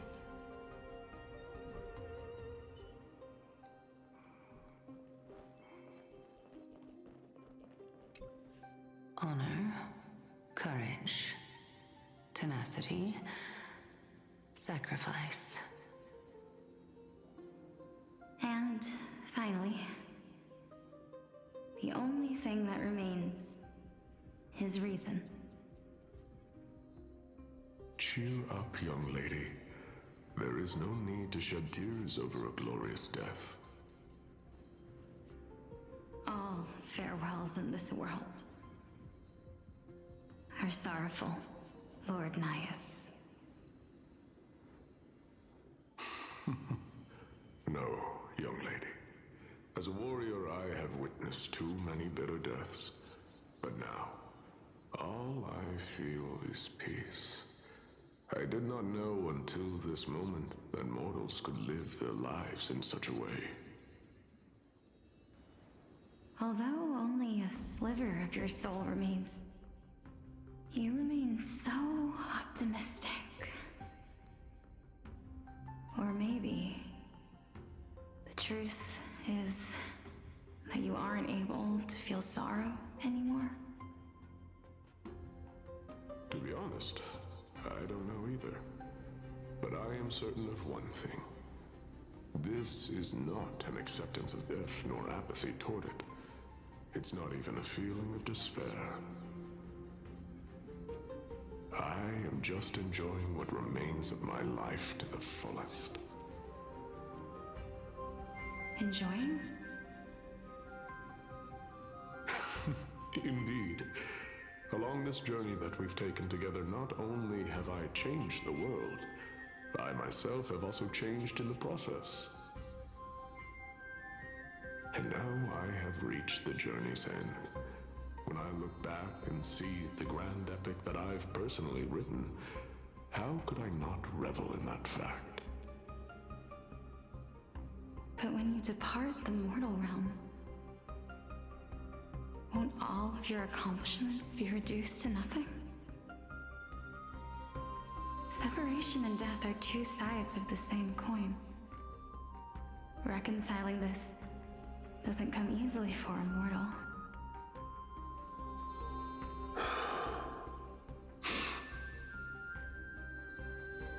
Finally, let me recount to you a story of mine, young lady. The first time I returned from the battlefield, I felt extremely hollow. The calamity had devoured everybody on the battlefield but me.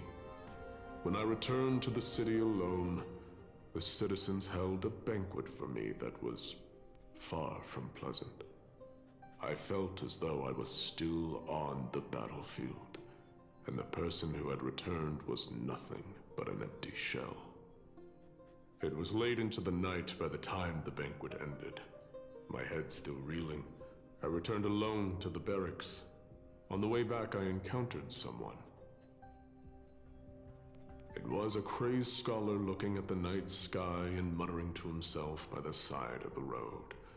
Although I tripped over him and fell, I wasn't angry in the slightest. And maybe because I saw myself in him, I inexplicably asked him a question. Do you think that it'd be better if we just died on the roadside like a couple of stray dogs? To my surprise, he shrugged his shoulders and sighed. How does someone who is currently experiencing death, dying and living, afford the same amount of bliss? Now please go away and don't block my starlight. Are you trying to say that there is no difference between living and dying? For they are both journeys that lead toward death? That's exactly what life is, and death is, but a scale to measure how valuable the journey was. Journeys and epics are only glorious and magnificent because all things eventually fade to dust. Therefore, young lady, don't detest your fate. Instead, willingly and respectfully embrace it. The embodiment of strife telling me about the majesty of the world. Indeed. I believe that when the fated moment eventually arrives, you will be able to understand my words. It is time for me to knock on death's door.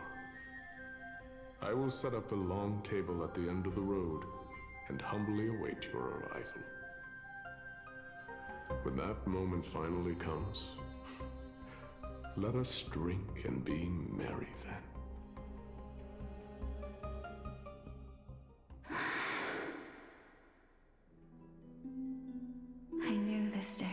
eventually come.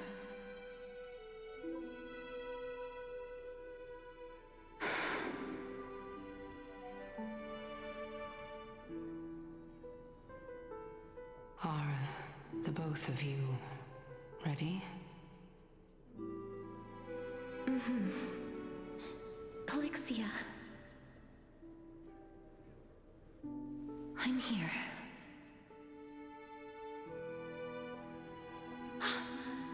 What? This... This is quite interesting indeed. Is this... Polixia's sister? Well, I didn't see that coming. Is it... That was a joke. Me? I did. Now, it's time for us to fulfill our promises.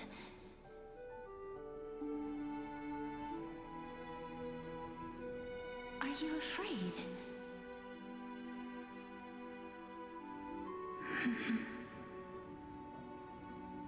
What are you afraid of? That I won't be able to do it.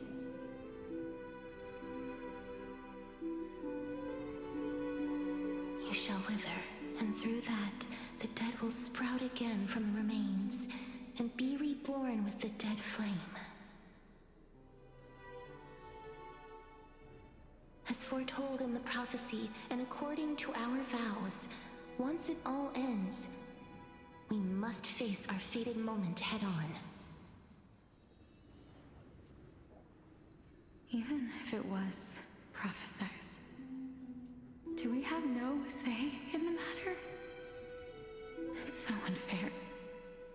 Why are we the only ones who are forced into mutual destruction? Let me do it, sister. Let me be death's sacrifice. I was never long for this world anyway. But you're different. I was the one who wasted your life after all.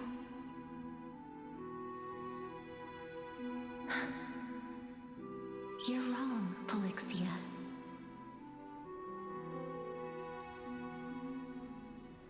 I don't think that my life was wasted. Just the opposite. When I finally arrived at this destination and looked back at the journey I took, I discovered that flowers had long since bloomed along the path I walked. It was you who sowed the seeds for this sea of flowers. I'm just thinking, does this mean that Castor is Thanatos? That doesn't make sense, right? Besides, I have lived a fulfilling life. Even though I was fated for sacrifice, none of the things that I've experienced will dissipate. Instead, they'll forever live on as memories inside your head. Will they not? How could my memories of you ever compare to the actual you? Well then, tell me. What exactly are we?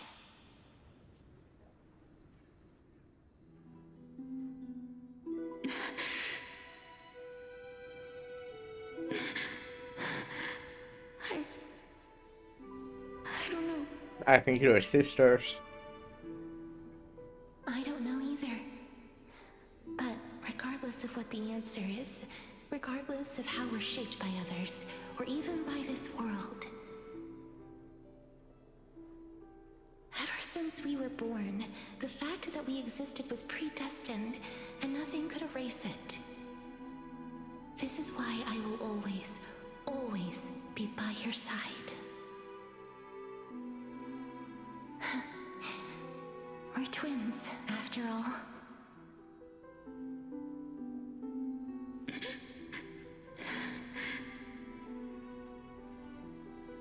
All right, my dear Polixia.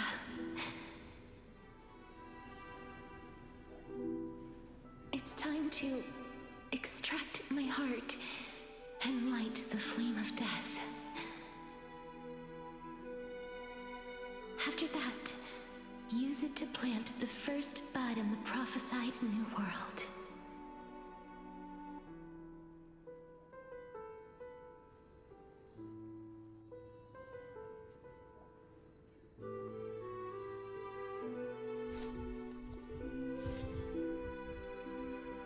If I imparted my knowledge of the art of alchemy to you,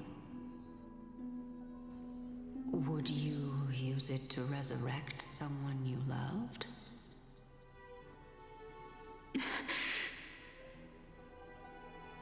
Death is inevitable. In the days to come, I am certain that someone whom I cherish deeply will leave me for good. If such a mighty power really existed, I think I would use it without hesitation. Even now, my answer remains the same. This is why, sister, I promise you, in the prophesied new world, I shall So Polixia became on your behalf. Titan, Thanatos, or whatever was the name, Return to the and ocean she god's somehow treasure pearl. resurrected Castris after that. I shall open wide the entrance to the nether realm and grant you a second. They don't seem to have memories of what they did before they became like gods, titans, right? Lead you to the sacred daylight. Remember, At least Cersei look doesn't. back on the land of the dead, and do not stop moving. In the new world promised by the prophecy, march toward your new life. As for the price of our equivalent exchange, let me be the one to pay it.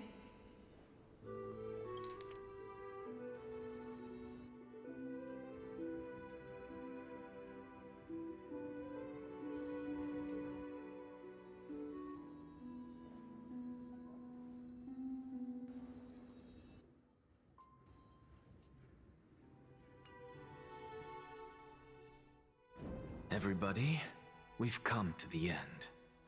So she sacrificed herself I am to not compatible with the Supreme Being, so I was unable to completely revive fuse their soul Castris into my own after body. Castris However, sacrificed being able herself to glean all this from them first. is exciting enough.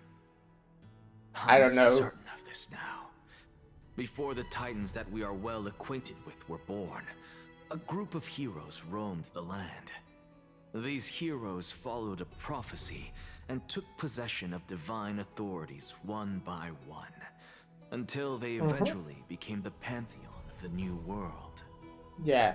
Just like the flame chase journey of today, Amphorius's history is cyclical in nature.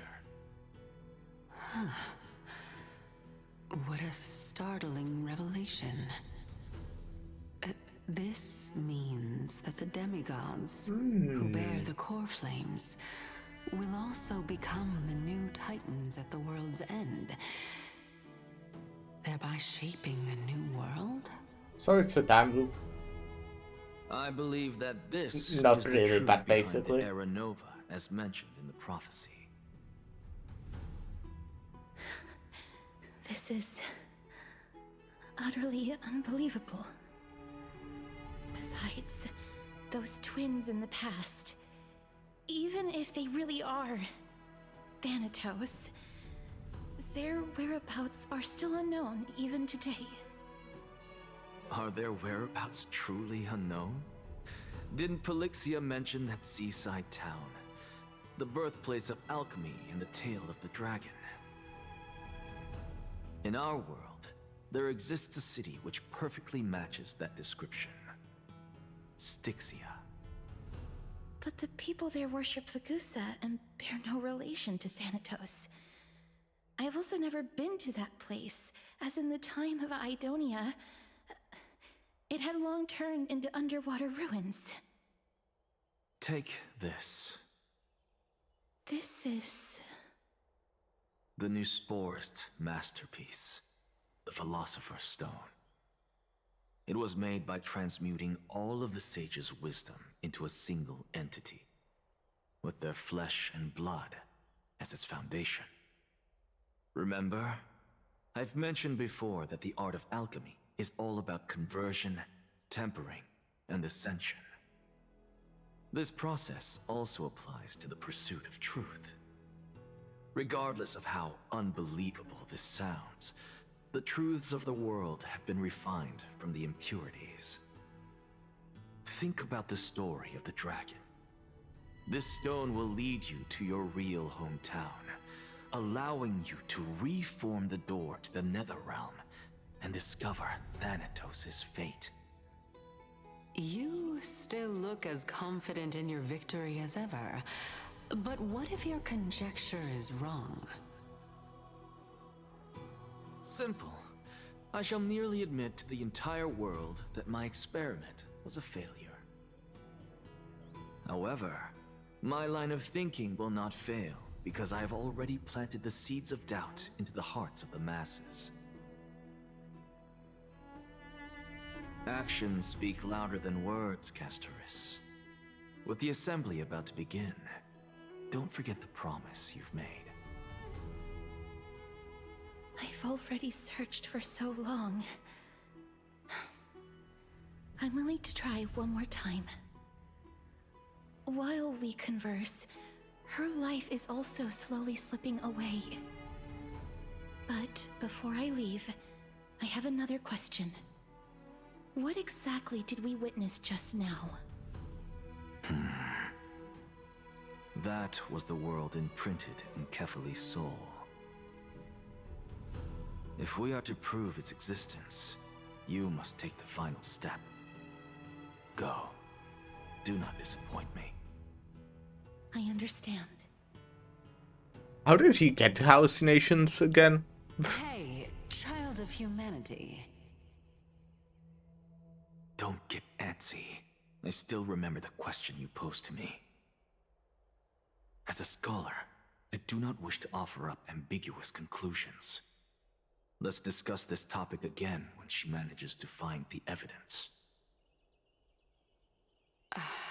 I merely wanted to ask, was that stone transmuted from your heart? If so, rebirth is no longer an option for you. Why not? When I was a child, I lost someone dear to me. When I was a teenager, I lost my faith. A while back, although you saved my life, I also lost my soul in the process. Now I'm merely forsaking my body. What's the big deal? Why are you always finding ways to die? Isn't it good to be alive? This is but a necessary sacrifice on my path to transform into the purest of them all. Can someone who's dead even claim to be the purest of them all? Furthermore, if your hypothesis is proven correct, does it not just confirm that the myths are true, and thereby invalidate all your theories? No, it's just the opposite. If my hypothesis is correct, it means that I can actually ascend to godhood and reshape this absurd world that you all have created. Okay. My own POV. That's a lot to take in at once.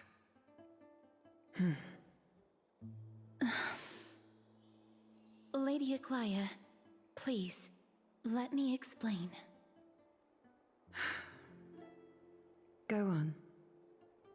You know that the core flame of death has always been the greatest unknown regarding the Era Nova, which is why both you and Kindness desire to gain the power to control that core flame in the approaching Citizens' Assembly. Professor Anexa has come to a consensus with Kindness. They want to suspend the trial once Thanatos' core flame is reclaimed, hoping thus to eradicate death from this world. If they're successful, then the flame chase journey will cease, and Akama can enjoy everlasting peace. But I know this runs counter to your wishes. So long as we do not usher in Era Nova, the Black Tide will never be eradicated. Even with Lord Mighty on the front line, and the Black Tide not posing an immediate risk, the danger nevertheless remains. Honestly, it's difficult for me to assess the pros and cons in this decision. But someone must bring the core flame before we can begin negotiations over it. The Titan could be very near.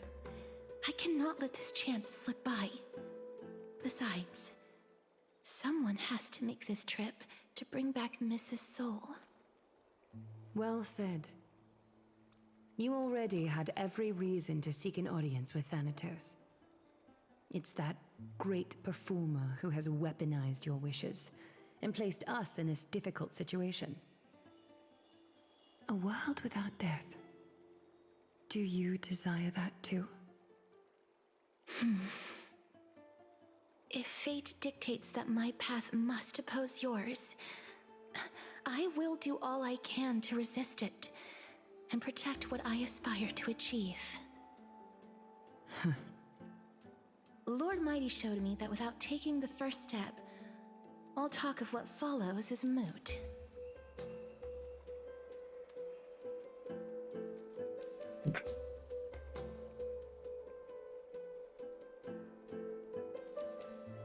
Unsure of what to say, but offers a smile. I have always hoped to hear you speak your mind, Cass. And I am glad to have heard your true thoughts. Styxia.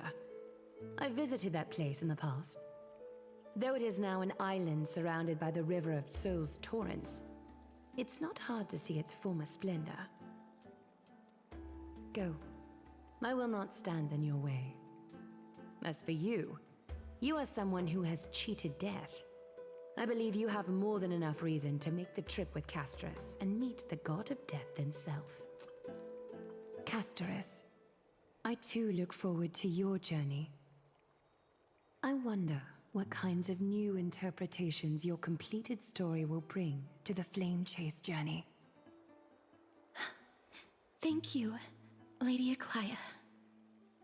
I hate to put a damper on this heartwarming moment, but if Styxia is now an island surrounded by the river of Soul's torrents, then how do we find a way in?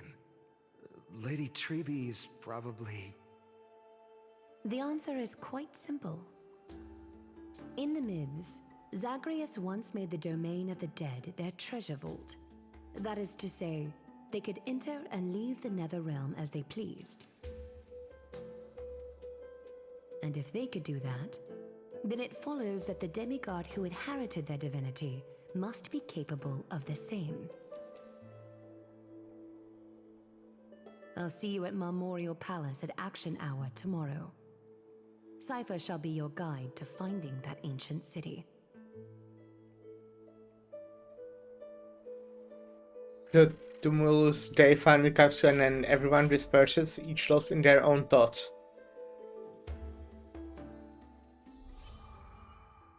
Nameless recollection.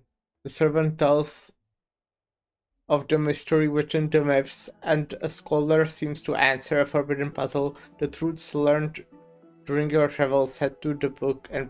Why am I reading this? Hey, friend!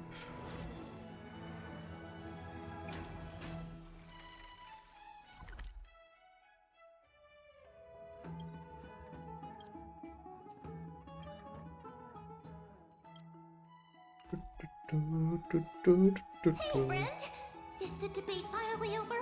Did you win? No. Well,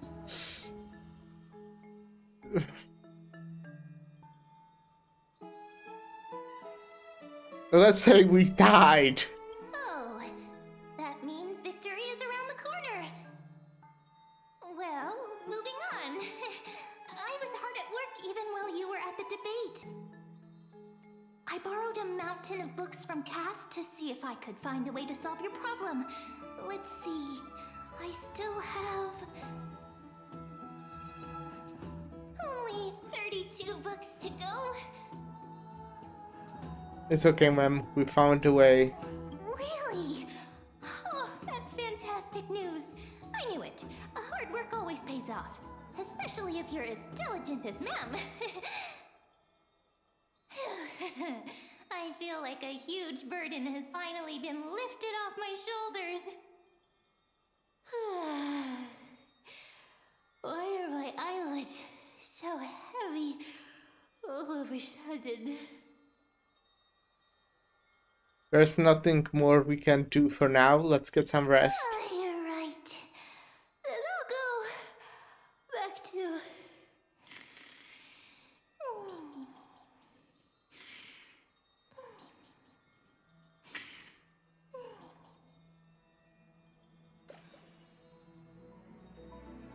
As was their custom, men with astronomical dexterity slipped back into their secret little hideaway. Good night, ma'am. Good night, Okema. It is nighttime now, right?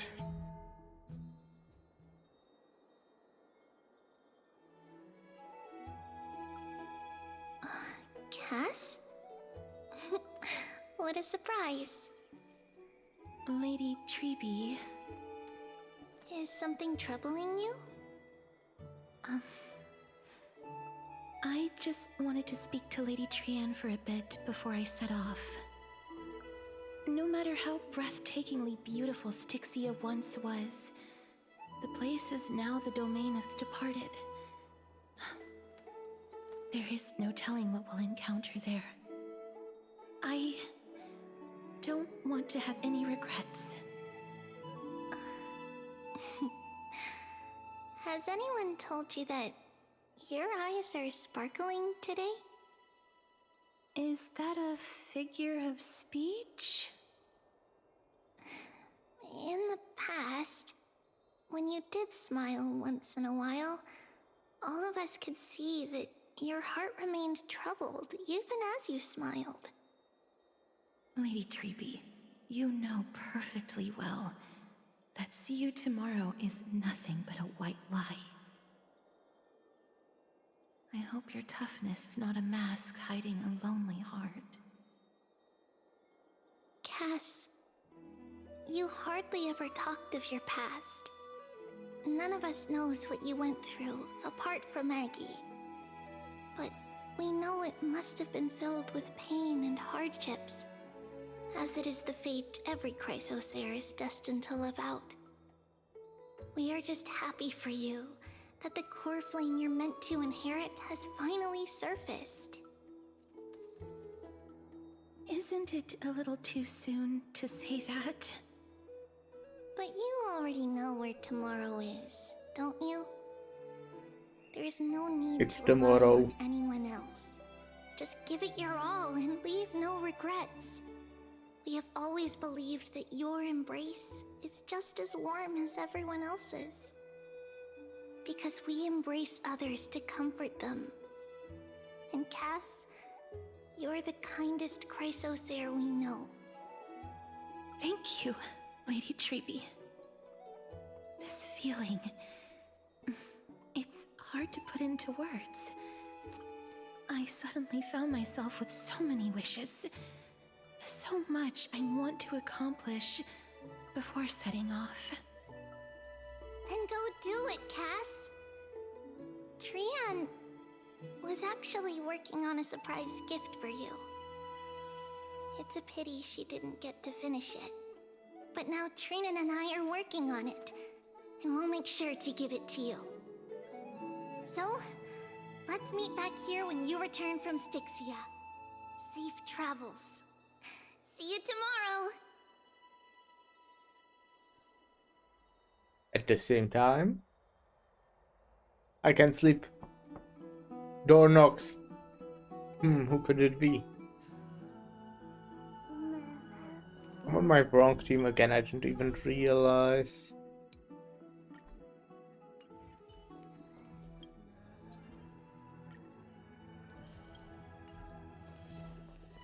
It's me. Oh, Castris, it's me, Castris.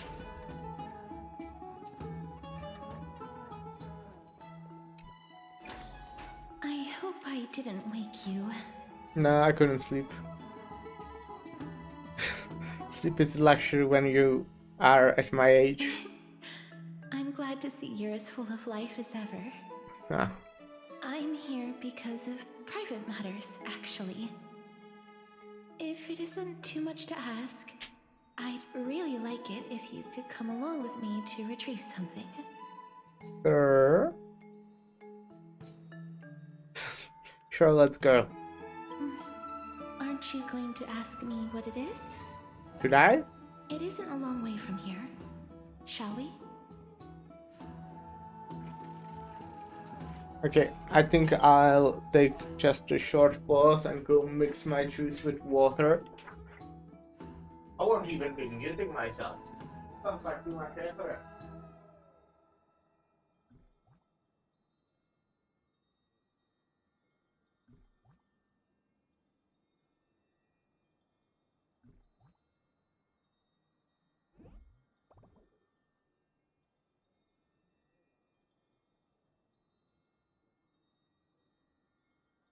Oh yeah, now it offers the book.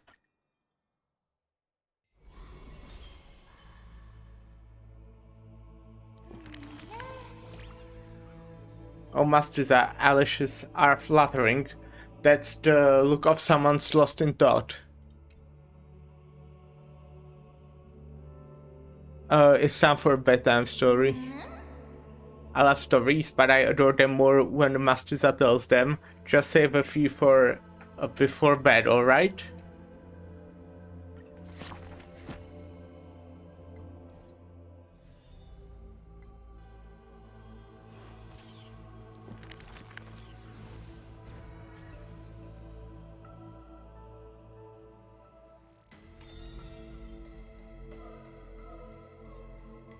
Those flame-chasing people, those forgotten stories, as I've written.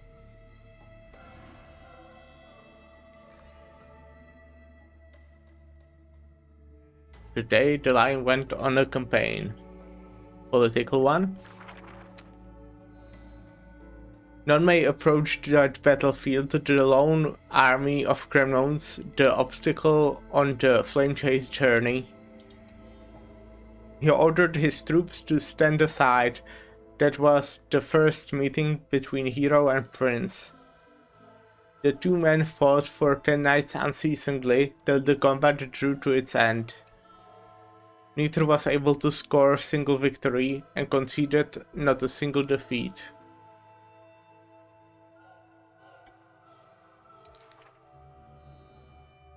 None know why this man's fate is always overshadowed by a single numbered decreed. Just like none can ascertain how the flame-chasing heroes convinced this man. It was not mutual appreciation, therefore in his memories, 7 sentences were all his mother to him ever spake.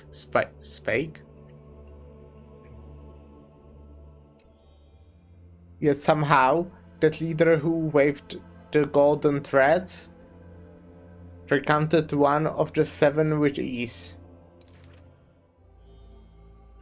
There is no right or wrong in the man's heart. The lion has its own historian, and the history of the hunt should not be held by the hunter alone. And thus he speaks little. Others once guessed he regards the holy city as his home, for he seeks the land to belong. As the king to his people, he is the first gift to them he brings. It is the first gift to them he brings. But as per the rule with gifts, once given away, the gifter will never repossess the thing. The journey is long and none even ever dares to anger the man. Not because of his unrestrained manners, but because every meal the heroes partook were all cooked by his fearless skill. One side severs falsehood in the woods. He has relied on scent since young to distinguish guests and obtain gains. Yet there are always exceptions. The man's archenemy often puzzled why their food always borderline nauseating.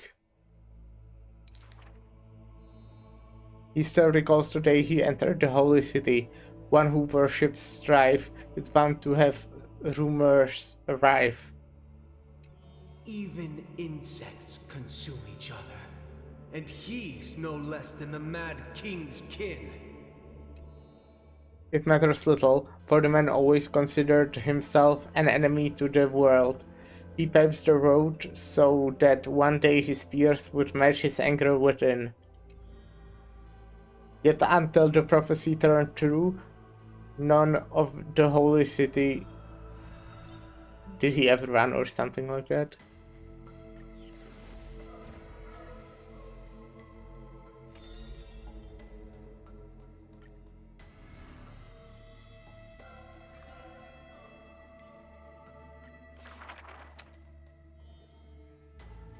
You shall part with your friends, with your enemies, with others, and with yourself.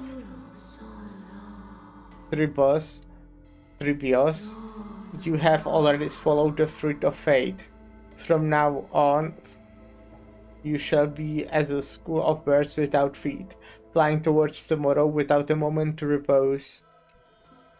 The Cryos' war's clamor rises and falls, and when the children reunite, only 3 of them remain. We have heard of a Chrysos heir. The lively child says. The person dares open the barricade of the black tide, aims at the sky, wanting to contain the core flame in a sheet. There will always be warriors like me, who believe in and are willing to protect the tomorrow they prophesize. But the crusading Cryos' heir never returns. The greedy ones then lift the crown with sharp blades, and by power's lethality, they are one by one slain. We remember a group of bards. The Dactrum child says. The bards compose songs for the children's prophecy, and along the corpus of the pillar of stone, lay their footprint upon which ballads are carved. Though we lack the might of swords and shields, we can take you to walk every part of this world. Then many years later, when the bards all return to their subterranean eternal rest, the children sing the long, long songs, and alone they bear memories of humanity. We miss us. The exuberant child says. When they left their home, the passages blew the girl apart into countless turbulent bubbles, carried to all corners of the world in the winds of destiny. We will run towards the world's agony. The children cheer each other up. As the years pass and the sun and moon rise and fall, the children often hear sounds of their friends shattering. Farewell, farewell, farewell. The children who still walk the earth silently hide and their wrenching sobs. Upon the hills of Okema once grew golden figs as far as the eye could see. The remaining children rolling their hands and decide to make this beautiful city the beginning of yet another journey. The children pull on the hem of the maiden's dress. Please, listen to the prophecy we bring. The maiden pulls on her silken threads, waving in her heart the children's past into strings. Chase the core flames with me. I promise that The levitation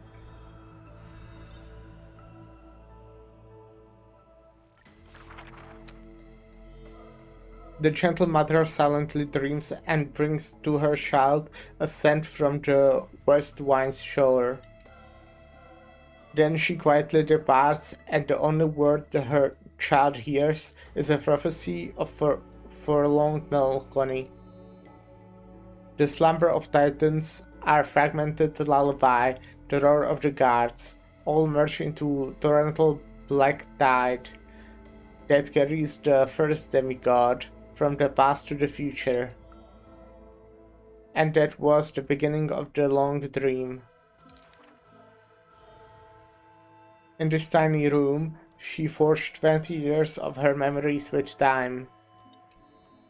Sometimes the child does not understand. The gates of worlds outside the window are so numerous, that why can we not step within? And if one cannot leave the tower, then what need is there to gaze into the distance via domes? The mother smiles and does not answer, only using bedtime stories to once again gild another golden sheen of destiny to the euphorias of the child's dreams. Alas, the golden light of destiny cannot illuminate the shadows of power and greed. All it takes to rob the child of her only kin is a letter of dark conspiracy. The culprit thought the murderer had no flaws, but was unaware that the lamp willingly stepped into the passage's dead end.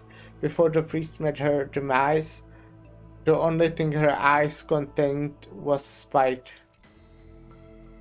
Yet she leaves her final warmth and hope embroidered into those dolls, leaving them behind for her innocent love.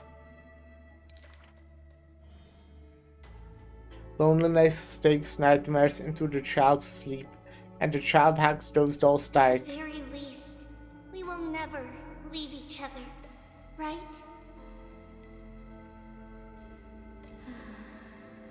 Onyx softly sighs and carefully lifts the curtain of time, presenting a crystal given in libation to the brave, before the doll holding a blade.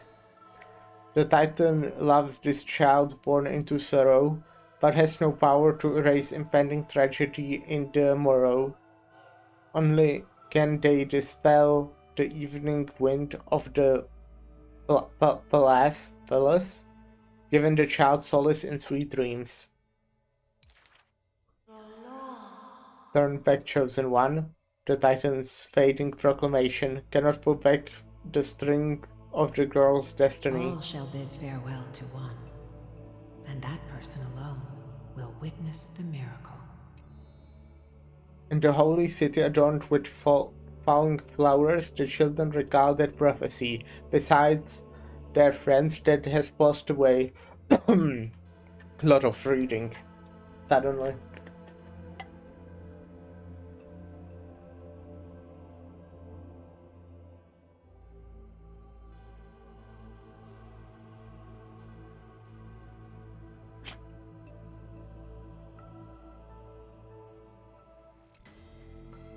But the girl has already passed through thousands of crossroads and continues to sail towards tomorrow.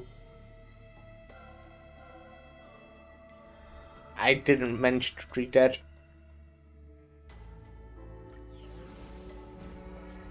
I'm a slow reader.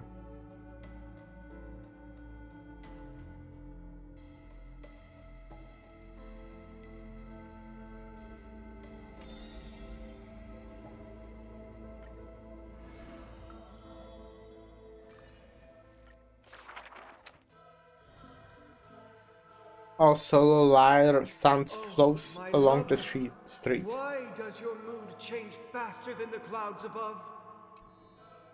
The audience's face is covered in sorrow. Ah, how I wish she has clear eyes that are quick to anger and laughter, and dimples that crease in smiles and frowns.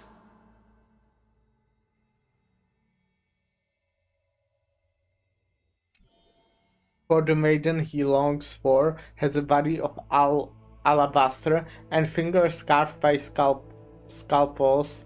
In her runs blood of gold and a heart woven from threads. She has neither eyes nor dimples, lacking even a face, for she is Eglia's garment maker, merely a demigod's serf. The gilded dream master, the executive of romance, how resplendent would her mission be above the radiant dawning clouds. Nervously, the visitor opens the doors, like parting curtains at a theater, and one with golden threads in hand is revealed, standing betwixt figures of stone. Lady Aglaya, I am Apollos' retainer, here for an outfit to take to my master. He casts sideways glances as he bows, for the garment maker he adores is flanking her mistress, silent as a leaf accompanying a flower. Slender hands sculpted of ivory pulls up the dress's train, as if with the breath above, the maiden will be revived. The creation of love and beauty indeed. As the visitor thinks thus, his thoughts prickle the golden threads in the room. If you wish to embrace such fantasies, She declares, thus on the other end of the golden thread. you must beware of the scissors that can pierce through the chest.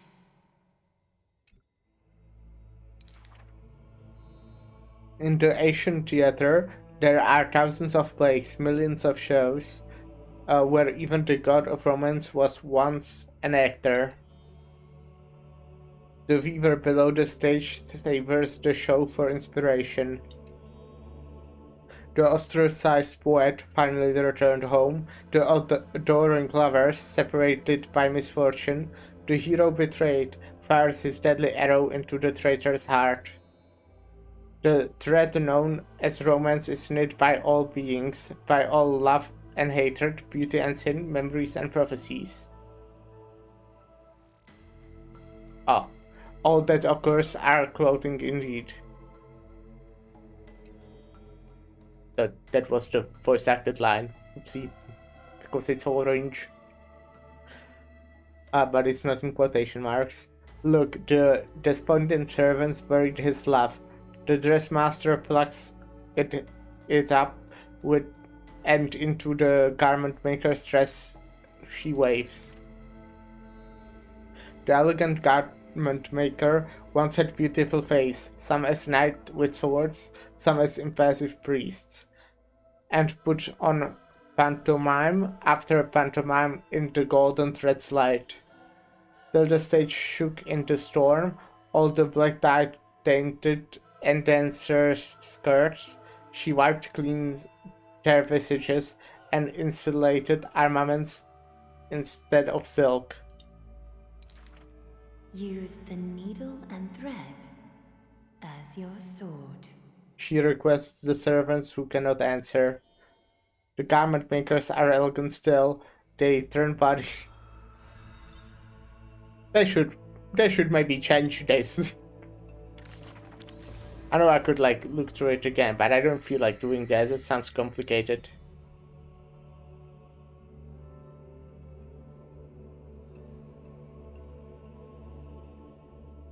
Oh, we are missing a plenty of them if this will all be filled. Like there will definitely be Cypher. There might be me if that's how it goes. There will probably be Hyacinth.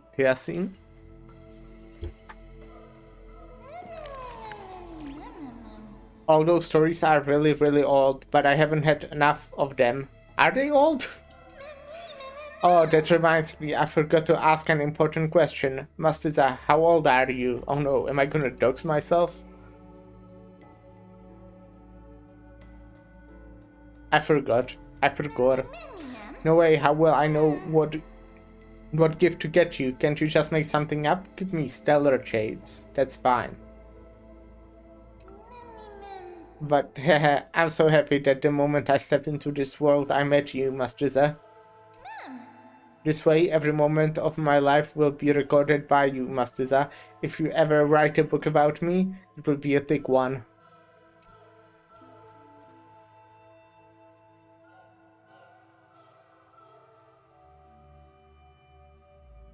But my past is a crushing weight, shrouded by darkness.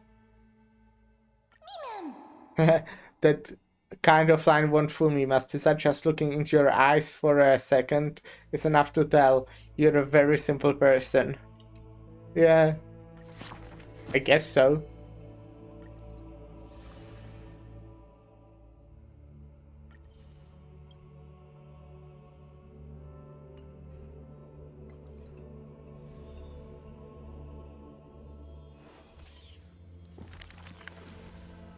Even more reading, oh no.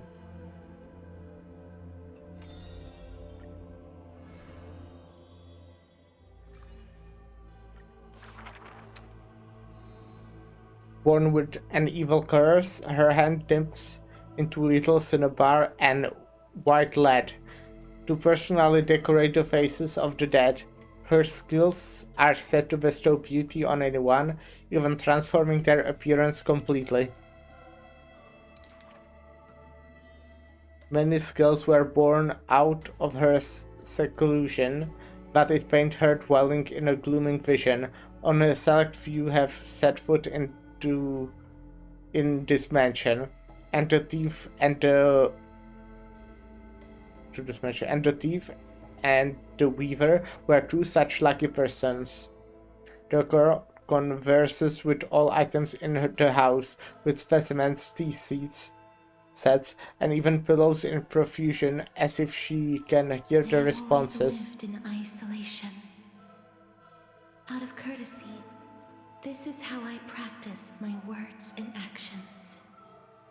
Of those non-living things.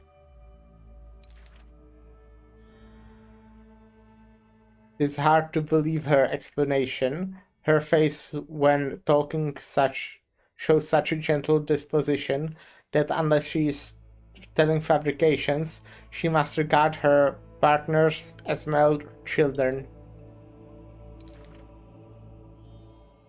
People pass these rumors down within the area of her encirclement.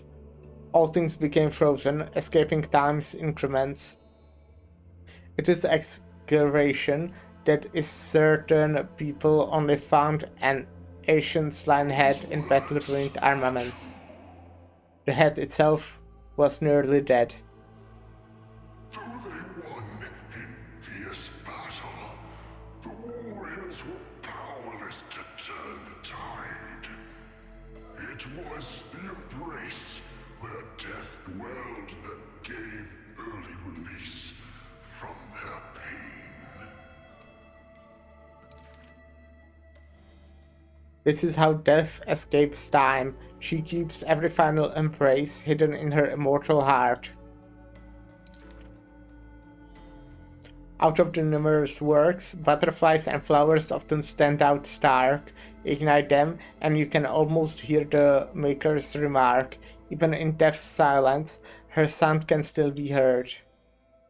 It is a gift greatly treasured by the maiden. Few have the honor to be graced with such work. Only one has the heart to burn such a gift, and it must. And the reason. Must peer into all fates unknown. And the reason she gives is rather far-fetched.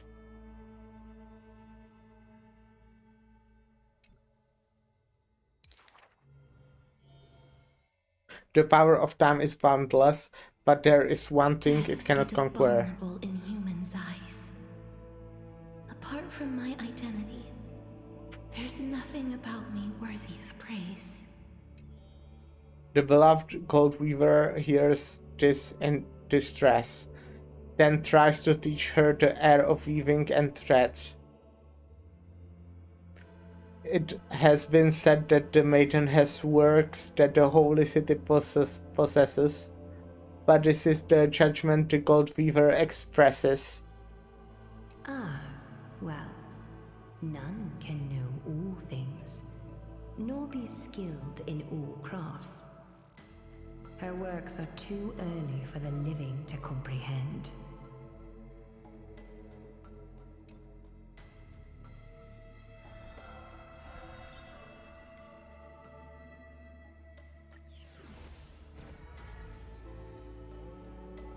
This is his scene, right?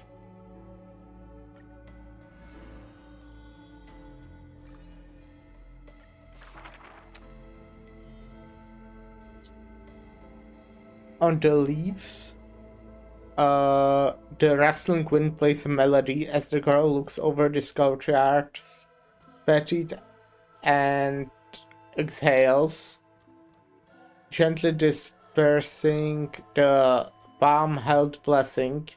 The entire yard is lit softly, like a dandelion bathed in the sunlight. Is this courtyard a tad too small? It's okay, Clementine. As long as it provides warmth plenty. The girl makes the courtyard tidy, and in the evernight lands outside the holy city, there is now a light curling souls. Melodies?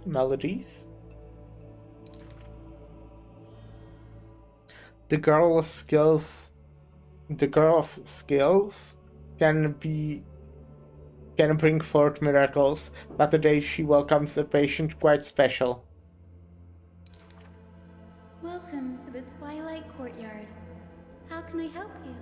The gravely patient shakes their head. The end times are coming, and we all wander more and more.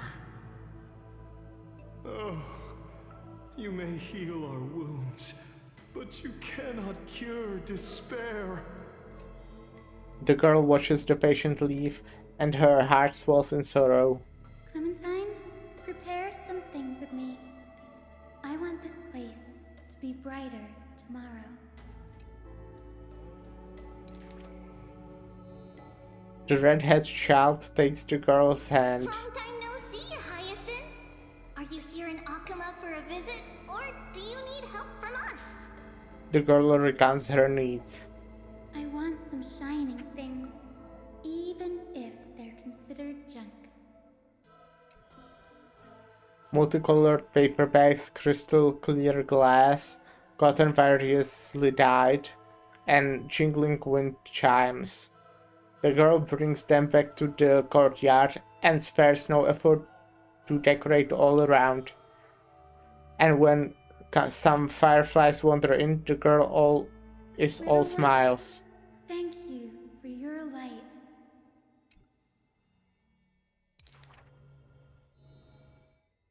The patient returns here and opens their eyes wide. Multicolored dreams on the rooftop now reside, and the lawns contain the sweet whispers of sunlight. A soft breeze passes with no hint of cold, only serving to wake the playful chimes and ocarinas of the light. Wow, there's light everywhere. What a warm place. The news is soon spread by the grove, and people will empty hearts visit in droves. The girl prepares candies and tea and listens to every visitor's complaints. People say there was once a star called the sun in the sky, but now that star is no longer there. People say that Aquila took away the world's light, but that they still left behind the heart's bright to illuminate the happy dream in the night. Like a blizzard in the month of mourning doth calamity fall, bearing warmth and dawn skulls. Odorless tides swallow up the grove of reason and the tiny healing heaven. Haven is also extinguished, broken, and barren. When the girl far from home hears of such grave news, the wind brings to her a moment of confusion, but it also evaporates the tears that briefly sparkle into being, and the girl still smiles bright and happy. Soon the people of Okema see once again the girl connecting more pieces and tokens, wanting to rebuild that pure haven. But she never realized that wherever she stood, she herself was that holy courtyard, that light-filled haven.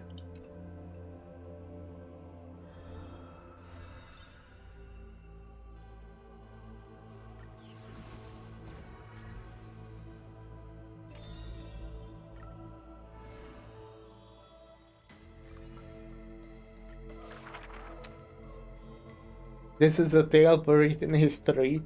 One day, a student elated in victory dashed around the Grove's territory. I saw the spell the professor carved on his body. The youth with war hair has besides himself in joy.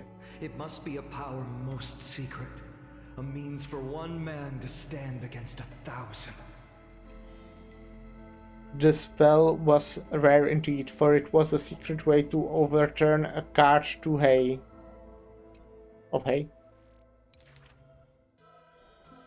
The scholar was still a mortal body, and yet to snatch life from death, or to reforge a new flesh through the God's remedy.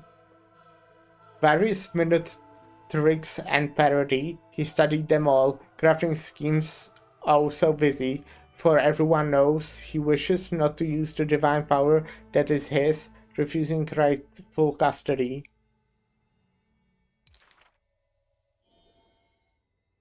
And in that unwitnessed moment of his death, final tragedy, he still held the hay cart spell steadily, standing alone facing the evil enemy. Now that craft is regarded as a magnificent study, not because of what it was, but because of its purpose, known to everybody. In fact, he once crafted miracles, forging silent servants using soul as vehicle. Though no sentience, they do their job without obstacles, rivaling Titankin in spectacle.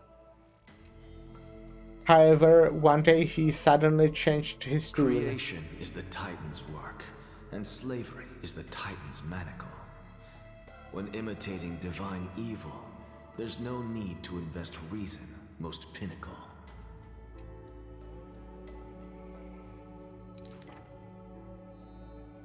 When the servant have all been recycled, he deigns not to explain, fearing to waste his reason or muscle. So he jokingly concludes the questions with a chuckle. If it's just for odd jobs, students are a better gamble.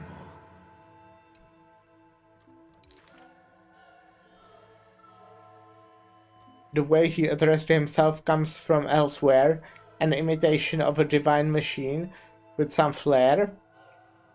He happily answers 5 questions, for those unaware, knowledge seemingly given with stingy care.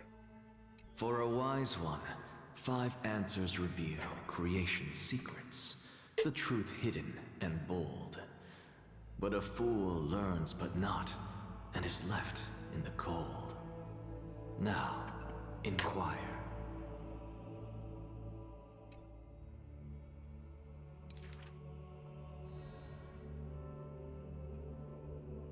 That is in fact the scholar's crafty snare. He hides the answer he seeks behind questions posed by those unaware. Drawing breadcrumbs as bait to lure and compare whether the inquirer may be worthy of his wisdom to share. The scholar never looks at laws and measurements, ignoring the flow and shift of time's passage, and uncomprehending students' gossip in eager regiments. He is panicked by the flow of time, for his work is yet done, yet to implement. The stubborn This man assist. is too Okay. arrogant, and he intends to desecrate Orynyx's accomplishments. They skipped this the first line. Why? Obvious to drag out class time as statement. The student's answer seemed rather adamant. He's panicked by the flow of time, for his work is yet done, yet to implement. The stubborn assistant interjects in a rare display of testament. This man is too arrogant, and he intends to desecrate Orynyx's accomplishments. The passing sage from another school brings admonishment. Outside the courtyard, the gossip flows into the scholar's ear. He silently gives grade to every question and argument, but none know the true answer according to his judgment.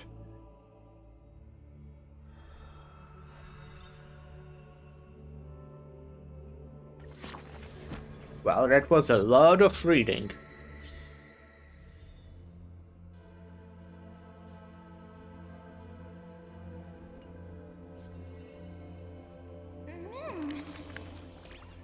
Everyone's stories are so deep, I can't keep up. Does Mastuza understand them? What is a god exactly? What a good question. Someone like me.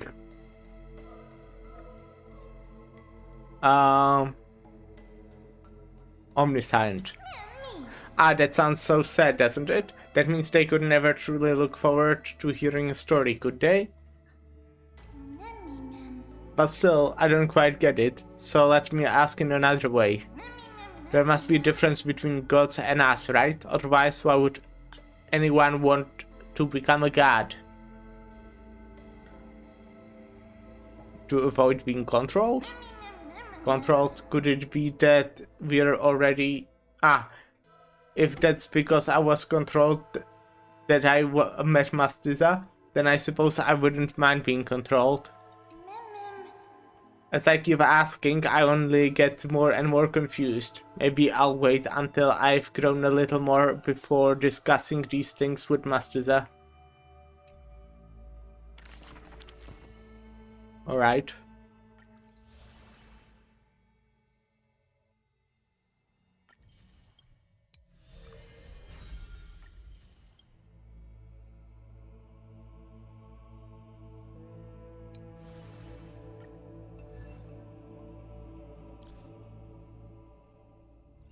Okay.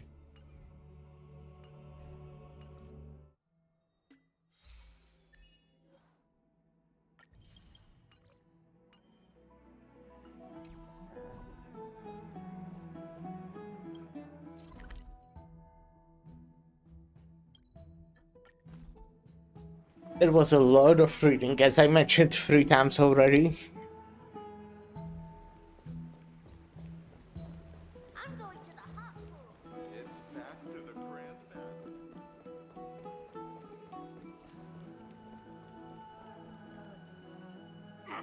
I want to vote. Tell me how I can vote. Take your ceramic shard engraved with the Kefali rune, select the Council of Elders in your heart, and pray silently until the shard registers your choice. Then toss it into the Dolium. The Council of Elders? More like the Council of Buffoons? The Black Tide took my hometown long ago! Who are they kidding with bringing back Erechrysia?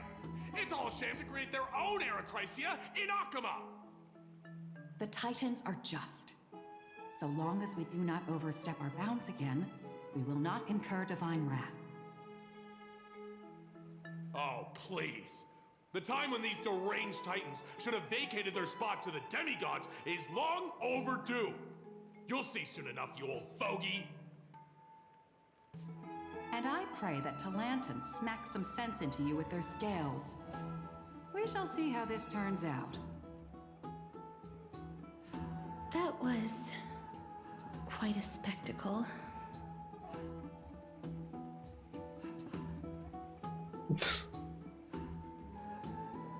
Yeah, watching people squabble is kind of fun.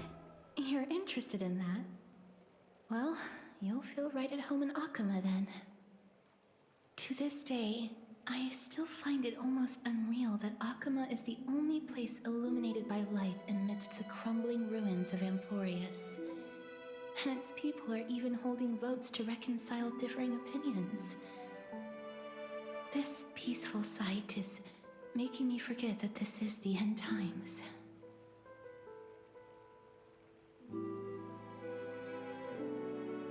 Shouldn't you have gotten used to it by now? Before coming here, I had lived for many years in Idonia, a city of rime and frost. The people there were devotees of Thanatos, and were well known for their unique burial rites and traditions. Traditions that I played a major role in. Because of the curse on you? Yes. You now know me as the Mortician of Akama. But back in those days, I was Idonia's Maiden of War. I was trudging across the frosty plains on my own when the Idonians found me. They saw the curse in me as a blessing from Thanatos, and believed that my hands could correct the Erechrysia's mistake and lead them to meet the great god of death. They provided me shelter, but in return, I was expected to grant merciful deaths to war captives, prisoners bound for execution, and heroes alike.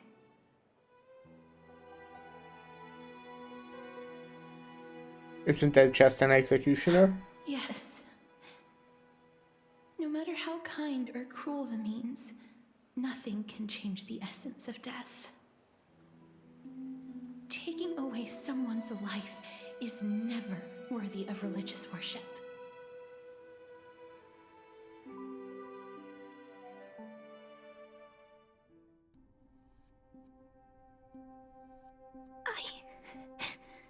I can't do it. Their voices, they pierce my ears. The pleading, the thanks. Ah, I know that feeling, child. I was once as lost as you are now. But you must respect those walking towards death, just like how you should respect yourself as the Holy Maiden granting humans glory and liberation. What you're asking me to do is no better than the task of an executioner, and yet you want me to respect myself.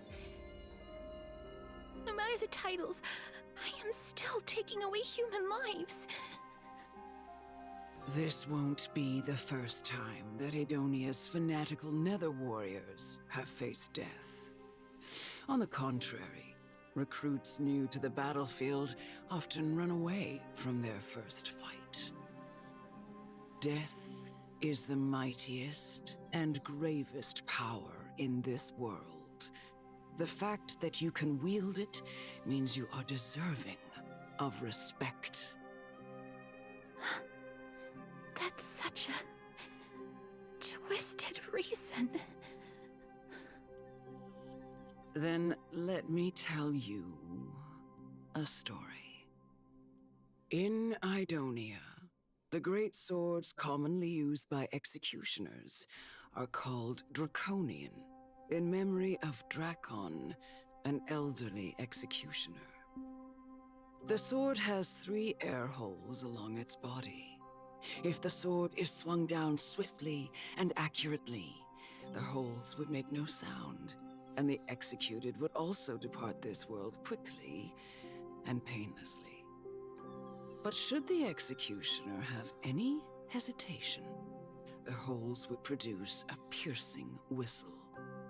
On that cue, the screams of the executed are sure to follow. Every executioner after Dracon is to hone their sword skills every day in preparation of future executions. Every swing of their blade must be more resolute than the last, for failing to do so will bring pain.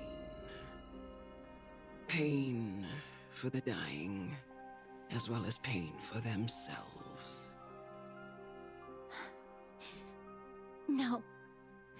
I can never get used to this. You misunderstand, child. I am not telling you to get used to it. I'm asking you to consider the source of the dead's suffering and use that knowledge to fortify your future touches with more and more determination. Go, walk with the dead and love them as you love life. Then you'll no longer hear those noises. Is that a good advice? Please, don't kill me. I don't want to die.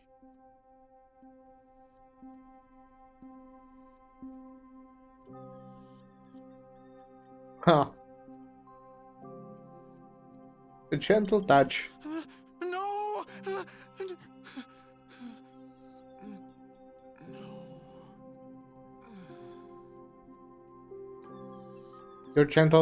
You gently touch the prisoner's forehead with your finger. His face is pale, his eyes flicker with fear, and his body trembles uncontrollably.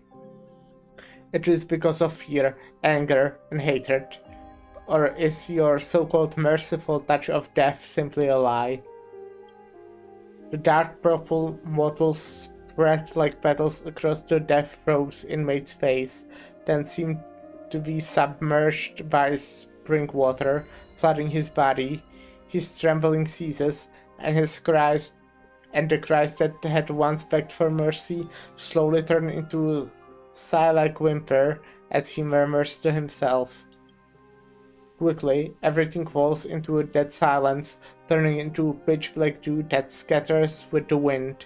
You hear your own heartbeat drown out the sound of heavy breathing. May you gain some insights through his sacrifice. Is this all? No. Come with me. This is just the beginning of your life as the Maiden of War. You executioner!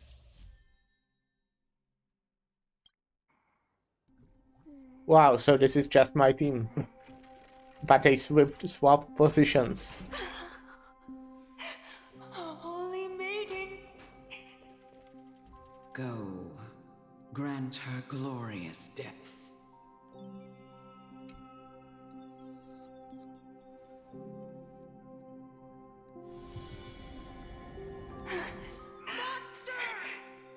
Thank you. No problem. Do it then, executioner. You heard him. This guy kinda looks like he deserves it.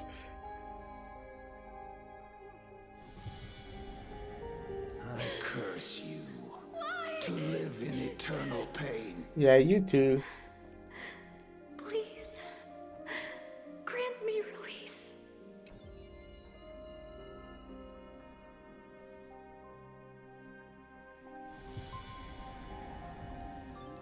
When will this ever end? You murderer!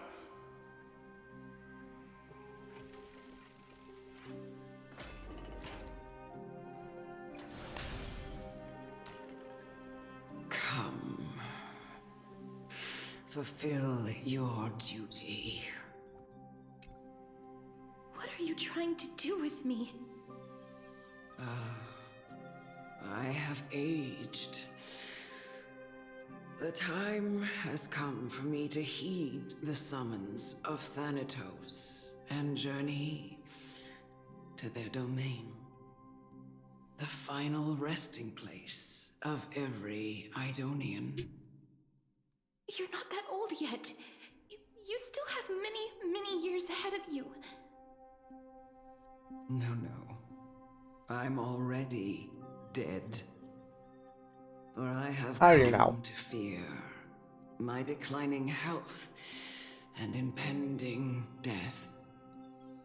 Ah, Castoris. Will you give me one last chance to charge towards fear and prove that I am no coward? I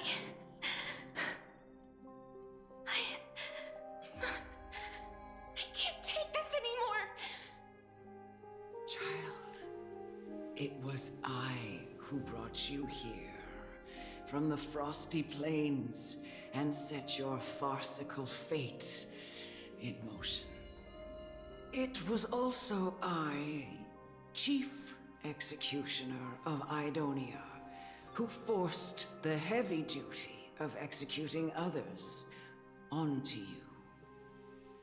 I've always known that you have doubts and even anger about my faith and about me. I never had a choice. Indeed. We essentially abducted you. Yet you can end any sinful life with just a touch of your fingers. Shouldn't it be easy for you to escape from here? I'll never do that. It doesn't matter how lightly the Idonians take death, or how readily they accept it. I simply can't do it. I knew I was right about you. What do you mean? I've taught you and cared for you as my own daughter all this time because of this blessing that's been with you since your birth. I know no one else in the world would understand the weight of life and death more than you do. In the eyes of an Idonian, death is the end of all life, a destination we will all eventually reach. Humans should not resist it, but learn how to face it. You can only live your life to the fullest after understanding this principle. And when you do, even if you eventually leave Idonia's protection, even if you must carry the curse forever, you can live with your head held high, like everyone else. No! How can I? Come now. It's time. I've already taught you all that I know. Show me that you are a fitting holy maiden, or at least that you possess the resolve to become one. Come now. Be careful. It's time. Unsettling ahead. I've already taught you all that I know. Show me that you are a fitting holy maiden, or at least that you possess the resolve. Wait, she's saying the same thing as before, no? Emerge from your cocoon.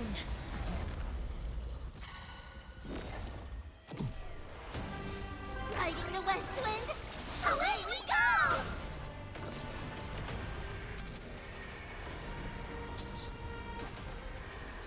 May death protect us! Yeah, she did repeat herself. Yep. I will watch over you and guide you on your path. Ah! This looks less peaceful than the other deaths Castris was granting. This looks more like combat, I would say. That hurts a bit. How's this taste? My friends? Indulge yourselves! I won. This was the last time I followed her command. I gently touched the elderly woman before me. The executioner, who had seen too much death, died the same way as everyone else. I gasped for air, a wistful look in her eyes, and a barely perceptible tremor in her fingertips. Elder Amonette, the person who tried to teach me about death, ultimately vanished like dew in the morning mist. She just gave her life out of She spite. spent her life embodying the beliefs of the Idonians. And I when don't think death she like finally hated came, her. she embraced it exactly as their doctrine had taught. I have nothing but respect for her. Yeah. I erected a cenotaph in her honor in the marshes outside Idonia's city walls with the others I had laid to rest. Then, I set out once more in search of Thanatos. It was a long, long journey. I heard so I many think they had a discussions bit about death dysfunctional relationship, but Life finds meaning in death. she was The world basically like improves her because there is an mom. end. It seems the most terrible darkness in this world. Everyone talks about its heavy weight. Some resist Not a it, great parent. some worship it, and some even revere it. How did a disappeared titan become the deepest fear of humankind? And why do they haunt my dreams? I continued my travels to seek an answer. Initially, I was running away. Then, I started searching for it. And now, at the end, I just want to know if my touch, if my embrace, can do more than taking things away. Can I make anything? Can I leave anything behind? I don't want to die. Please, I'm begging you, just let me go. I don't want to die. Please. Oh, they included that animation that was on YouTube. That's cool. They never did that before, I think, in the actual game.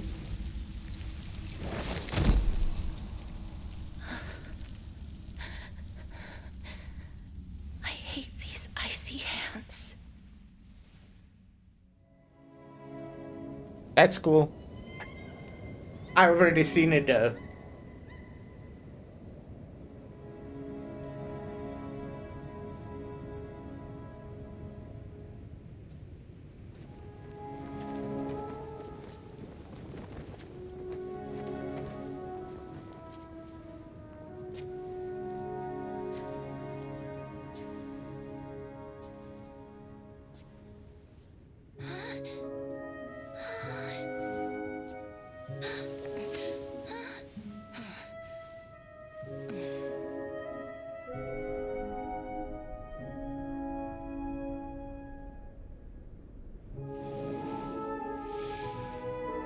Get it over with. End its suffering.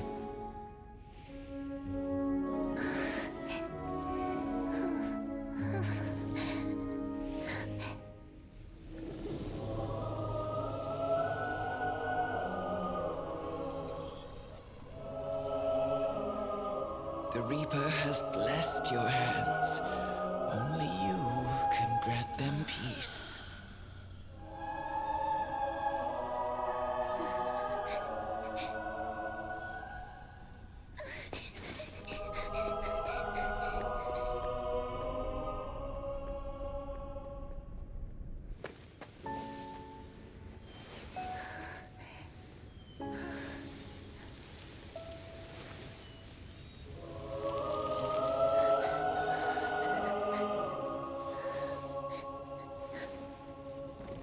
Embrace death. Walk alongside need it.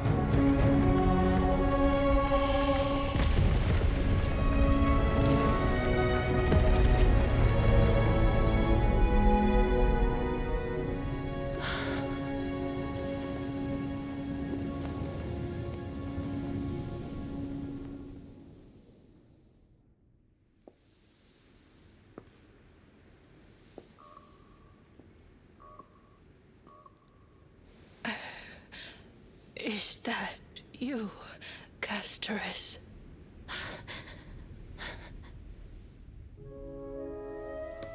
All of them have gone, heeding death's summon, crossing into their domain. I must go too. I don't fear it, just I have some regrets. Watching people leave this world again and again, it must be lonely for you. You must want to desperately embrace them before they go. I can't. These hands, they're too cold.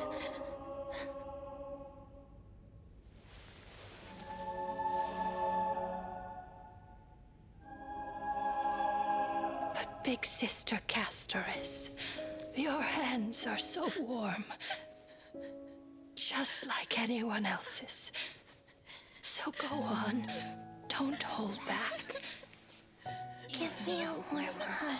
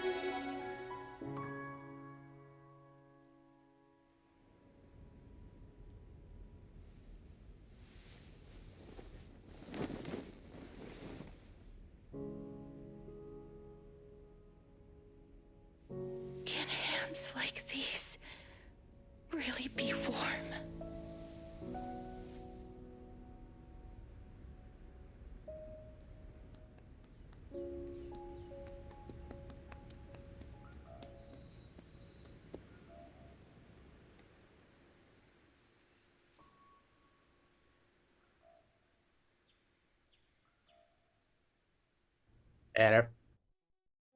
On the day that Oryx's trial ended, you must have had many questions.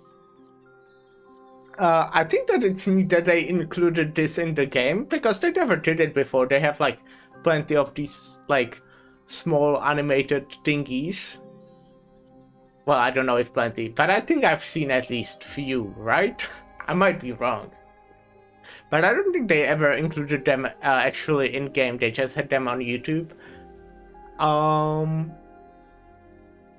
But at the same time, I feel like if they planned to include it the whole time, they could have got like 20 minutes of what was happening before that, because it was basically characterizing Castris, her like backstory, how she felt about her powers, and they basically showed the whole thing in the animated short. So they basically did it 2 times, which I feel like, you know, they didn't have to, but it looked nice. It was pretty good. MiHoYo is at least spending their money wisely. Yeah, I always like when they do like the small animations on their YouTube. I always thought that they didn't want to put it in a game because it's probably quite big, I would say. Like in terms of size, file size, compared to like, yeah, do you get me? Like, if there will be a lot of these animations, the game will be nothing but them. But yeah. At the same time, I also how do I say what I want to say? I always felt that it was weird. Would be pain on mobile. Oh yeah. Oh yeah. A lot of the times, I feel like it's bad that they released this like animated short or whatever you could call it before it was in the game. If you get me? Like, why didn't they release it on their YouTube today? And this,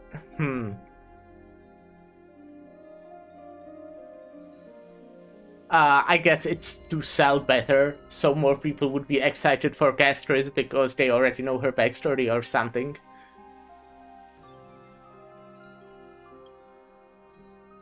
I felt just as confused. Why, as someone from beyond the sky, were you so cruelly dragged into Amphorius's fate? Also, as you say, would be playing on mobile. I don't play HSR on mobile. But on my tablet, my tablet, I couldn't even fit like 3 gacha games. I think not even 2. To be fair, Olympus is like very big. For whatever reason, I don't think PM is that good at optimizing the size of the game.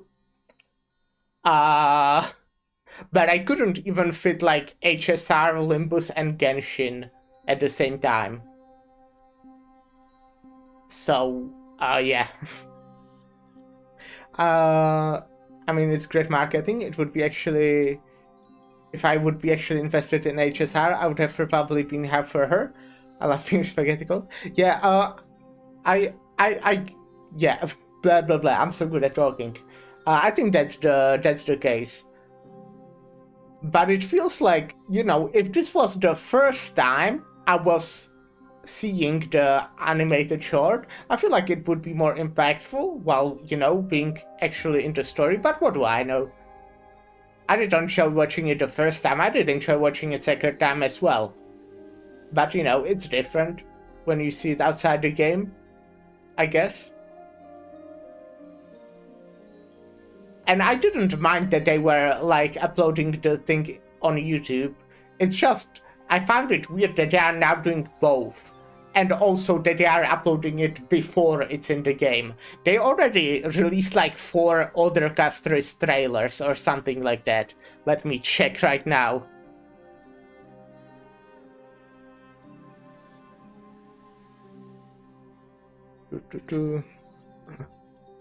HSR, if I Google HSR,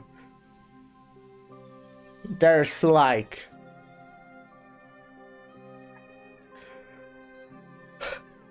there's Custer's animated short, the one we've just seen. There's this like I don't know, that's like a gameplay trailer, I guess. There's Golden Epic PV, there's Castor's trailer. There are 4 different Castor's videos. I don't know if you can count this, I guess. It's like Keeping Up with Starlight, Castor's Shine of Blemish. I think that counts as a Castor's video. So I think they could wait like that week, have the animated short played in the game if they want to include it in the game, and then upload it. But also, I'm just complaining about nothing. It's just a minor thing I would personally do differently, and I don't currently have like a company that probably makes millions. So, you know, they probably know better than me. Let's say that's what I would prefer to see as a consumer. I think that's a better way to frame it. I wished I could take action, but no matter how hard I try. Also, I was like rolling Castor's anyways, even if she had like no backstory at all. Even when we brushed against each other unintentionally in the grove. And it was obvious that nothing had happened. When an almost unattainable hope finally welled up in my heart. When I thought that perhaps my touch would no longer bring sorrow, fate declared to me, it wasn't that the curse of death had finally been lifted. You don't have a company that makes millions yet? You should make a gacha games with blackjack and hookers. That sounds like a great idea. Nothing. And did I really think this time would be any different? It's not that I don't understand this reality, just that I'm unwilling to accept it. Having walked such a long road, I am still unable to find the answer to life and death. I am resigned to eternal despair. Anything I wish to hold on to, death will inevitably wrest from my grasp. I genuinely think that if a person is able to make even like a really bad gacha game, you will just make some money on it, unless you like over-invest. But if you go to it with the mindset that you don't want to make a good game but want to make money, One last chance. then I think you can make like a very short-term game, but in that short term it will make you some amount of money. And after an embrace, there shall be eternal separation. I found no surprise in it, for her words sounded not like a foretelling, but a perfect reflection of my past. Embraces in this world are born of reunions, yet my touch speaks only of farewells. In that moment, I had no doubt that this destiny would weave itself through the entirety of my life. And yet, things have taken a turn for the better. Now that I can finally have an audience with Thanatos, perhaps I have to can end in read like my 2 hours. Do you think I can finish the story today? I have no reason not to give it my all. For your sake, and for my own. Thank you for telling me your thoughts. With that, I believe in you. Thank you. regrets. I don't want to speedrun it or anything, otherwise I would just be spam clicking. Castor talks to you about the gift she gave to other Cross's heirs, and before you know it, she arrives at your gift. Let's put that aside for the moment. We've arrived. Yeah, I don't want to like speedrun it, but at the same time, you know, it always feels bad if I was to like end in those 2 hours, so I would be streaming like 8 hours. then I would continue tomorrow and find out that there's like 30 minutes left of story. I don't like mind playing it multiple days. It's just the fact that I just don't know how long I have left. I gave Lady Trianne. I want to leave something for everyone, if possible. The journey to seek an audience with the Death Titan cannot be I an get what easy you one. mean. Yeah, because I'm so good at expressing what I mean, right? Definitely. Before we depart, so that I don't have any regrets.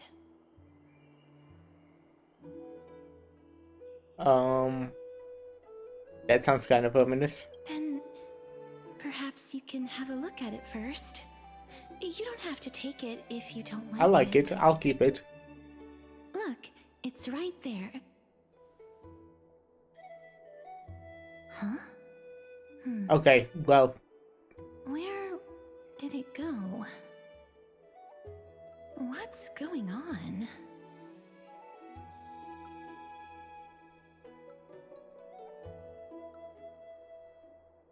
Oh. Did you get into trouble with some phantom thieves? I am not some corrupt grown-up. Oh, really? What's this? I wonder what this means. Coin of Zagreus and a slate. So it's her. Cypher, my next wife. Holy moly, kitty teeth. That's exactly what I would say, definitely, in a situation like that. Symbol. It's a Lady Cypher, the demigod of Zagreus whom Lady Aglaia had spoken of. She's a master thief who's left legendary tales all over Amphorius. And my next years wife. Have passed, yet she's still announcing herself in such a crass manner. Let's just You have a use the different same sense definition of and look for grass. Lady Cypher.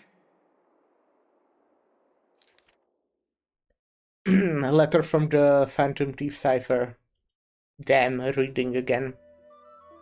Dear Princess Homebody, walking through the busy garden, I discovered the remarkable gifts created by Princess Homebody. They are truly splendid, and I am most impressed. I've also taken with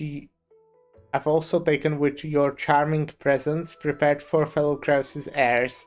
In your night peril, I observed the beautiful felt dolls, the beige and lavender stripes tapestry, the classic Eidolon type tripod table, and the left barrel.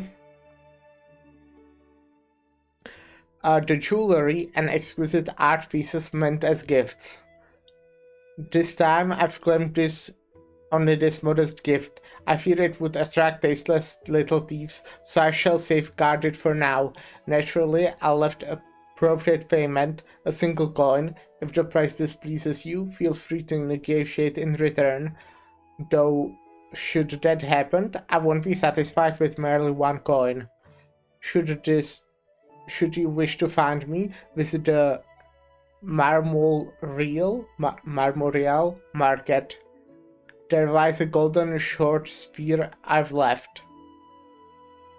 You know what to do. It shall guide you to me. And before you ask, I won't accept any questions. Please forgive this small intrusion and accept my highest regards. P.S. Who displays biological specimens at home? They are truly quite unsettling. You might want to store them away when entertaining guests. P.P.S. Despite your considerable investment in the Eidolon ossuary hanging in your apparel, I regret to inform you it's fake. The original was craftily switched by those cunning scholars at the Grove of Epiphany.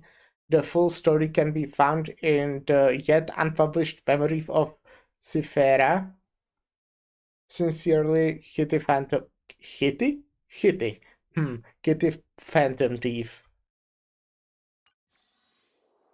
You retrieved the gift and teach Kitty Phantom Thief a lesson. You had to the market and find the short spear she left behind. Look, it's right there.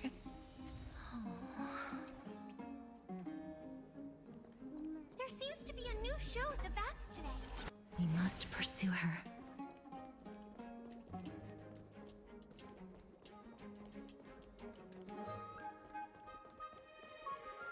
Chest. 10 vats of water every day, and Fagusa less. Huh?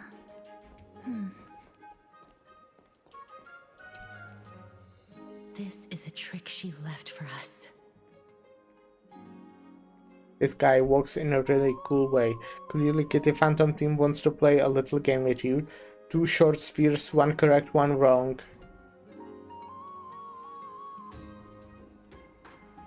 Let me check the hint on the scroll. 2 golden short spears. Only the golden short spear engraved with the truth can lead to the Kitty Phantom Thief. Inspect the left golden short sphere. The left spear is engraved with the words, don't be fooled. The right spear is engraved with lies. This is the left one? Yeah. Ah, damn. It's a puzzle.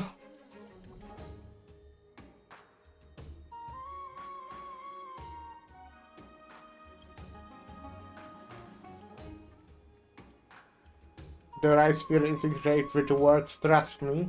Grey mystery, both spears are engraved with the truth. That's pretty easy. I think it's the left one. The word on the scroll should be true. So which short spear do you want to repair? Also, if I say left, it's always correct, right? Wait, no. Yeah, well, I'll just say left. Ugh, she's incorrigible. Follow me.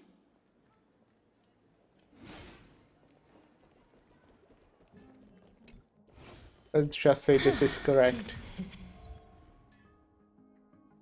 They are struck down by the passage of time? What?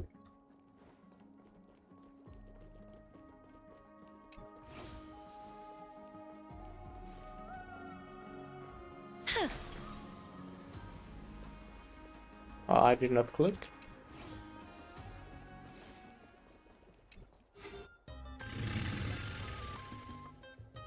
Oh, is that Cypher? Cypher, is this Dromastrul? If this Dromastrul is her, appears to be quite content. Her gaze filled with 3 parts sincerity, 3 parts approval, 3 parts triumph, and 3 parts haha grey mystery. You have lost if you take this seriously. Hi, Cypher. Grump. She seems to be saying hello. Seeing you treat the dramas with such seriousness, all 12 parts of her complex emotions immediately transform into one of admiration. Lady Cypher, please come on out. You're still careless as ever. Shouldn't you keep such a precious gift near your bosom? Since you know it's a gift for someone else, please give it back to me. Stop hiding among the people and letting the wind carry your voice. Now, since I know it's a gift, that just means I need to milk its worth. The children of the wind never stay for long in one place. Unless your offer is tempting enough to steal the wind. What say you? Let's kill her. Name your price. I'll give you however much you want.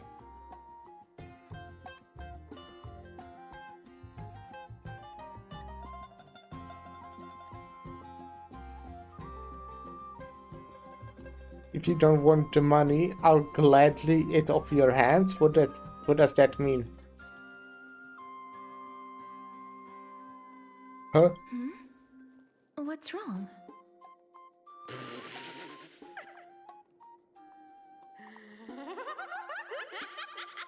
No wonder they call you Princess Homebody. Who does? Why don't you come over to my place? It'll make a better venue for proper business discussions. You can find where I live through the winds I've sown. Right. Piece of cake. I can do that even if I can only sense your soul. Alright, I'll see you there. Oh, by the way, everyone cool with me collecting a deposit before we reach an agreement, right? Now, come this way. The Dew of Divine Blood in the backpack, something. Where did my Dew of Divine Blood go? Ugh, she's incorrigible. Follow me. I want to beat her up. Letter from the Phantom Thief cipher continued. Dear Princess Homebody and Grey Mystery, you probably guessed already, I had no intention of showing up at the Bag Beast workshop. This means, of course, I had no plans to return to cave there either. This was just to warm up for our little game of cat and mouse. But surely you have realized that the kitty Phantom Thief never cared about stealing a mere trinket, right? No, what I'm really after is your hearts. Just kidding. I have no interest in your hearts. If Princess Homebody can track my path, then by all means try. I'll be waiting at the end, and rest assured, we'll meet face to face this time. P.S. Grey Mystery, where did you get that Dew of Divine Blood? Don't tell me it's a gift from the seamstress. I'll taste it for you. Sincerely, Kitty Phantom Thief. That's rude.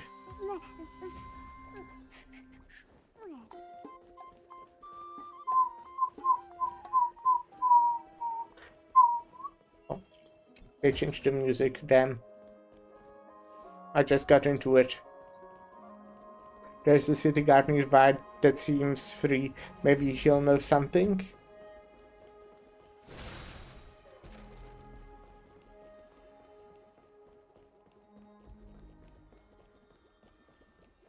Okay, I need to get to the high ground. Okay, these stairs don't do it. What about these stairs? Does it really work? Looks like that's correct.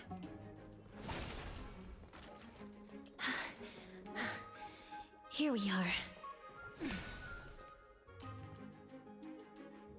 Over here! Over here! No, not that way! This way! Come on. If I really wanted to hide, you'd never find me. So Why am I relax, you scared? two. Is she No need to scary? get your hackles up. I'm not that scary, am I? Exactly.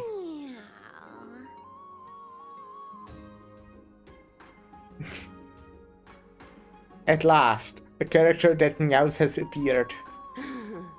No way. Some people might have been into that a millennium ago, but it's long since gone out of style. Loosen up, buddy.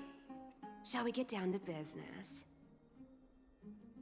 Give me the jewelry piece first, or everything's off the table.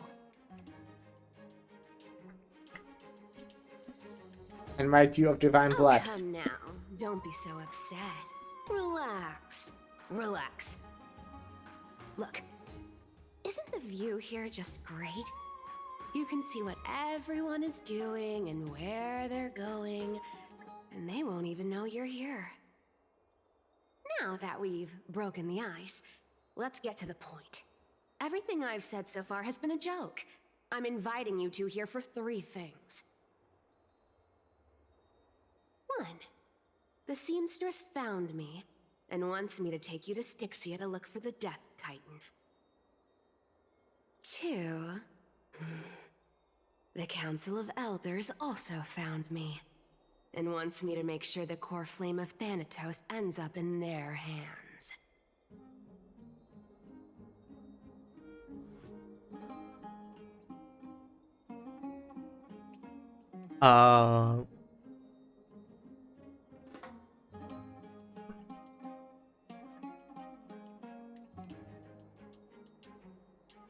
Look at you, having your finger in both pies. Last, but not least, I'm telling you that I'm not interested in doing either of those things. Well, Don't go too look bad. for the Death Titan. The end. Some time ago. Well, this is some high quality stuff. And this room is full of it. How much are these worth, Did you get all this through that Aranova gimmick? Some of it is family fortune, while the rest came from my business as a dressmaster. Don't liken the flame chase work to your shady dealings. Well, I should have busted down your door instead of going around like a thief. Well, spill. Why are you giving me so much money?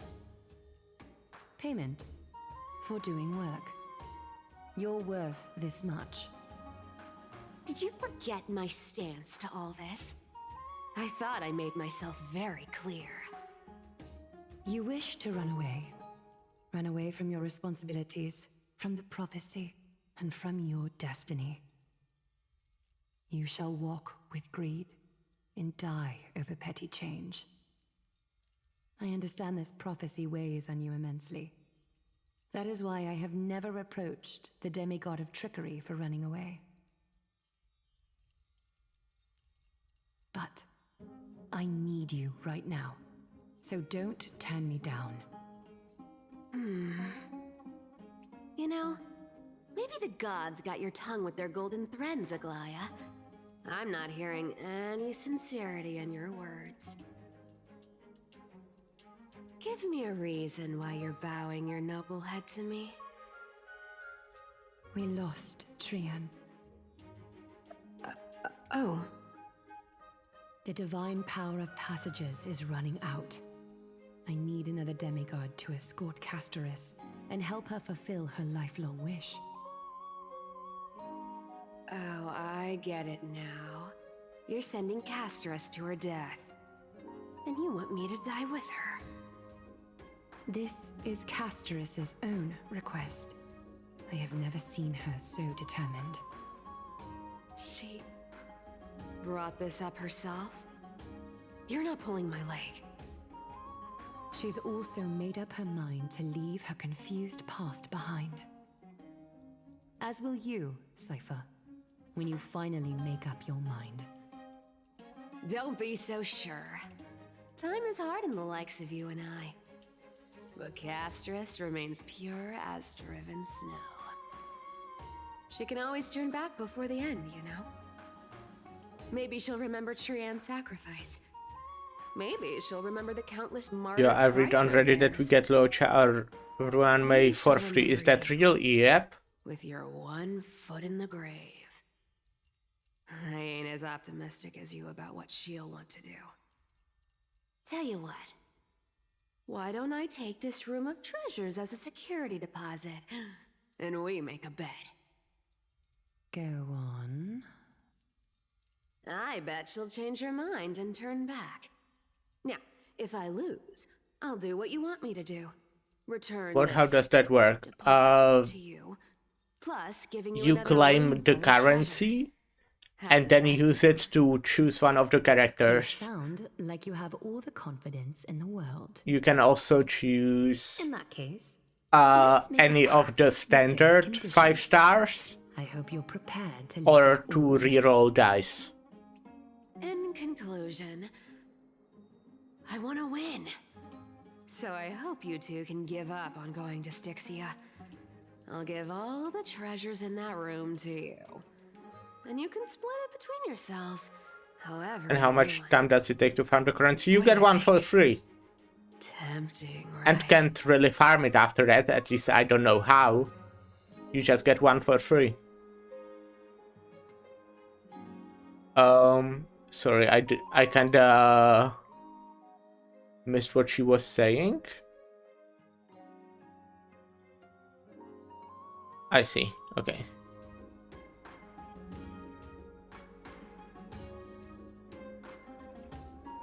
I'm almost dead. What use do I have for money? I decline. If we don't find the Death Titan... Who did you pick? No one yet, but I think I'll be picking Ruan May. can't go into the details, but we have to go to Styxia. Who do you plan to pick if you were planning to pick someone? I really don't get how. Princess, home buddy, you keep talking about needing to find Thanatos. I don't think Lyra knows. And you don't care about anything else. Lyra doesn't play the game.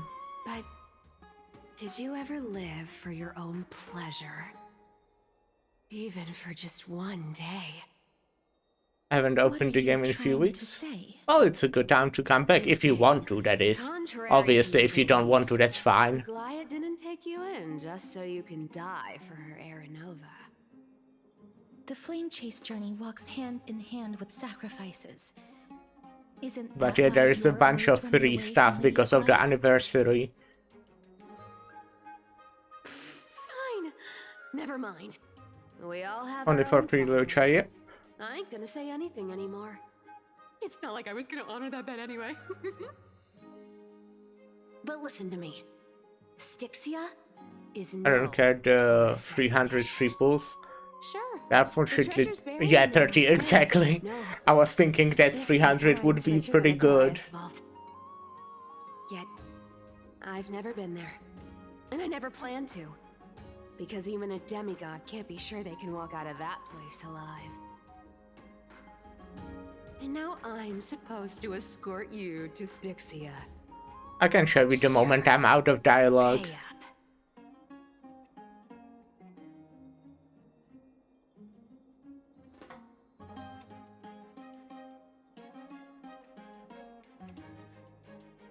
Is ripping people off the authority of Zachary's demigod? You know, you're not wrong.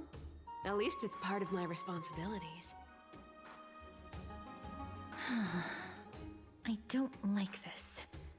However, It's so weird why Luocha or a Ruanmei. longer life than most I think Luocha is there because he's like the best healer or one of the best healers for Castris. But I'm not sure about Ruanmei. She's just a good character. She's like really good still.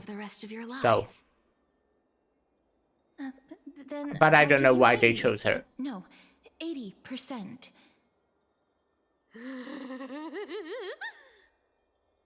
Well, don't mind if I do. 80% of Castris's savings. And about Ruanmei? 2 of Yeah, but divine blood. her Eidolon 1 is like broken. I also have her, but I want her Eidolon 1. I haven't chosen yet because, as I said, Rocha is apparently quite good as sustain for Castris. So I want to see if it's like really that good. Because you can also use Gallagher.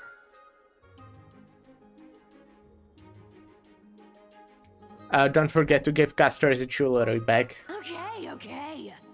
I didn't know you hold grudges. Gray mystery. Here! Catch. Be careful with that. A minor change in plans, though. Don't A minor? go to the bath tomorrow. Come look for me at Akama's city gates instead. So, why are you changing the meeting place? Oh, nothing really. Just a bit scared of the seamstress's frosty face. I wouldn't stay a second longer in Akama if it were up to me. Well, now that we've struck a deal, why don't I give you guys a lift back? It's gonna be a long ride. So have a good rest. Oh no.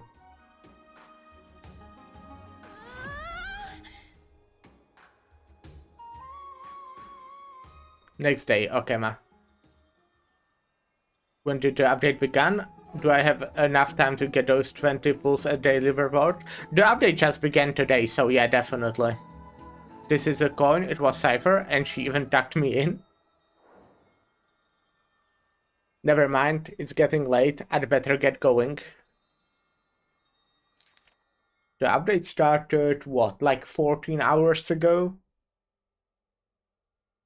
A letter from Phantom Thief Cypher continued again. Grey mystery. These formal addresses at the start of the letter are such a hassle, and you're already And you have already... What? You have already read I Can't Read. 3 useless Phantom Thief letters. I've left Princess Homebody's gift here. Take good care of it. Remember, skip the baths and come straight through Okema City Gate to find me. You know, I have no patience. Come late and I'll leave without you. Clear? Yes, I'm the one who tucked you in. You're welcome. Sincerely, Kitty Phantom Thief. Okay, so... Here, I think?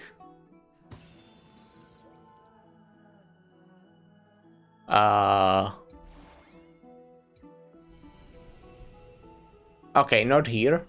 What's her accent? German? No, Czech.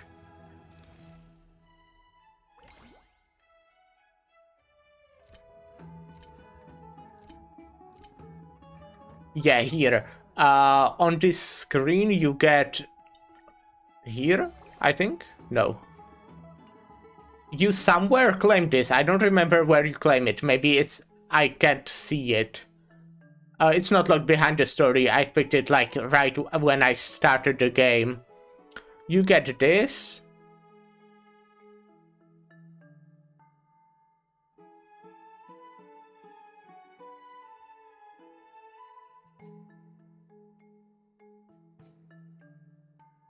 Apparently you get free one every once in a while, and you can also get it if you get duplicate 5 stars with maxed Eidolons. Interesting. Yeah, it's a whale currency. And then you just pick one of these characters, and they will be adding more. So that's cool. I might save it, maybe. But I think I'll just get her run, maybe, because her Eidolon is just really good. But I'll sit on it for a bit. It's not like I need it right now.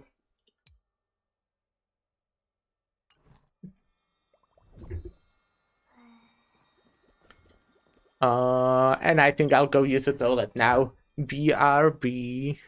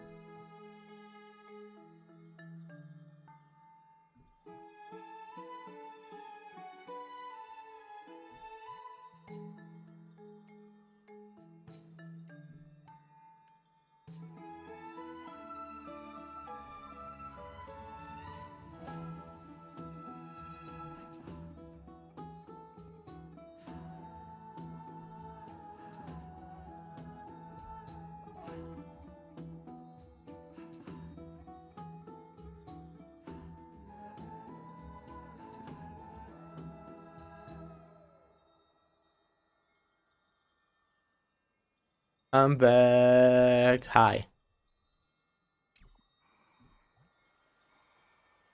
So let's go meet with Cypher.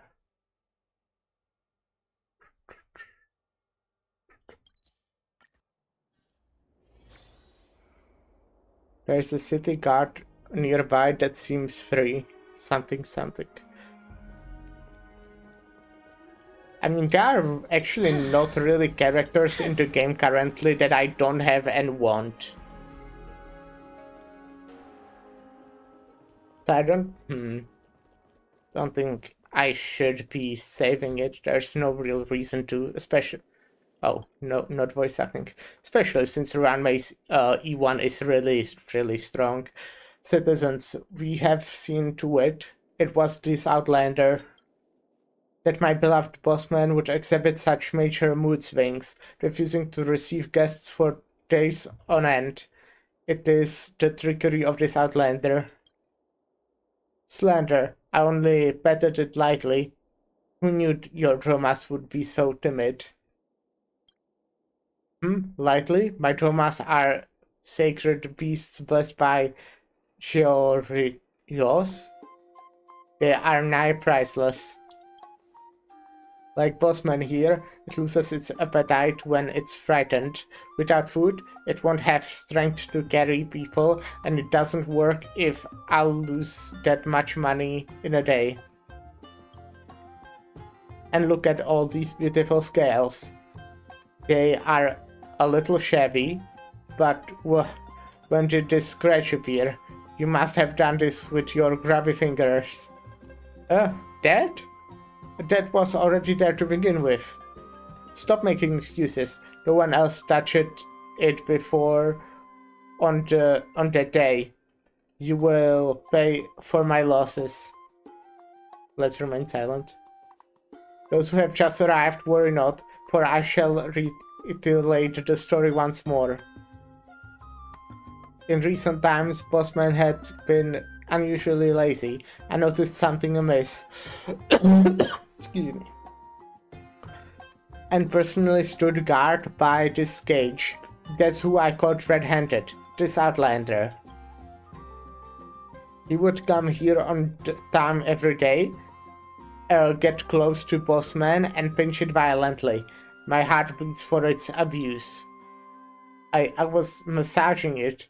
I noticed something off with its behavior, surmising that it was overworked and wanted to ease its pain. And only like you, working your beasts of burden to the bone without a day off. Even mountain dwellers would be hard-pressed to keep up. How we rear our livestock in Okema will not be dictated by an ignorant outlander such as you. Are you disrespecting our customs? That's right, I don't know much about Jomases,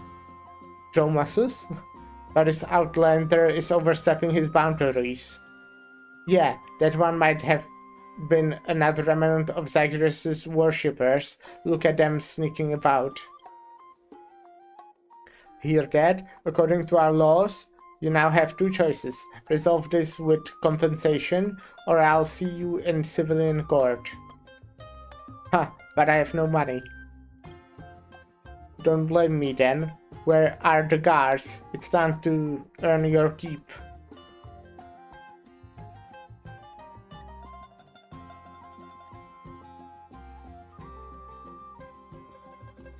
Let's say it's a little overboard. Overboard? I'm in the wrong for seeking compensation from a criminal? What's the crime? I guess that he stretched the trauma? Possibly? Maybe? Lord Liluder? You are mistaken. These last words may have been candid, but the reasoning is sound. As the conflict gradually reaches breaking point, something. And who are you? Is this the part of the main story? Why is it not voice acted? Or did I accidentally step into like a side story? Just an ordinary Gearetic, Lord Liluder. I reckon you must have knowledge of this matter from your confident voice. I have few questions regarding these bag beasts. Not only the Dromases, I also know my merchandise like the back of my hand. Ask away.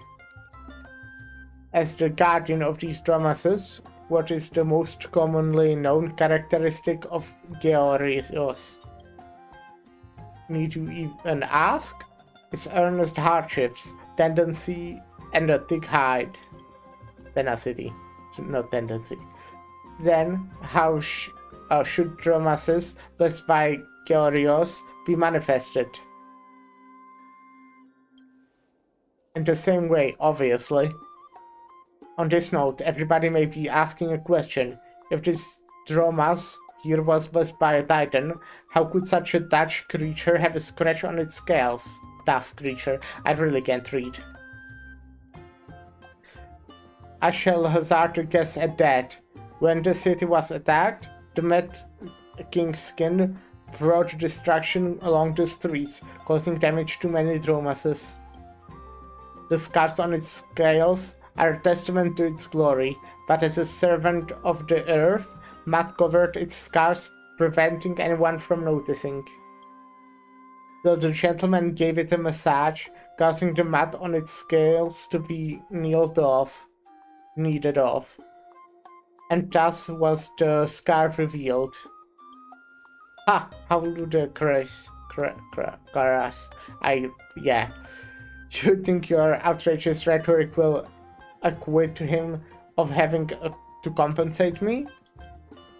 If you didn't like that, there are other theories as well, that this Droma wasn't blessed at all, and it's just unusually frail.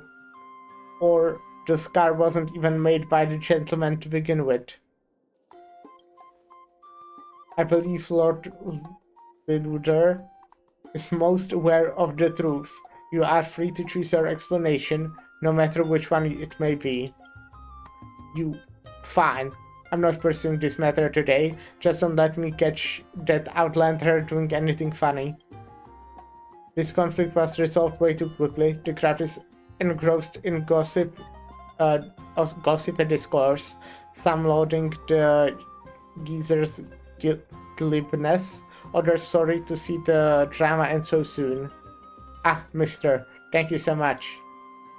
Alright, you ran along quickly. Don't give anyone else a reason to speak ill of you, even if you did nothing wrong. The flustered Outlander expressed proof as... yeah. Don't be in such a hurry to leave, young friend. I still have something to say. So, who exactly are you? My name is Soktires, the most witless geezer in Okema, and a most devoted seeker of knowledge. Your support for the Outlander left a deep impression on me. Councils are rare in most cities.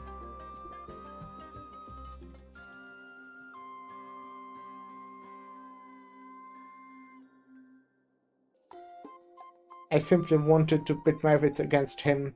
A person's true thoughts are often revealed in the form of jokes. I believe it's necessary for us to have a deeper conversation.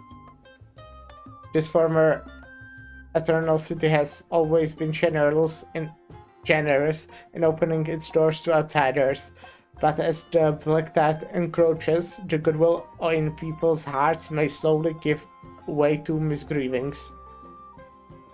It's a long story. We should look for a place to speak about this more comfortably. What's about Marmorial Palace's baths? I am privileged patron there. I don't have time currently. I'm looking for someone. Also, I'm supposed to die in like 15 days. 14 at this point, right? If you don't mind, I'll go run a bath first.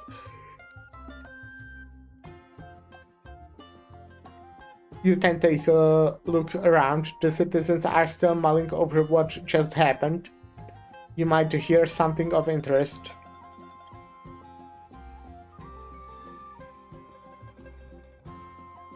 Yeah, I did accidentally started a side mission.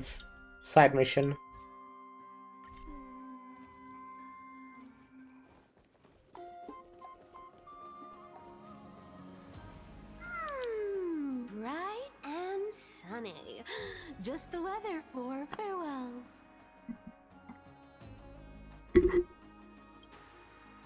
You're here.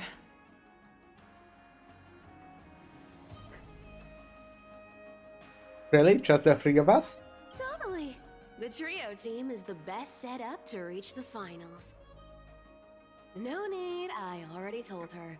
She's fine with it. You sure know how to put me in a spot, Casterus. I need to travel with you, but I can't touch you. What a bother. Sorry. I can. Oh, I was just teasing. Don't take it to heart. Did you know that the legends say you have to put an obol into the mouth of the dead or over their eyes if you want them to successfully cross the River of Souls and enter the Netherrealm? That's the fairy fare for entering the Netherrealm. However, I honestly won't ask you to pay this time. I'll pay.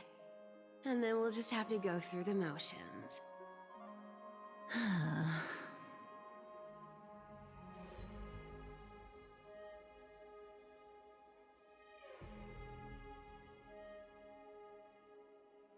Just how much have you swindled Casterus off? Don't worry. It's not a lot. All right, pass me the coin. It's time to get the gods' powers going. A fleet-footed trip to the Netherrealm. Here we come.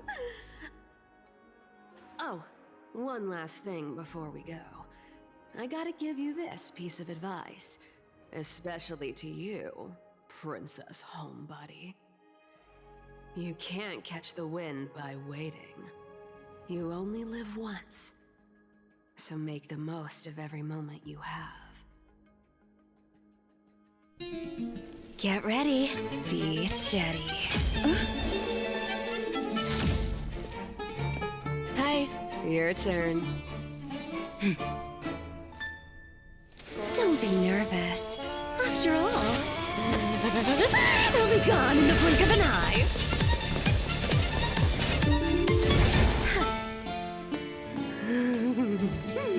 All done. Bye-bye. That's fun.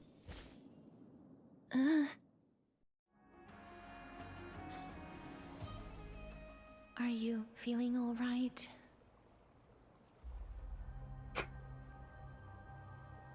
I swear she was speeding. She's the demigod of trickery. When she flips the coin of whimsy into the air, she gains incredible speed that lets her travel anywhere in an instant. Just like how she clearly had no intention of lingering here for even a second longer. We can only How do depend we on get ourselves back? for the rest of the way. Don't worry. Mem's here to help. Ma'am. Can you teleport too? Being cute isn't my only forte. I'm strong too. This is Styxia, the city of dragons and waves. I heard. Anaxa hypothesizes that the missing Thanatos is somewhere in these ruins. This is the land of their birth. Or perhaps of their death.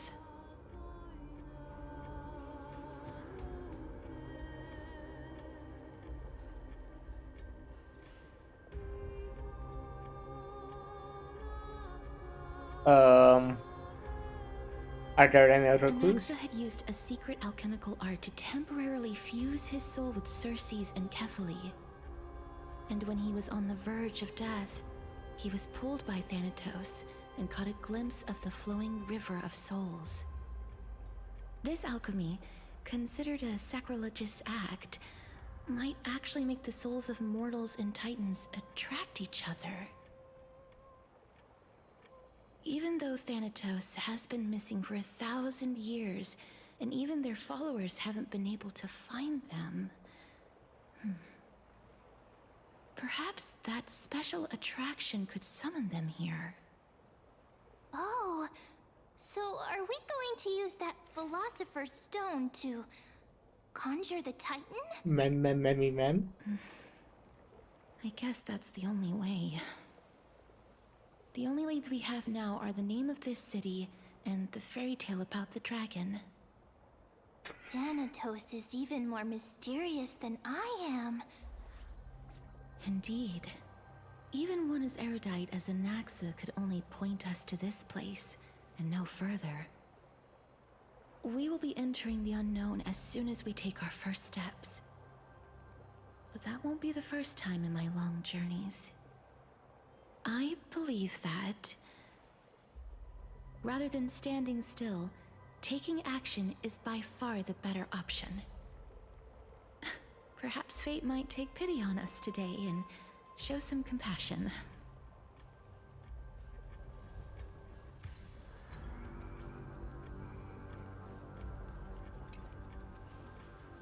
O ferryman of the River of Souls, where are you? Insects devour my fingers, wild grass creeps up my back, yet the bell's chimes cannot summon you. As they have long since fallen silent in my decaying years. Go back whence you came. Go back.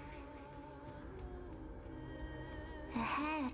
Oh, different cultures depict nether realms different ways. For Tentons, they take the form of butterflies, suggesting they have placed something. Yeah.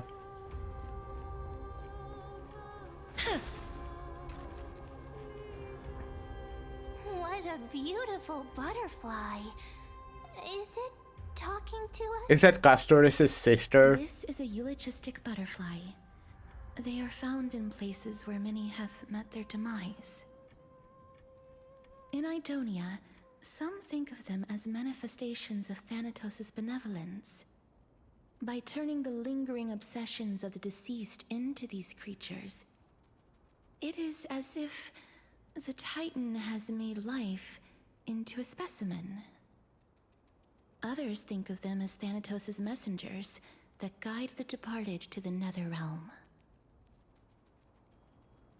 The second theory sounds more believable. After all, the things they're saying are rather, direct. Perhaps. But the fact that we're able to hear their whispers proves that we're fast approaching the realm of the dead.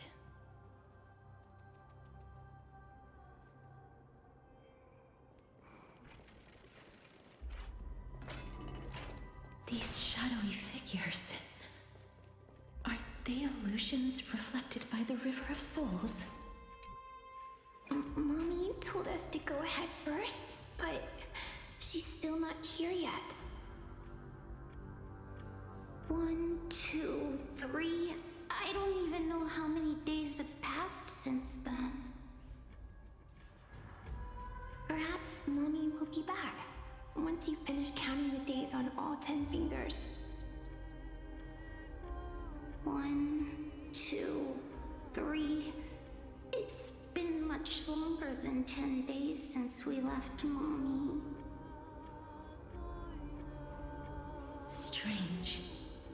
For reflections in the River of Souls, they seem oddly animated. But, Master, did that lady really lie to us? The Centurion personally instructed us to inlay the inscription into his shield. But now she's taken it away.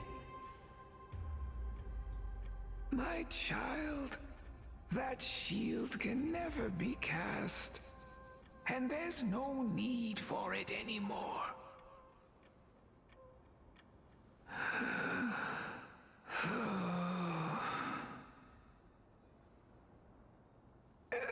Come, child. What is the name of that Centurion again? Actually, never mind. Forget I said that. I'll wait with you for her to come back. When that happens, you'll be able to keep making shields. Don't be afraid, pal. Let's open our eyes wide, together. Has anyone ever looked upon the intervening moon phases trying to glimpse the future foretold by Oronix? The twin moons are broken mirrors of the sun. Within them, we see only reflections of ourselves. Perhaps Aquila has already seen through the absurdity of it all. Do you want to buy any fish? Nah, I'm good. But thanks for the offer. Huh? He can see us? Wait. More living people. I'm not selling my fish to living people. More? That means someone else came here, right? Buying fish without paying. If I ever see her again, Oh, Cypher. They mean Cypher, huh? Could it be that you're all dead souls that never achieved rest?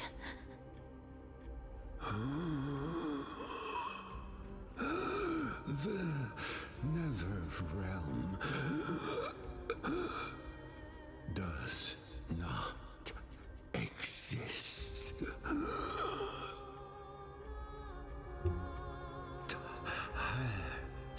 Titan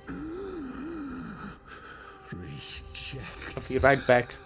I'm right back. I won't even put on the PIP screen.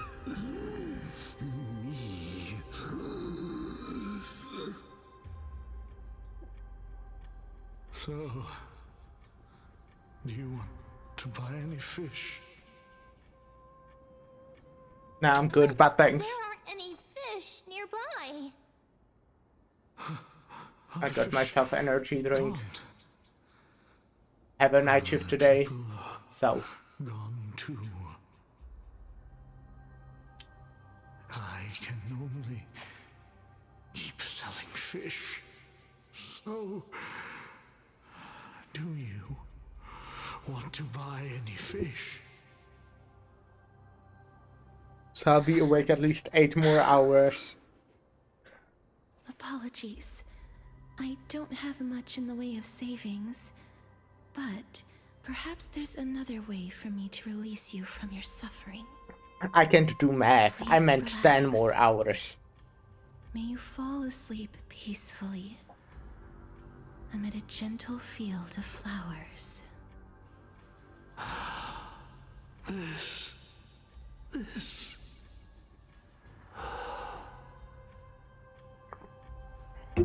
I knew it. These people aren't illusions. They're the souls of the deceased. Hello? They're Hello? supposed to reach the end Hey of the Diana, West David, Wind thanks for the by follow. floating down the river of souls. Yet they have floundered upon the shoals of the stream, unable to move forward.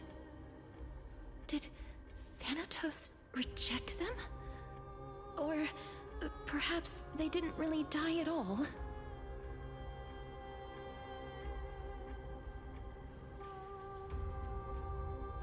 Are they in the same situation as me? I have no idea. This circumstance is completely unprecedented. Hang on. Didn't he say more living people? So that means he's seen other members of the living apart from us? Could it be that these souls are stuck here due to someone's deceit? If something is done out of goodwill, are you really gonna call it deceit? Goodwill? I can't see anything good out of... Wait a minute. Lady Cypher? That's me. Are you dead too? I still belong to the land of the living as of now. Thank you very much. Aw. Could it be that you are the living being that those souls met? I couldn't take their behavior anymore. So I stole some things here and made up some lies there. Just trying to give them something to look forward to, you know? It's because of vile living creatures like you that we're being misunderstood by all of them. What else am I supposed to do? You can see the mess this place is in. These poor souls are denied by the Netherrealm. So now they're stuck in a few brief moments of their life. Unable to move forward or back. Did you see those two blacksmiths on the way? They've been here for as long as the sun's been around, wailing over and over about casting a shield. Styxia is so freaky. Then why have you come back, Lady Cypher? Hey, I'm not here to aid your adventure. I hate Well. water more than anything else in this world. Especially that stinky river of souls. But, I just discovered some stuff before I left. And I reckon you should know about it. It's about that boy who defied death. I found traces of him here. Annexa? Almighty? Almighty? Okay. Right, Okay. that's his name. Well, now you know. As for That whether makes that sense. info is actually useful, that's for you lot to figure out. So long, Princess Homebody. So long, Grey Mystery. Bye. Huh? She disappeared just like that? Lady Cypher has always been a free spirit. In any case, she has brought us some valuable information. If Lord Mighty is also somewhere along the river shoals right now, then he will certainly become our signpost. After all, he's different from those wandering souls. He will find his way, even in the realm of the dead.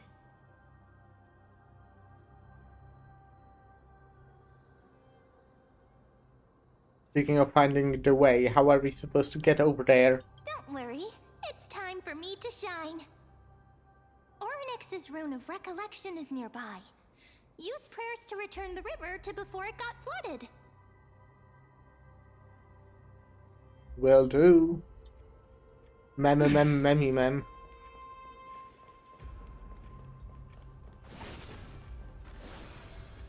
I like sights. They are kinda neat. Yes, right over here there is a chest.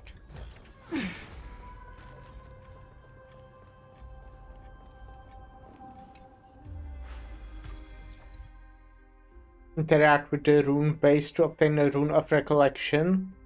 With the rune in possession, the miracle orb illumination radius moves with your character and reverses the surrounding space-time. With the rune of recollection in possession, interact with the rune base to drop the rune, and the miracle orb's illumination radius will stop following your character. Ornyx's miracle has appeared. Amazing!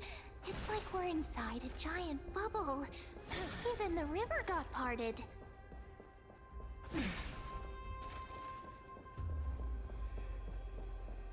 There are wandering souls of the deceased here as well.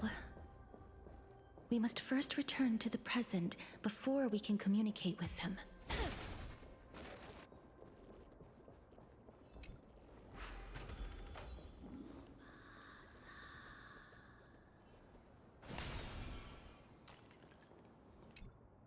Ah, by the looks of it, you must be the foreign warriors that the Queen had mentioned, right? Since the current campaign requires the utmost care, I wasn't able to make time to welcome all of you. Please, forgive me. No worries. Foreign warriors? A priestess, a warrior, and a divine beast. You look identical to the blessed saviors that the Queen described.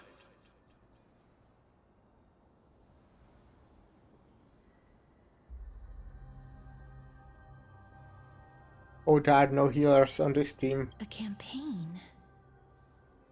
Who are you campaigning against? Nobody knows, as of now. Of the scouts that went ahead, only one has managed to return. He says that the land ahead is a forbidden land that should not be approached, as it is the doorway between the netherworld and the mortal realm. As for the rest of the scouts, they've completely lost their souls and are decaying by the day. While there is still dissension within the city, the scholars agree that this calamity was so unprecedented that it needed to be given a new designation. An unprecedented calamity. Could it be death? It seems that you have indeed heard about this. Well, death is just one of the possibilities. It's too early to come to a definitive conclusion. A world that has never seen death. Looks like these people lived in the Era Chrysia before the Calamity Titans descended upon the land. May I ask, where is the scout who managed to come back? So he returned to Styxia. He only had enough left in him to last no more than half a day. However, it was his intel that convinced us to rally together. He said that he witnessed the demonic specter of an evil dragon at that treacherous land. The apparition opened its giant maw and devoured everything in sight, and thus brought Styxia that thing called death. Styxia. An evil dragon that brings death. It all sounds rather familiar. Yes, it was. Wait, wasn't this part of that fable? Sir, could I ask how the Queen and Princess are doing? The Queen?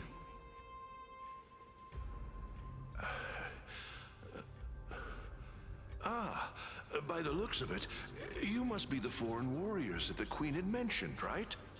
Possibly.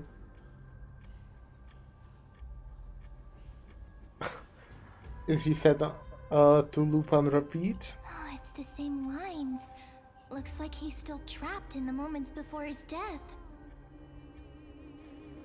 Leave it to me. Sir, the war ended long ago. Styxia no longer exists. Styxia is no more? This cannot stand! Newcomers, hurry up and go take your positions! Oh, looks like it's difficult for this gentleman to accept reality.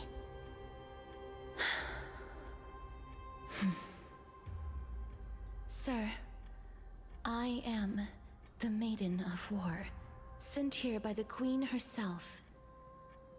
If you accept my blessing, then today's battle will be smooth sailing. Maiden of War? I've never heard of this. There's little time to waste. Please don't take too long. Don't worry. I'm typically unwilling to prolong such a moment.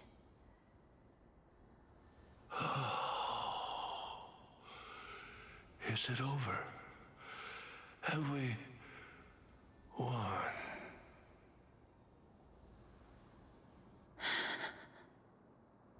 Cass, oh, are you all right?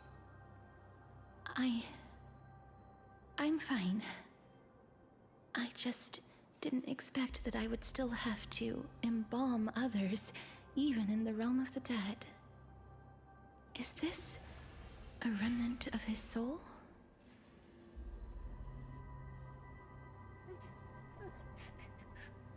Check the soul's remnants.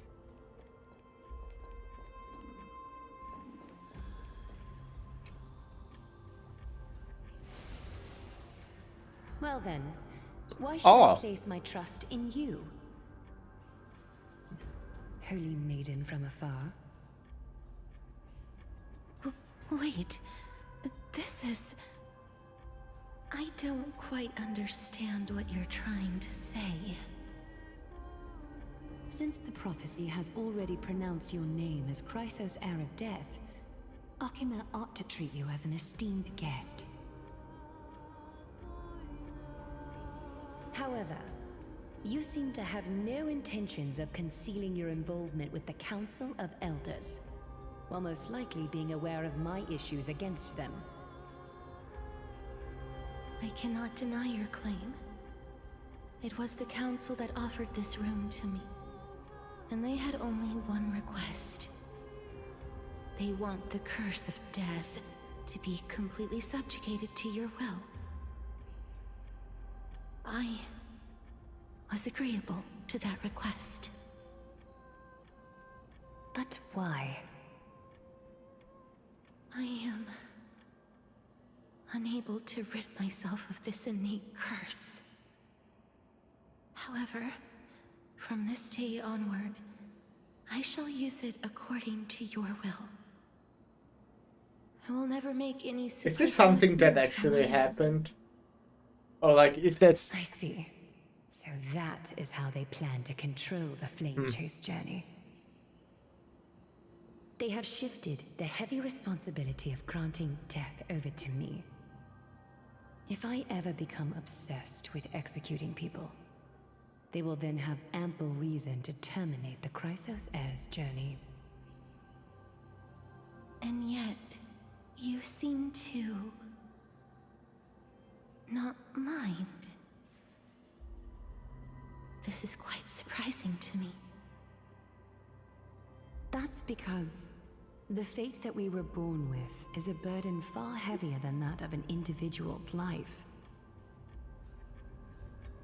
I've woven many unforeseen events into the tapestry of fate.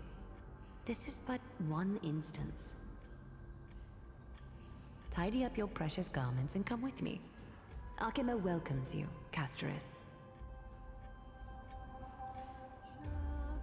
You seem to hear a sigh of contentment as it comes from the mouth. Then the scene of the past abruptly dissipates. I didn't think we'd find vestiges of memory here.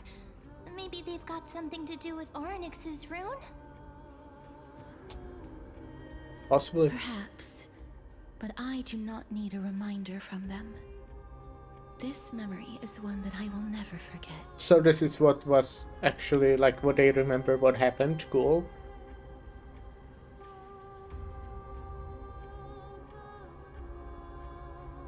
Aglia trusts you unreservedly. I really want to repay her for that trust. But why would this memory appear right now? Is this really Oryx's power?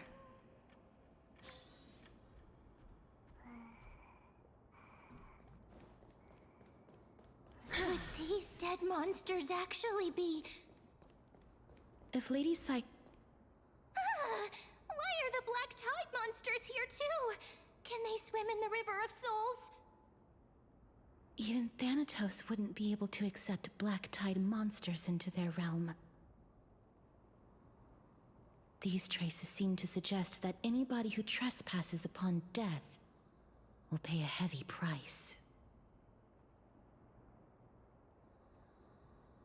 We are also here to trespass upon the Titan. Since the realm of the dead must remain peaceful, it's imperative that we rid the place of such discordant noise. Please stay back. Let me deal with these enemies.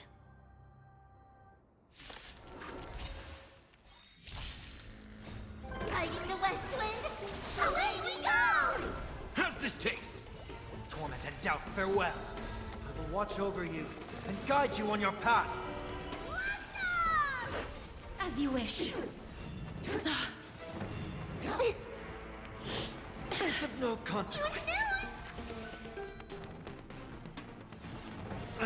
Come down and mix things up. My friend. This is kind of scary with quite a large HP drain.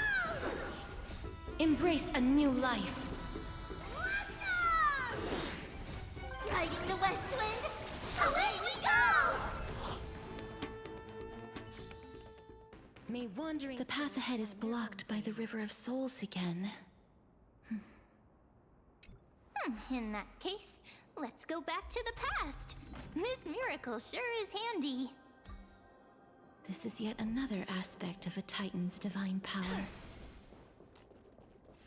If Dan Heng was around, he'd definitely be able to raise the waters of the River of Souls into the sky. If Lady Hycelens was still alive, I think she might be able to do that too. Oh.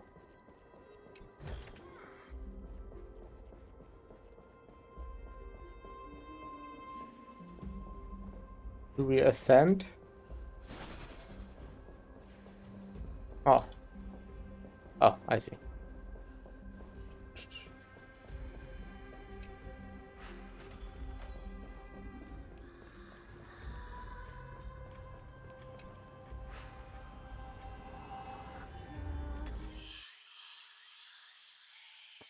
Oh no.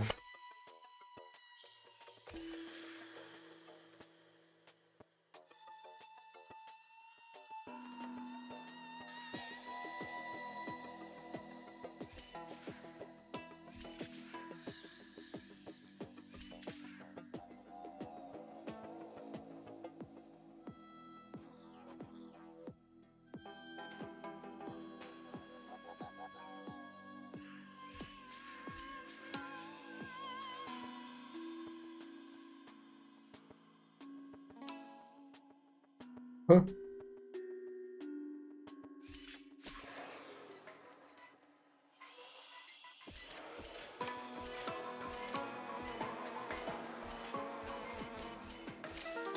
Oh no.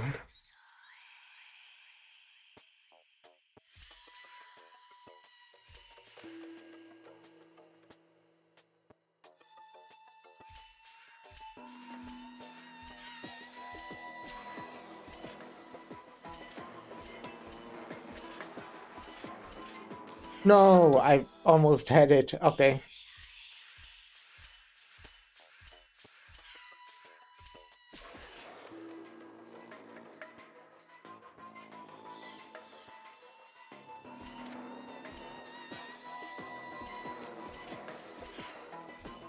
All right.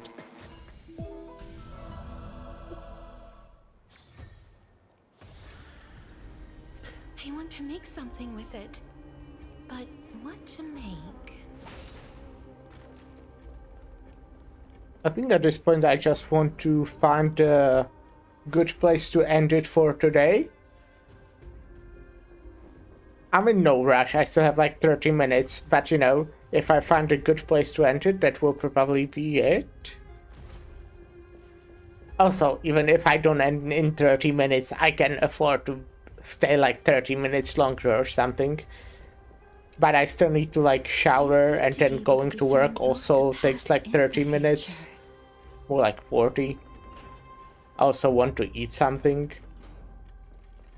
Oh, what I really want to do is update the game on my notebook as well, so I can play at work. Because the internet at work is not good enough to actually download the video game.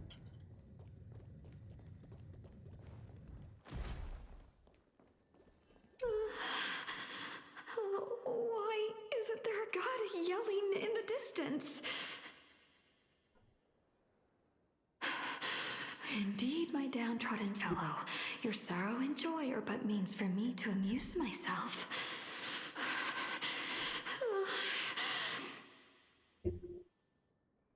I will at least derive some comfort. If all the tears that I had shed were determined by some mightier being above. It's you people. Do you know them?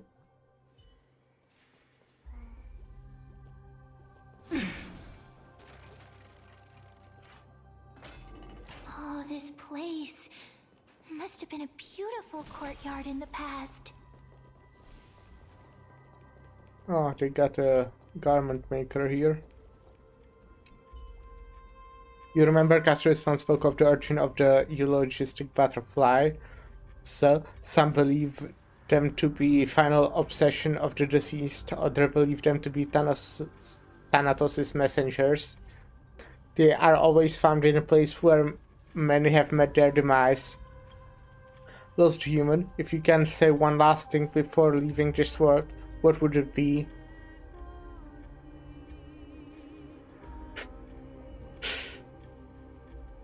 Farewell, Honkai Star Rail.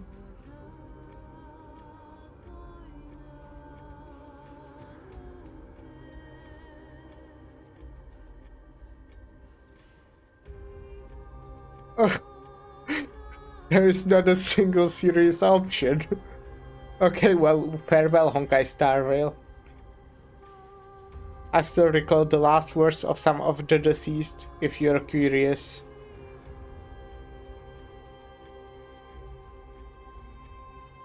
I'm interested in some last words. Of course, whose parting words would you like to hear the most?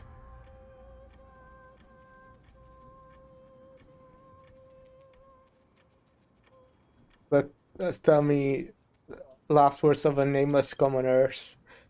There was a philosopher in the grove who tried to pick some apricots but was scolded by his wife. He said, "So what if I pick them? What amorphous profanity is going to happen?" Moments later, when asked how they are feeling, someone replied, "I feel good and comfortable. I'm asleep now. Take the pillows away. I don't need them anymore." There was a person who felt a sudden headache, and her last words were, "What's happening?" Well, thanks. Thank you, that's all for now. I'll continue doing this story. Please excuse me. I am but a scholar from a distant land who had the misfortune of falling into the River of Souls and turned into a member of the dead. Huh? This one seems to know that she's already dead. Oh, I was merely speculating, but it seems I was right. And you... I recognize you. You're the Holy Maiden of Death from Idonia, right?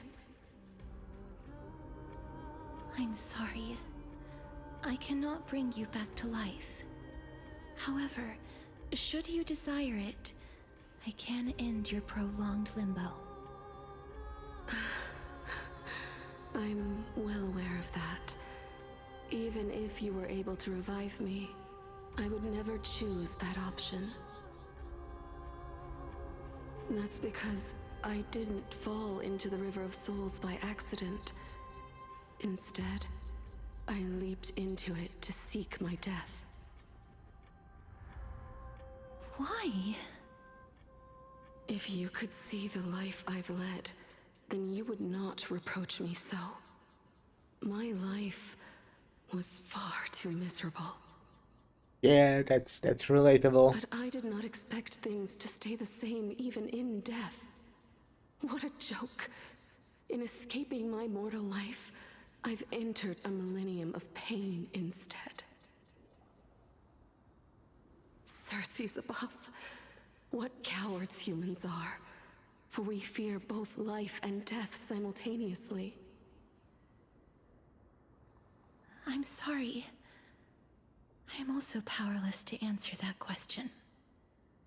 That's all right, Holy Maiden. At least you are able to respond to me. Please, grant me death. Circe's above. Does this count as thinking till the moment I die?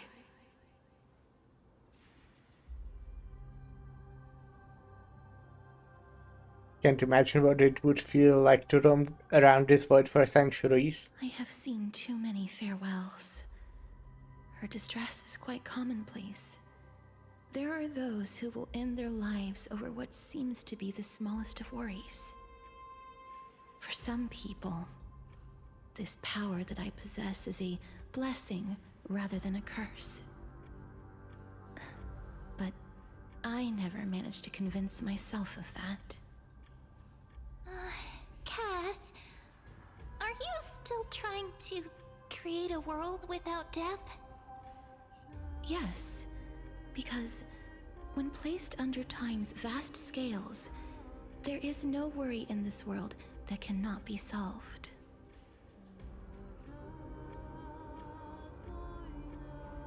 You should chat with Dan Heng about this. This is a wish that I've held for almost a millennium. My mind might have changed once upon a time if people managed to strike up a friendship with me. But I've never been more firm in my conviction. Now that I've learned about your near-death state. It is my duty to wipe death from the face of this world.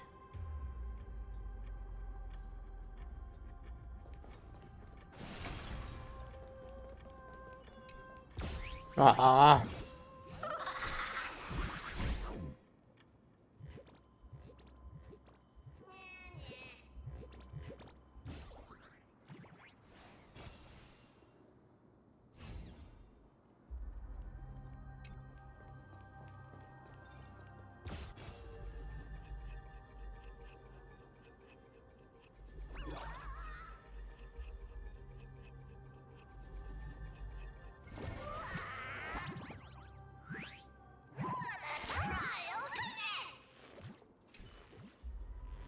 You know what? My mind is going places it shouldn't. Care to take a guess? Hand over the chest now. You're a cold one, not caring at all about what outspelled Bartolos' state of mind. Yeah. Alright then, let's fight.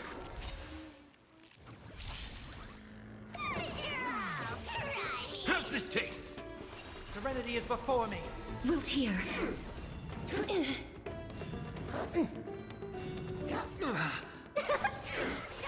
Time to mix things up. Torment and doubt, farewell. I will watch over you and guide you on your path. As you wish. My friends, indulge yourselves! Fighting the West Wind, away we go! Embrace a new life.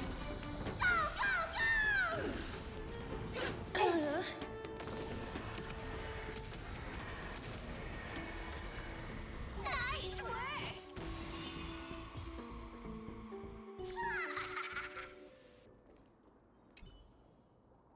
There's something oddly satisfying about getting beaten up when feeling empty inside. This used to be a magnificent city-state, right? But with just a turn of a cosmic wheel, it all vanished in a moment. This is maddening. The Netherrealm foul water is everywhere, making it impossible for me to find any real treasures here. Wait a minute, there's a hidden treasure? Well, that's debatable. If even old Bertolos doesn't know where it is, maybe it never existed to begin with. Or maybe Bertolos from another space-time did it, and I accidentally downloaded their information. That would make Bartolos a telestival.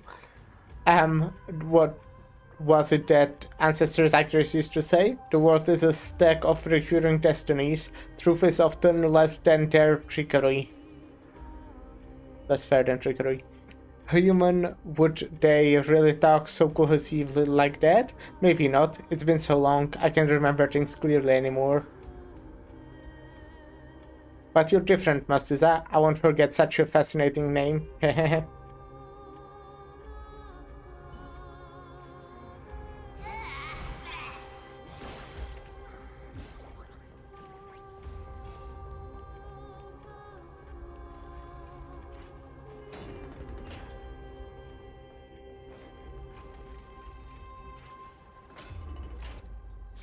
Wow, this place is so spacious. Is this the kingdom's vault?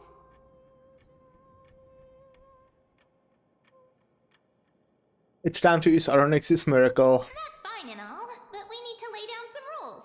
We're not gonna return to the past to steal things. Aw, fuck. What about winning a lottery? Do we need to enter that doorway to climb even higher? There seems to be a person. Oh, more like a soul guarding it. But how should we get up there?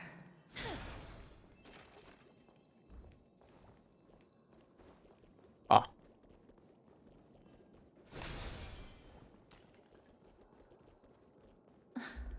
The path is blocked yet again. Oryx's 8 always appears in times like this.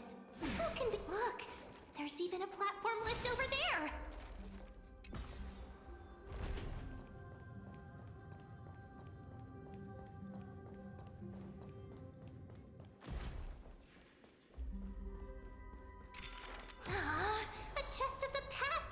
left behind, but none of its treasures remain inside.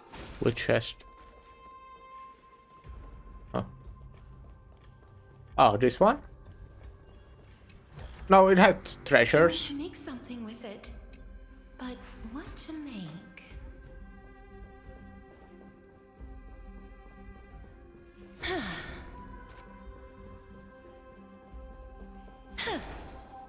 Wow. Can I destroy it with like ranged attack? Do I have any ranged attacks actually? I see. Wait, what if the miracle suddenly loses its effect? It didn't. We're fine. Do you really want me to answer that? Hey, Vault Officer. What are you doing? Stay back. Don't come any closer. I'm pretty close already. Don't come near me. Huh? Why does he look so panicked? Did the black tide monsters frighten him? Or is he actually scared of his own extraordinary power? Ah, these are the troubles that powerhouses like us face. There's no need to be alarmed. We're just passing by the area. See? None of us look threatening.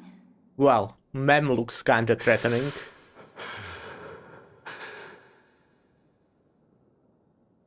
You have a point. Although, while this might once have been the royal vault, it's since been plundered empty. So please go away right this instant. You've misunderstood us. We simply heard your shouts as we were passing by, then decided to come over to find out what happened. My goodness. Did I really yell out loud? How rude of me. I'm sorry to have bothered you. I merely saw a warrior. While that spirit didn't harm me, his blows Is really that, packed a hefty punch. What was the name? Black Swordsman or whatever was the name? Or more like nickname, I guess. You seem to be quite different from him. Are you actually alive? How can you walk around here while alive? It's a long story. We're here to seek an audience with Thanatos. Thanatos? Who's that? Is it possible that he's also living in the era before death descended? Death? Could it be that you are here to defeat the evil dragon Pollux?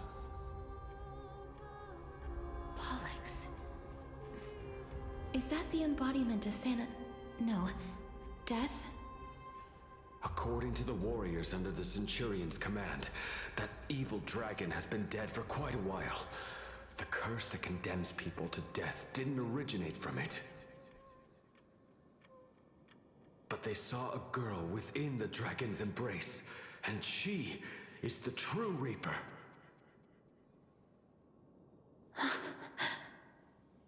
Pray tell, where is that girl right now? I've heard that the Queen spared no effort in bringing her back to the castle. Her Majesty intends to control all of Amphorius with this unprecedented power. As for whether this rumor is true, well, no one knows.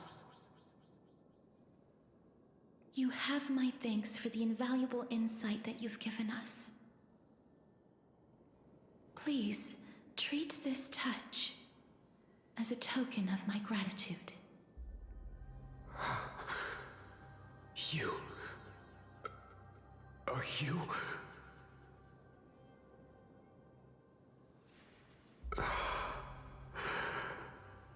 Thank you. No problem. This is his...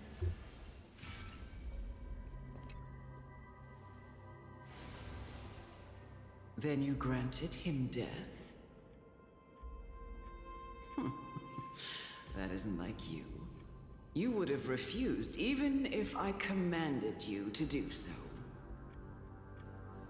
I don't know. I did it out of sympathy, believing that I wouldn't be racked with agony, but I am still in a state of turmoil. Sympathy? Sympathy for that youth who triumphed in every battle? That young man was favored by Talantin, who taught him a move that will defeat any mortal enemy with a single blow and emerge victorious every time. Sounds quite strong. He could rely on that move to always achieve victory during Era Chrysia. However, now that death has descended upon the mortal realm, that divine swordplay also means he can send others to death at will. In other words,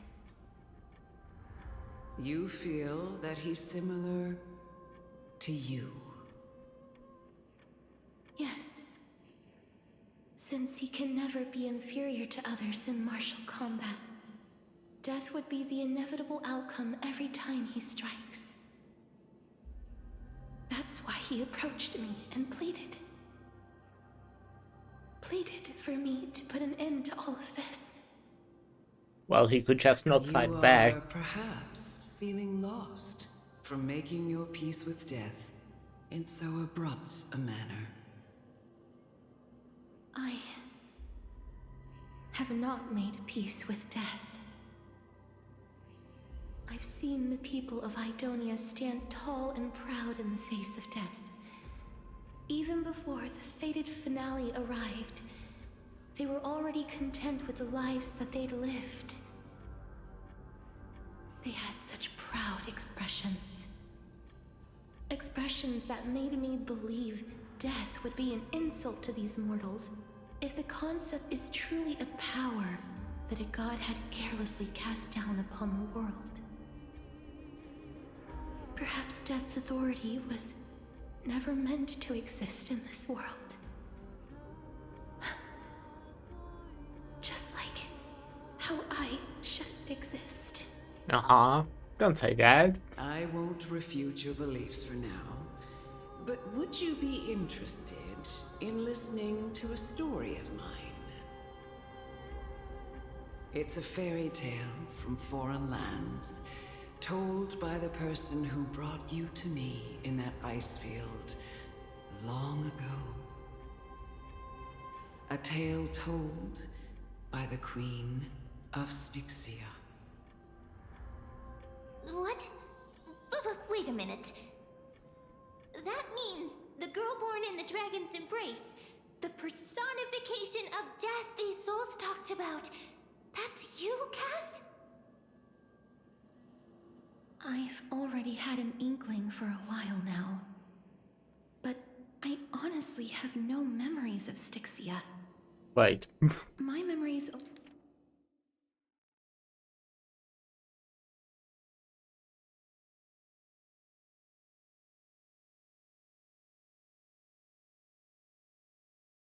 only began after Amunet brought me to Idonia.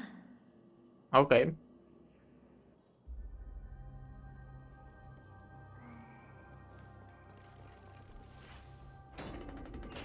Don't look back. Keep moving forward. Always. Shut up. Just shut up. That's rude. Even if that girl is evil, there's no reason for you to absolve that monster. It was the both of them, who trapped us in this crevice between life and death.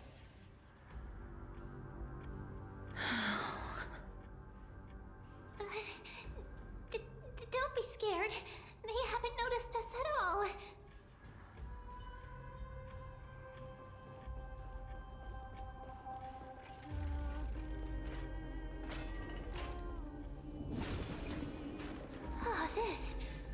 This is...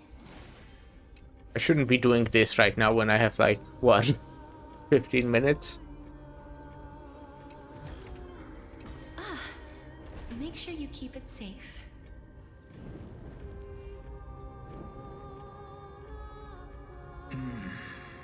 Living ones? Hey, alchemist. Could Oh you be wait, the is scions that of Styxia? possibly the one who Hear about the was great doing work the that work? I'm doing here, and have thus arrived to give me the last material that I need for transmutation?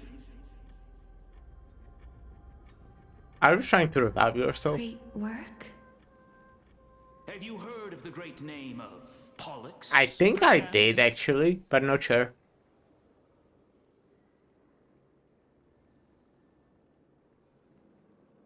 I've definitely heard that name many times today. You have? Then that's I feel good. like I did. During the age of myth, a time likely before your birth, I was the unsurpassed zenith of alchemy that none could reach. On the shoals of the River of Souls, I shall make Pollux soar again and bring death back to the world. But didn't that dragon already bring death to the world? Oh, looks like you don't know the whole picture. Well, it's true that the missing girl can grant death to mortals. Pollux, the one who delivered her onto this world, makes it so that humankind cannot die.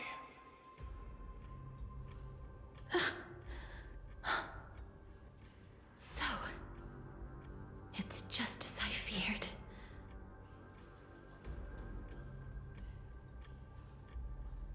You and the dragon are the two sides of the same coin? This is my guess. The deceased are supposed to drift down the River of Souls until they reach the end of the West Winds. But this River of Souls was blocked by Pollux's fall. That's right. That's why it's imperative that I bring the dragon back to the mortal realm and make it soar the skies again. I have long since prepared my alchemical matrix in the tower. Although, I am still missing the most crucial material of all.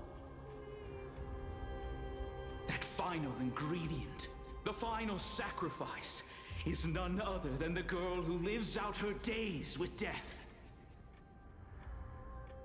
Huh? What's going on? You didn't touch him, did you? I know that I am no longer capable of carrying out that task.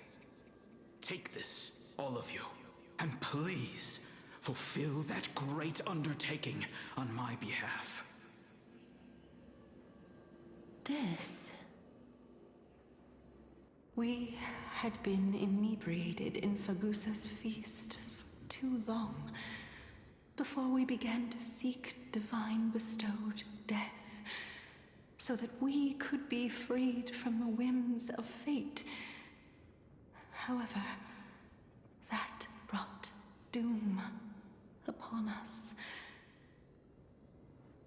Instead of summoning a supreme god, we encountered a monster that cut off the River of Souls.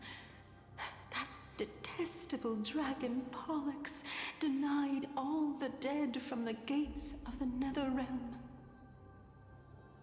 Unable to rest in peace, these departed spirits engulfed Styxia like a roaring tide.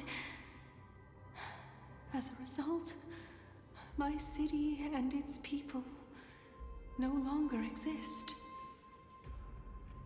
That child is the only person whom I managed to save. Born within the evil dragon's abdomen, she has possessed the talent of death since her birth. She must... I understand that they are talking about Castries right now, but...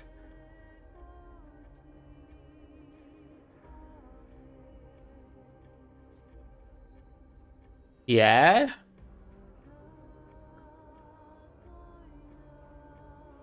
Yeah? Okay. Have been granted to us by the gods as a chance for us to atone for our sins. Please, you must nurture her to adulthood and prevent her from experiencing all of the suffering that we went through. I promise that I will care for her as a mother, that I will protect her from the evils of death. By Fagusa above, thank you for your kindness. As her mother, please bless this child with a name before I am swept away by the River of Souls. Please, let me know how I should address her in my next life. Oh. Like how a transient raven butterfly, a fleeting papilio castor, perches on the twig of death. Castorus. That shall be her name. That's where my name comes from? The sound's back. What is making that ruckus?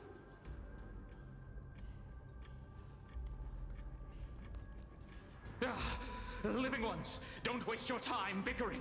The Netherrealm's wrath is falling upon you. That's fine. Black Tide Creations. When did they... Miss, please fight them with caution. Be careful not to suffer the same fate as those Black Tide creatures!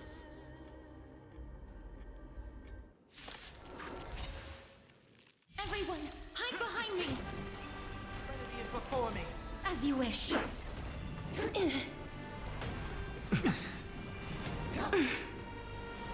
It's of no consequence. Riding the west wind, away we go! Time to mix things up. My friends, indulge yourselves! Embrace a new life.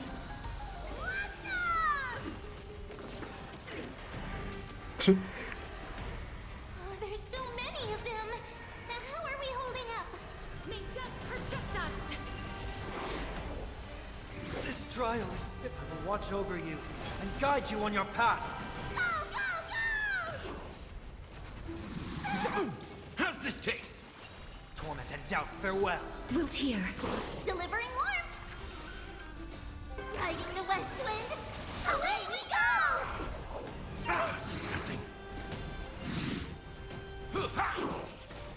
Serenity is before me. As you wish. Oh, damn. I will watch over you. and Everyone's guide you on real your low. path. Time to mix things up. My friends, indulge yourselves! Embrace a new life.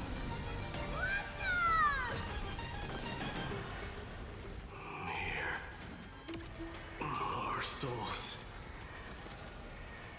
That's a lot of numbers. For the feast of strife. Ooh. Upon their triumphant Hi. return.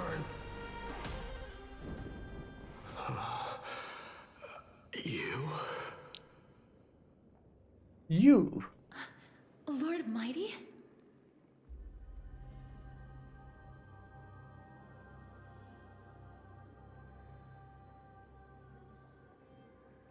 I missed you so much that it almost killed me, pun unintended. Lord Mighty, you've been through some tough battles once again. That black tide is endless. My death is only temporary. I will find my path of return and go back to the world of the living and continue my protection. Lord Mighty, I have always wanted to Why does death reject you? I'm the one resisting it. I must resist the temptation to go with the flow. I'll go against the current and kill my way out of this cursed nether realm. That is my destiny.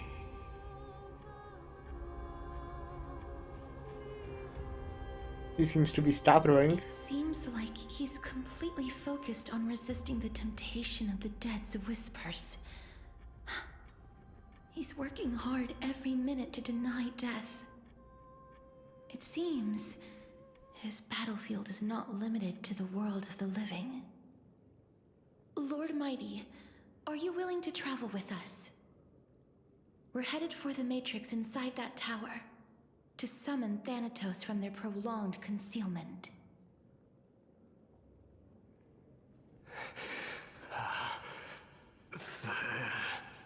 Thanatos. Challenge. Death. That's right.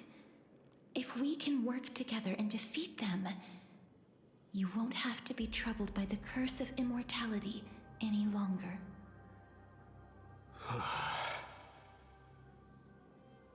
Let's go together, Castorus. Let the person who has brushed against death countless times guide your way. Cass, are you sure you want to do this? The alchemist said he wanted you to be a sacrifice. I'm not afraid. There's no reason for us to turn back anymore.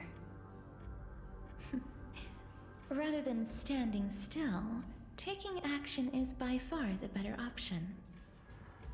Perhaps fate might take pity on us today and show some compassion. Alright. Well, I don't think this is the greatest place to end it. But this is where I'll be ending it for today. Yeah. Ugh. I've been alive almost 8 hours. Very close to 8 hours. Yeah, good story. I'm wondering what will happen. But we'll find that out tomorrow. I'll be playing tomorrow.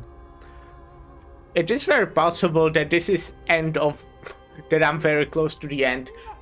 But yeah, I'll finish tomorrow. I will be starting definitely later than today because I'll be after night shift and I need to actually sleep after that. But yeah. Yeah. So, thank you for stopping by, and bye.